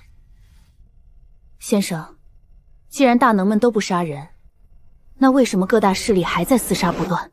哎，我可没说他们不杀人，我说的是他们讨厌那种杀人的感觉，我可没说他们不杀人。正是因为这种讨厌的感觉，他们才会尽量的用计谋来解决一些问题。毕竟杀人的同时，自己这边的人也会死。但是如果计谋无法解决一些事情的时候，他们就会再次举起手中的刀。到了那个时候，他们会比你们更狠、更绝。长痛不如短痛，一次杀光省去很多麻烦吗？好一个长痛不如短痛，今天又长见识了。好了，话已经说到这儿了，能不能想明白是你的事儿，赶快去做你们该做的事情。要是搜刮的战利品少了，你们对得起自己杀的这么多人吗？你们可以不在乎这点东西，但是你们手下的人也能行吗？自责杀孽太重这种事，感慨一下玩玩还行，瓜分战利品这种大事可绝对不能耽误。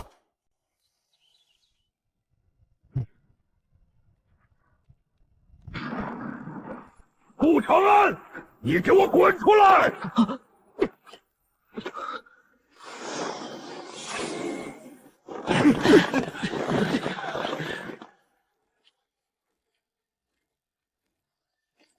三长老，您这是怎么了？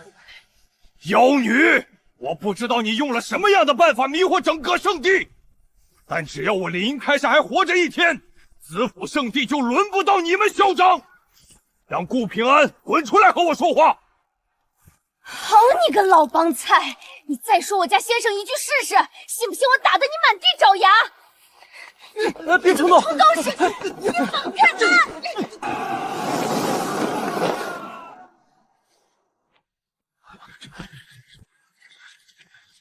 怀玉，这位是三长老，怎么能这么无礼呢？见过圣子。好一个顾长安，短短几个月就让我子府天骄对你俯首称臣，我真是小看你了。呵呵，三长老说笑了，这只不过是诸位同门对在下的尊敬罢了。我把同门放在心中，同门自然也会把我高高举起。不过我看三长老怒火冲天，似乎是对在下颇为不满，不知晚辈到底哪里做错了。若是不给我一个解释，今天你恐怕出不了子府圣地了。死丫头，这是怎么回事？是不是有什么误会？绑了我们圣主，拿钱赎人，不然撕票。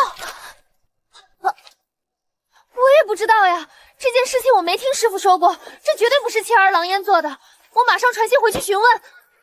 不用问了，这件事就是72狼烟做的，信上面有72狼烟的独有标记，旁人做不得假。先生，子府圣地与72狼烟并没有什么深仇大恨，要不你去说一下情，让他们把我师父放回来吧。毕竟这事实在有些荒诞。什么话？这是什么话？我子府圣地怎么能向72狼烟那种贼寇之流低头？待我修书一封，让他无力看看我子府圣地的态度。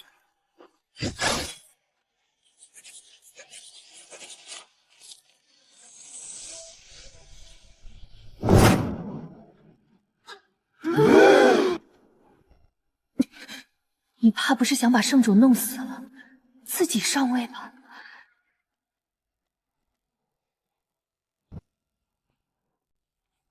丫头，把这封信送回去。另外记得告诉你师父，虽然我们的关系不错，但我现在已经是子府圣地的圣子了。公是公，私是私，在这件事情上，子府圣地绝不妥协。您老人家这是在玩哪一出呀？就算想当圣主，也不能这么明目张胆吧？我严重怀疑这次绑票是您一手策划的。你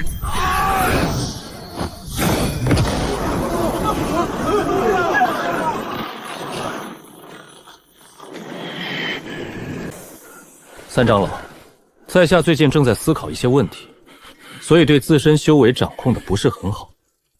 为了你的安全着想，我建议你不要随意对我出手。按照子府圣地的规矩，当圣主不在的时候，圣子可以代为掌管整个圣地。想要从我手里抢走掌控权，你得从长老会那里拿到许可。但是很不巧，长老会的许可我比你先一步拿到了。好，很好，想不到长老会居然已经混用到了这个地步，那我就亲自去面见太上长老。我不相信堂堂子府圣地还拿不下你一个顾长安。子府圣地所有长老回归，那你们也该动起来了。从今日起，子府圣地所有弟子归子宁和公孙怀玉调遣，圣地宝库任汝索取，天机阁全力辅助，外门长老你们2人可以随意调配。关键时候，本圣子甚至长老会都会出手相助。我的要求只有一个：荡平中庭一流之下的所有势力，不管是谁在背后支持他们，不管他们是谁的归属，挡路者杀，不归顺者杀，负隅顽抗者杀。末将领命，怀玉定不辜负先生所托，还请先生赐名。你作战勇猛无边，形似下山猛虎，就以虎笨为名吧。我希望你们以后攻无不克，战无不胜。谢先生赐名。子宁谨遵先生之命，恳请先生赐名。你作战形如鬼魅，来去无影，你的队伍就叫魅影吧，如影随形。从今以后，你们将会是所有敌人的噩梦。谢先生赐名。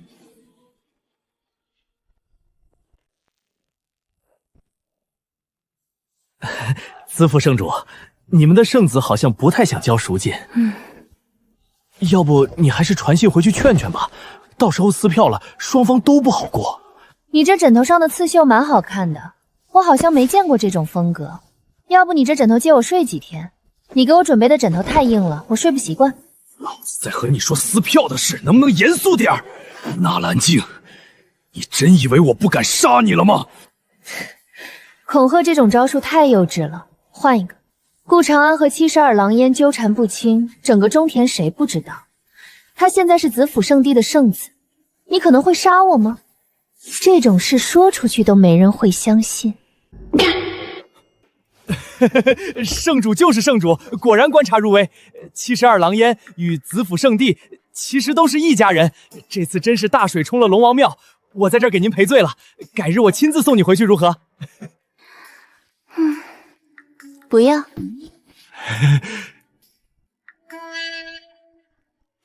不是为什么？整个中庭的人都知道我被你绑架了，现在一点赎金都没交我就回去了。到时候别人认为72狼烟不是劫财而是劫色，我的名声还要不要了？你让子府圣地给赎金不就行了？给不了，子府圣地现在不是我做主。那你现在回去，然后再送赎金来不就行了？不交赎金，我不回去。你们子府圣地到底是怎么回事啊？自家人被绑架了，难道他们就一点都不着急？这个你要去问顾长安，他现在才是子府圣地掌权人。他要是不点头，其他人敢动吗？我真是服了，先生怎么把你这块滚刀肉送过来了？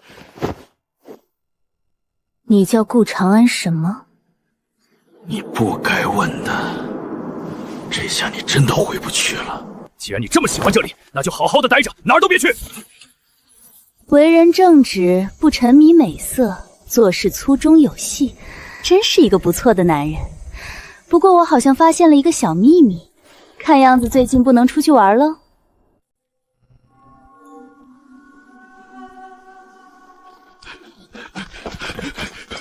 圣主，你受苦了。三长老不用担忧，我好得很。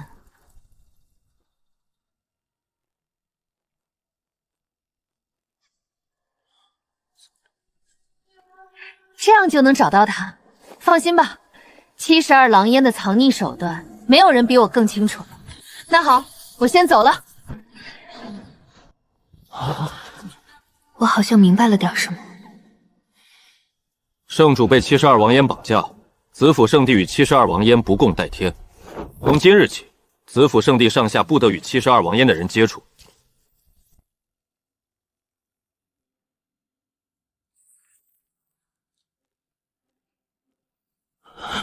都成家立业了，就别玩小孩子那套了。这里我布了个阵法，没人能探查。老师，哭什么？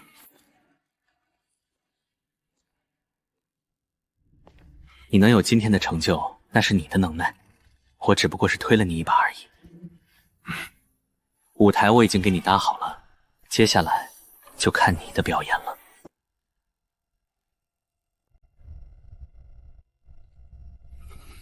老师，你能不能……我知道你想说什么，但你更应该知道这是不可能的事情。你有你的人生，我有我的道路。这次离开，不知多少年月才能再见。如果不是老师将我从大山带出，替我谋划一切，我哪有今天的成就？好了，男子汉大丈夫，别动不动就抹眼泪。这里的藏书这么多，我一时半会儿看不完，也走不了。既然你已经悟出了修体的第6个境界，那就让我看看，你给我准备的惊喜够不够大。老师，我没有让你失望，我真的走出了第3条路。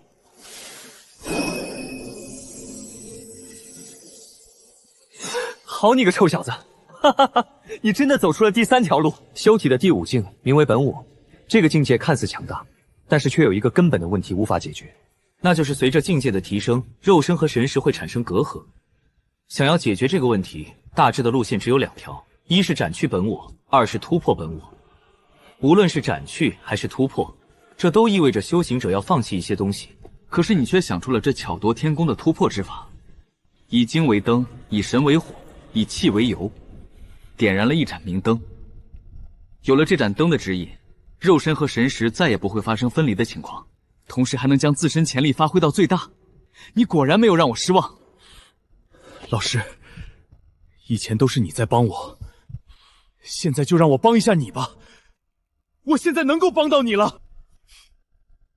虽然你现在的路已经很平坦了，但你以后的路依旧漫长。你先把自己的事情做好再说吧。需要你帮忙的时候，我自然会找你。修体之法很强，但是过了第6境之后，肉身会跟不上体内灵力和神识的增长。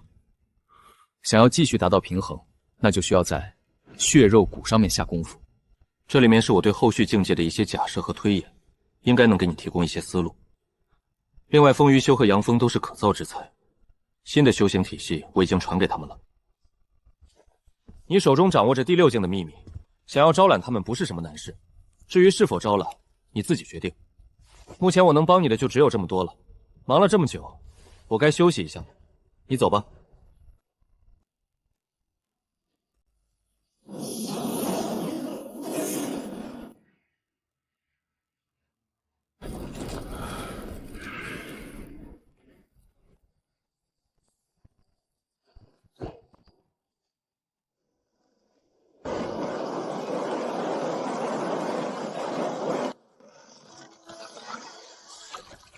你能不能等一会儿再挖？作为故人，你不打算在临终前和我聊2句吗？有什么好说的？我问你的东西你又不肯告诉我，那我还不如早点把你埋了。讲道理，这次要不是你出了点问题，我还真弄不过你。能让你顾长安说出这样的话，我江不凡是不是也可以名留青史了？不会的，所有的记录都证明你在那场大战中死了。今天我们的谈话会被隐藏在时间长河里面，没有人会知道，就像没人知道你当初是怎么获得这些不祥的力量。你还是想知道这东西的来源，但是我偏不告诉你。我江不凡就是要胜你顾长安半子。吴力虽然现在气势如虹，但是他惹恼了圣虚禁地。漫长的时间之后，圣虚禁地一定会来找他麻烦的。想来就来吧，圣地也好，禁地也罢，天下没有灭不了的东西。我是真的没想到，你居然能得到圣虚禁地的全部支持。如果不是你使用了不祥的力量，导致圣虚禁地内部发生了分歧，这场战斗或许真的会两败俱伤。正帝背后的支持者到底是什么？为什么纳兰镜会来找我求情，让我劝吴礼不要灭了昆仑圣地？你这是在求我吗？可以这样认为。那我能得到什么？我可以给你准备一具上好的棺材，并且保证不会在你坟头上建茅厕。这个条件听起来真诱人，能让我看看我以后的容身之处吗？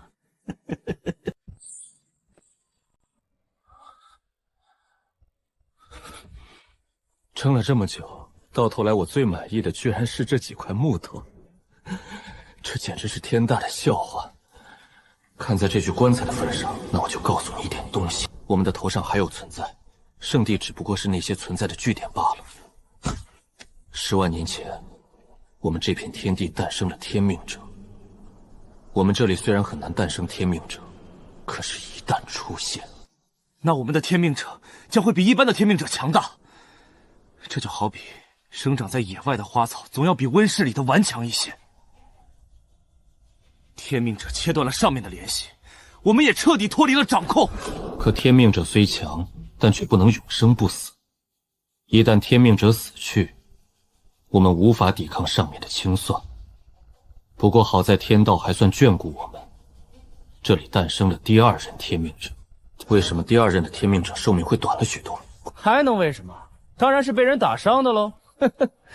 上面的强大，就算是天命者也不能横扫一切。那无极天尊呢？他为什么只存在了几千年就消失了？还有天命为什么会崩碎？不知道。无极天尊的消失一直是个谜，没有人说得清楚。是上面的问题？应该不是。上面虽强，但天命者始终是天命所归。他们可以让天命者受伤，但绝对不可能杀了天命者。因为一旦天命者拼命，那个代价是巨大的。这样大的动静不可能没有记载。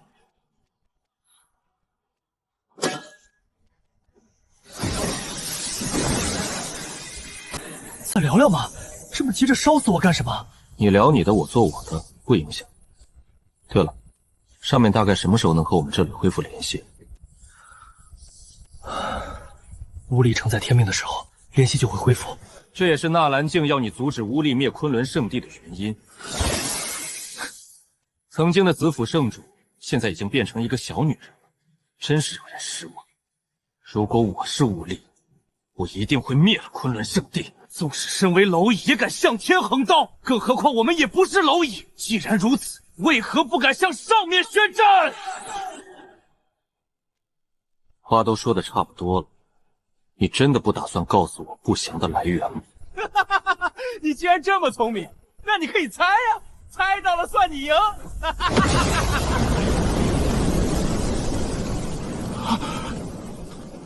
你真的是他吗？是我。果然是你，怪不得你不把一切放在眼里，原来你才是这天底下最强的生灵啊！顾长安，有朝一日，你一定要杀上苍穹，那里有更大的秘密等着你。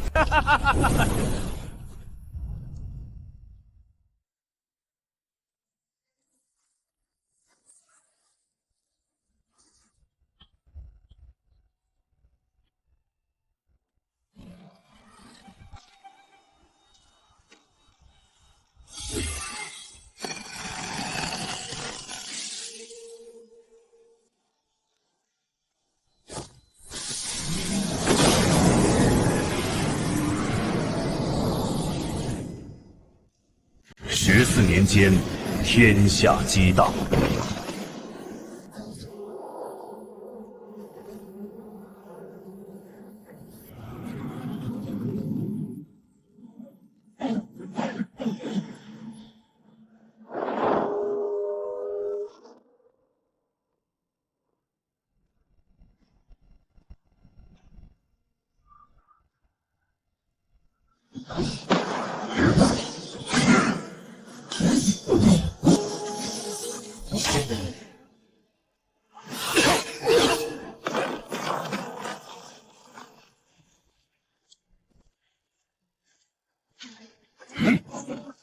灭绝师太果然还是和方千城联手了。造孽！你帮我杀了方千城，我的命是你的了。我杀方千城不是为了你，而是为了无情仙子。虽然无情仙子败于我手，但她的才情世上少有女子可比。这样的女子，不应该有这样悲惨的下场。随便你怎么想，反正我的命是你的了。本来是想向你们借一些兽血石封存莹莹的尸体，既然你们插手了这件事，那么这个情我认了。只要我还活着，这个人情永生不忘，知会一声就行。你怎么样？没受伤吧？一些小伤不碍事。我知道你惜英雄重英雄，但你的对手是晋定，下次不要这么鲁莽了。老师，我就是看不惯那些人的做法。这种事情我如果都能忍，那我就不是无礼了。对了，这是我从晋地回来的东西，老师你应该用得上。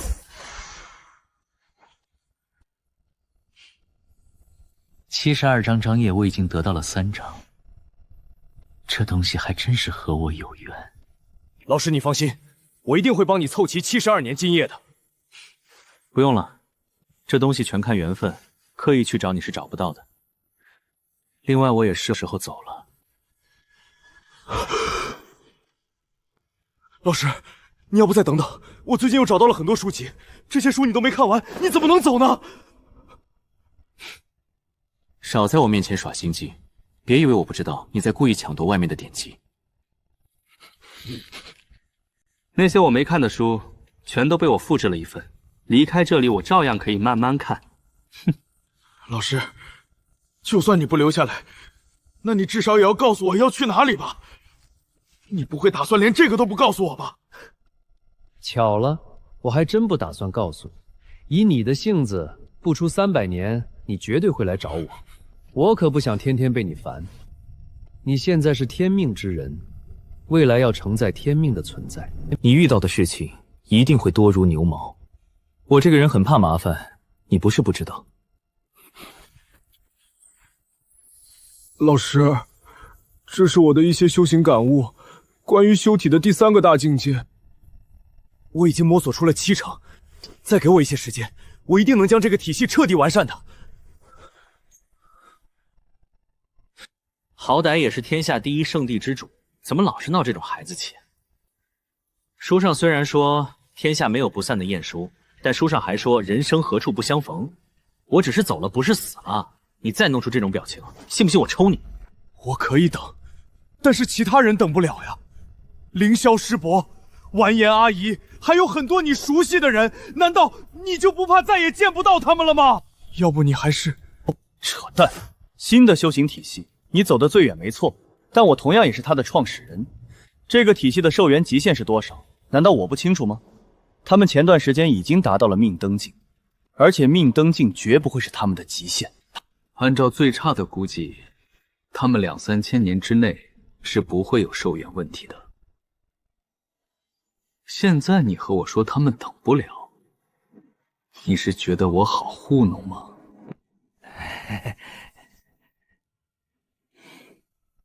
放心吧，我答应过给他们收尸，到时候我一定会回来的。我不但会给他们收尸，也会给你收尸的。天下修士，无人敢言长生。等我走向尽头的那一天，老师该是何等的悲痛。老师的手艺我是绝对的相信的，到时候老师一定要帮我选一个最好的墓地。没问题，我一定帮你选一个最好的墓地。不过我的出场费可是很贵的，你到时候一定要准备好足够的报酬。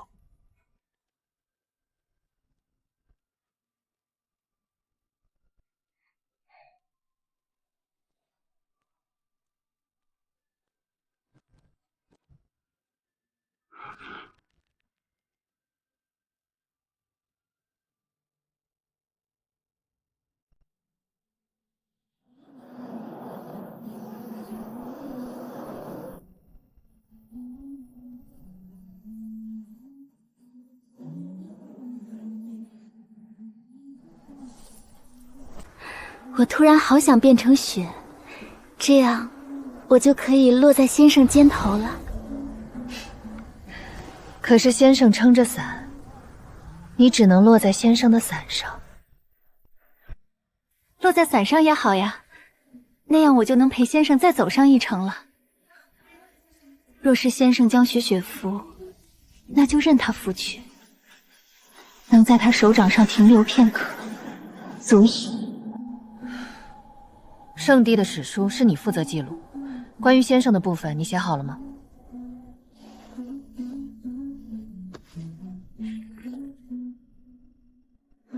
关于先生的描写怎么这么少？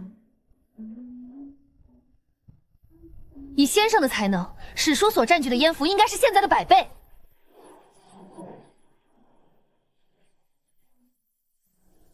史书太小，无法装下他那荡气回肠的一生；史书太大，随便一翻，便是他那漫长且刻骨铭心的过往。先生的才能，倾尽我毕生所学，也无法描绘一二。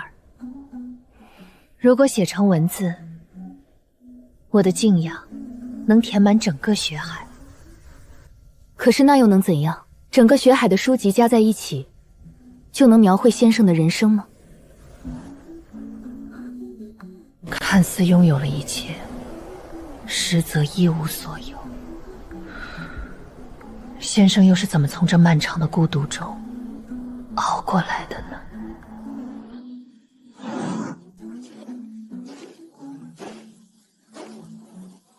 你真的不陪他再走一程吗？我没有那个勇气追寻长生，我怕我会在半路倒下。与其让他有一个痛苦的结束，还不如从来都没有开始。父皇呀，我超过了曾经的你，但是我依旧没有勇气，在知道死亡的情况下去追寻长生。当年孤注一掷硬闯荒古禁地，你心中到底装了多少的勇气？小黑都怪你，要不是你在，我就不装什么高冷了。从这里到东荒有1000多万里呢，不借助传送阵，我得飞到什么时候？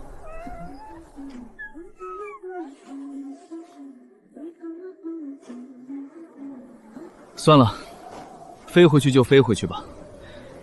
现在回去用传送阵，逼格都掉光了。反正还有400多年的时间，就当打发时间了。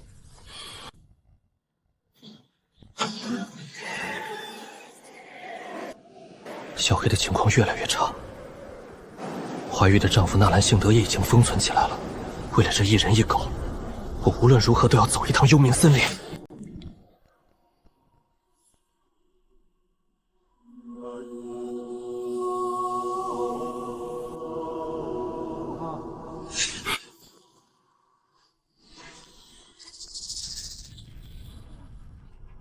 确实惊艳，怪不得是3万年来第一个开启天命的人。让出这一世的天命，下一世我不拦你。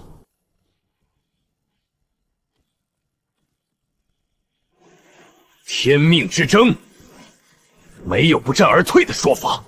想要天命，你自己来拿。也好，我自己拿能省去很多麻烦。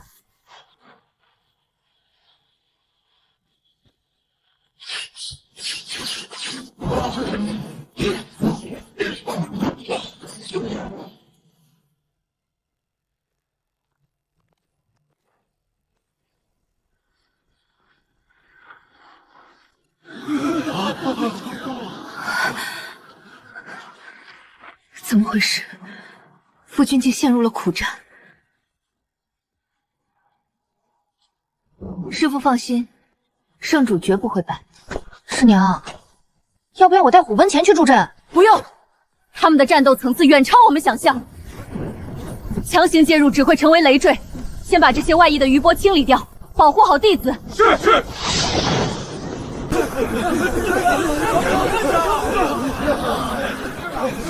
为什么会有这种熟悉的波动感？二师傅别想了，快来帮忙！我操！别打了！别打了！都是误会！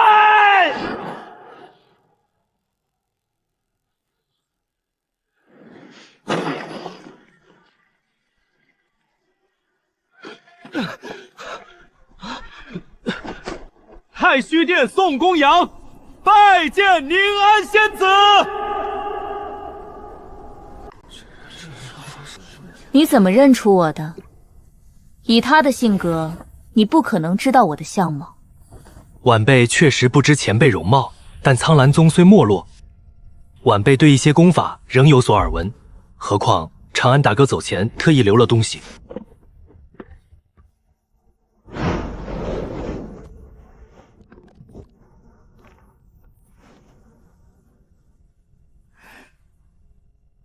丫头，这套木雕算是补你的生日礼物。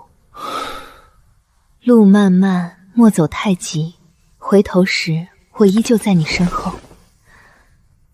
你确实有资格做他的弟子，既然你要承载天命，那便去做吧。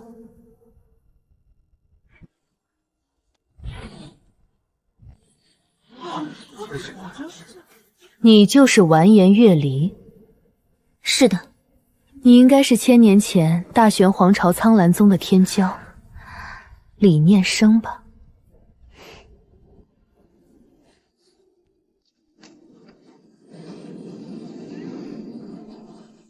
师伯，这是啥情况？说说呗。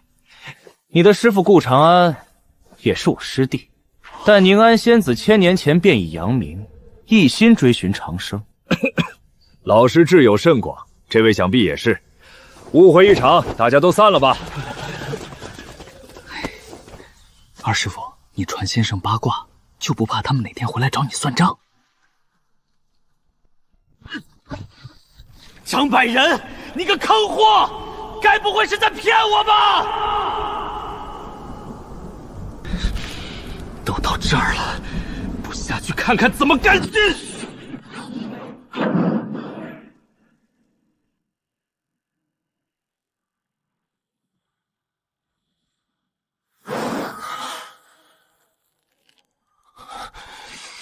这绝对是圈套。顾兄，死人坛许进不许出，你太过惊艳，我实在不想在争天命时碰到你。幽冥森林确实有救白泽之物，待我承载天命再来接你。利用张百仁，我死吧！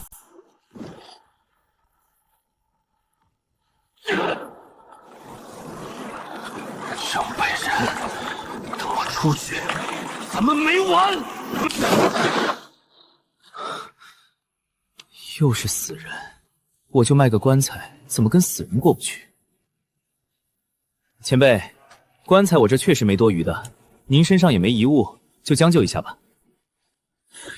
幽冥森林有进无出，须往密林深处，然林中妖兽横行，此林变幻莫测，每隔一日移行电位，吾穷尽6000年之力，方能前进3000步。天机子，天机子，琅琊阁的开派祖师，原来跑到这儿作画了。前辈，你这万年来第一才子的名号，不至于被困得这么惨吧？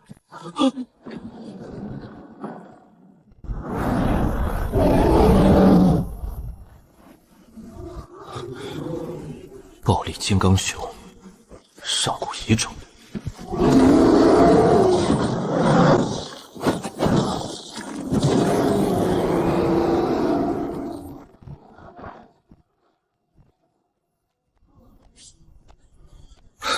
就这。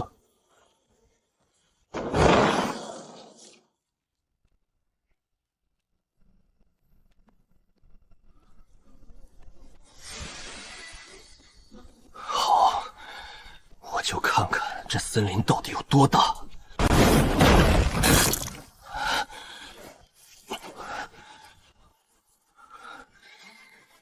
我就不信杀不光你们！根本杀不完，只要吃下那种果子，妖兽就能瞬间变强，甚至针对我的手段进化。这哪是森林？这压根就是个活着的牢笼。小黑，我不会让你死在这儿的。你困了我180年，这期间我把这里的每一种草木变化都摸透了。识相的，赶快把我传送到中心区域，不然后果自负。行，那咱们就640年后再见。到时候我连你这片林子一起拆了。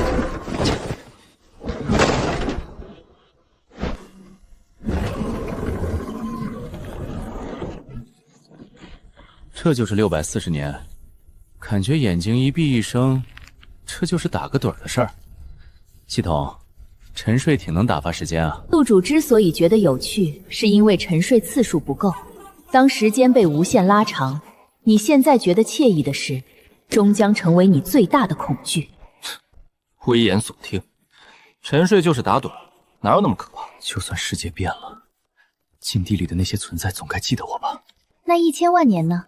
在千万年岁月面前，禁地也脆弱如纸。算了，不扯这些。640年了，可以加点了。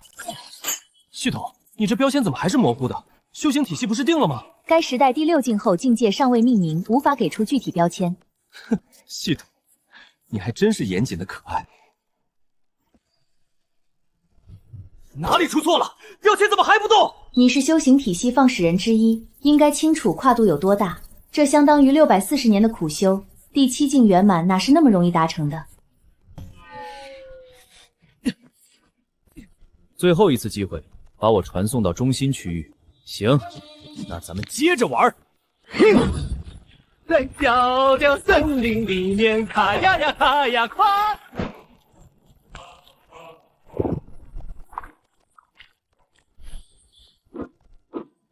晚了，现在的我不需要你这所谓的补偿。既然能量守恒，那我就化身黑洞。天机子输在容量有限，可我有系统空间，我倒要看看你这森林的能量储备到底有多深不见底。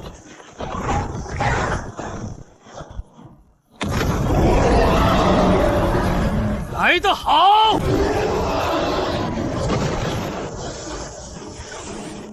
小黑！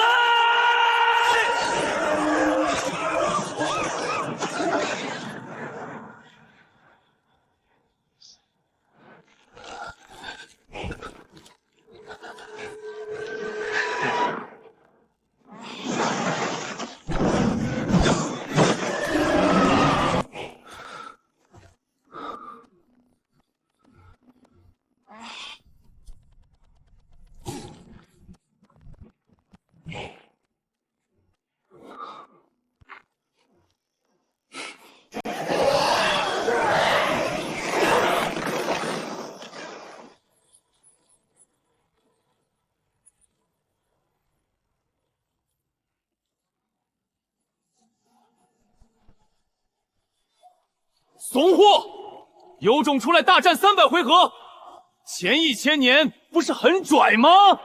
了不起，我再花1000年砍倒他们！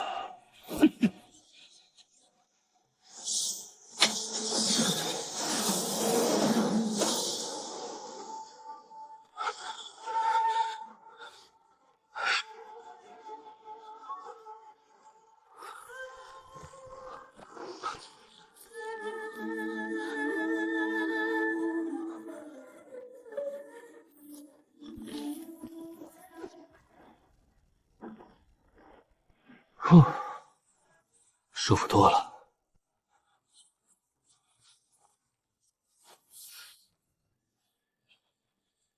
先别忙着拒绝，我知道救他消耗大，但我顾长安答应的承诺，纵使天地死亡，万物灵也永远不会失效。只要你救他，日后你有难，我帮你一次，这是最大诚意。不答应，咱们只能强攻到底。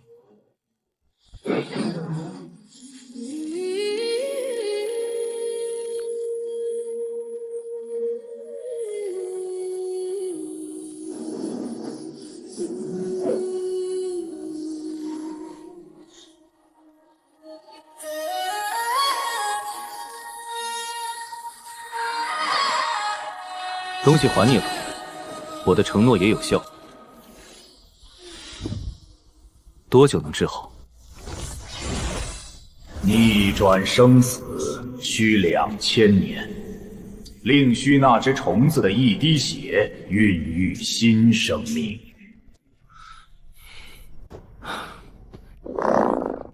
小金，给他一生命精华吧，算咱们欠的人情。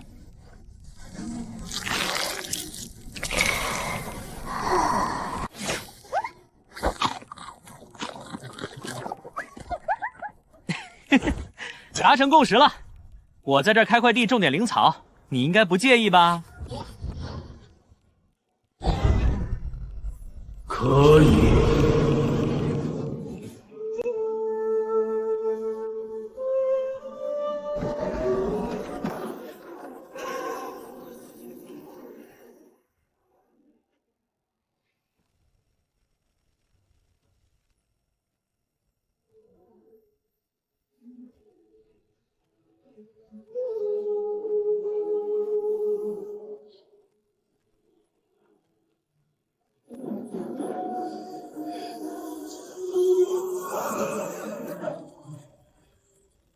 放心，天下谁都可能杀他，唯独我不会。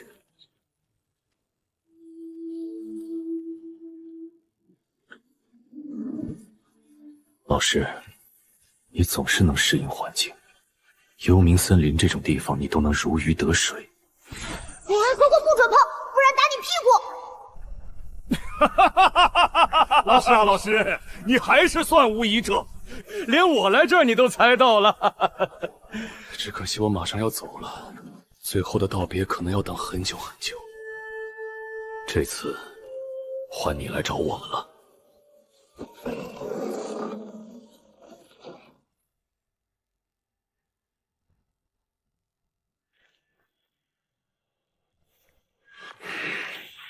我不管你是谁的后花园，敢伤我老师，你和你背后的人都要死！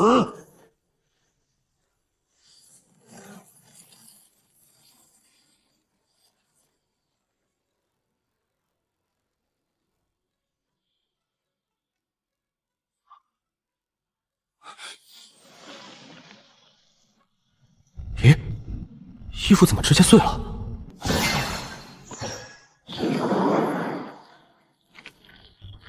臭小子，敢趁我沉睡看我洋相，还跟我卖关子！哼！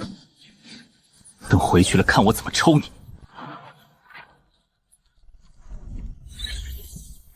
系统，全家防御吧。宿主，你只是长生，并非不死。如此偏执增加防御，遇到强敌怎么办？系统，你不是生灵，人有欲望，实力增加就会接触更高层面。与其追求所谓的天下无敌变成孤家寡人，不如脚踏实地。如果一切按部就班，世上哪还有奇迹？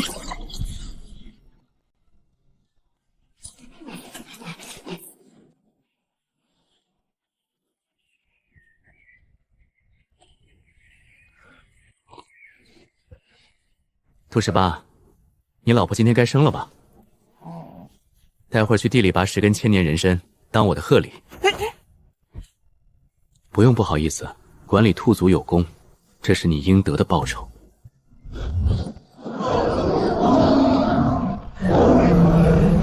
小黑，你好歹是神兽，算狗类里的极品，注意点形象，别整天乱叫。顾长安，我说过很多次了，不要叫我小黑，我是神兽白泽，不是狗。我就想叫你小黑，有问题吗？就你这体型，不是猫科就是犬类，到底是猫是狗，你总得选一样。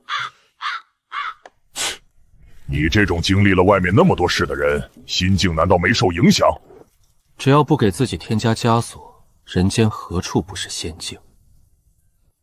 他们不像你，你自己算算，你来这儿多久了？老死是他们无法避免的事。战斗沉睡种树，4103年了。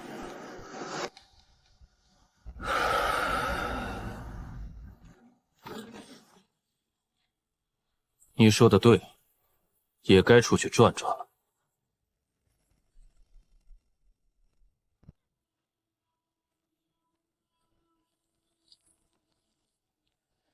天下没有不散的宴席，我欠你一个承诺，我们终会再见。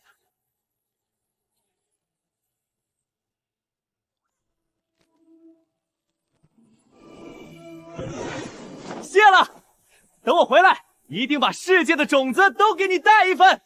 哈哈哈哈哈哈！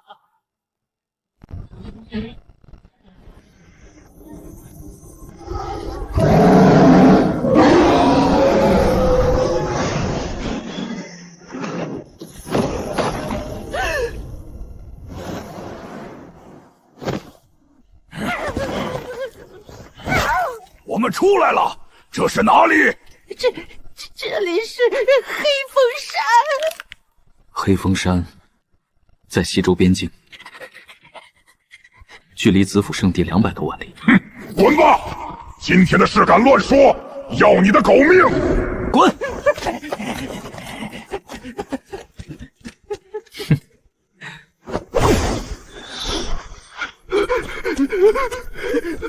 妈妈，我遇到仙人了！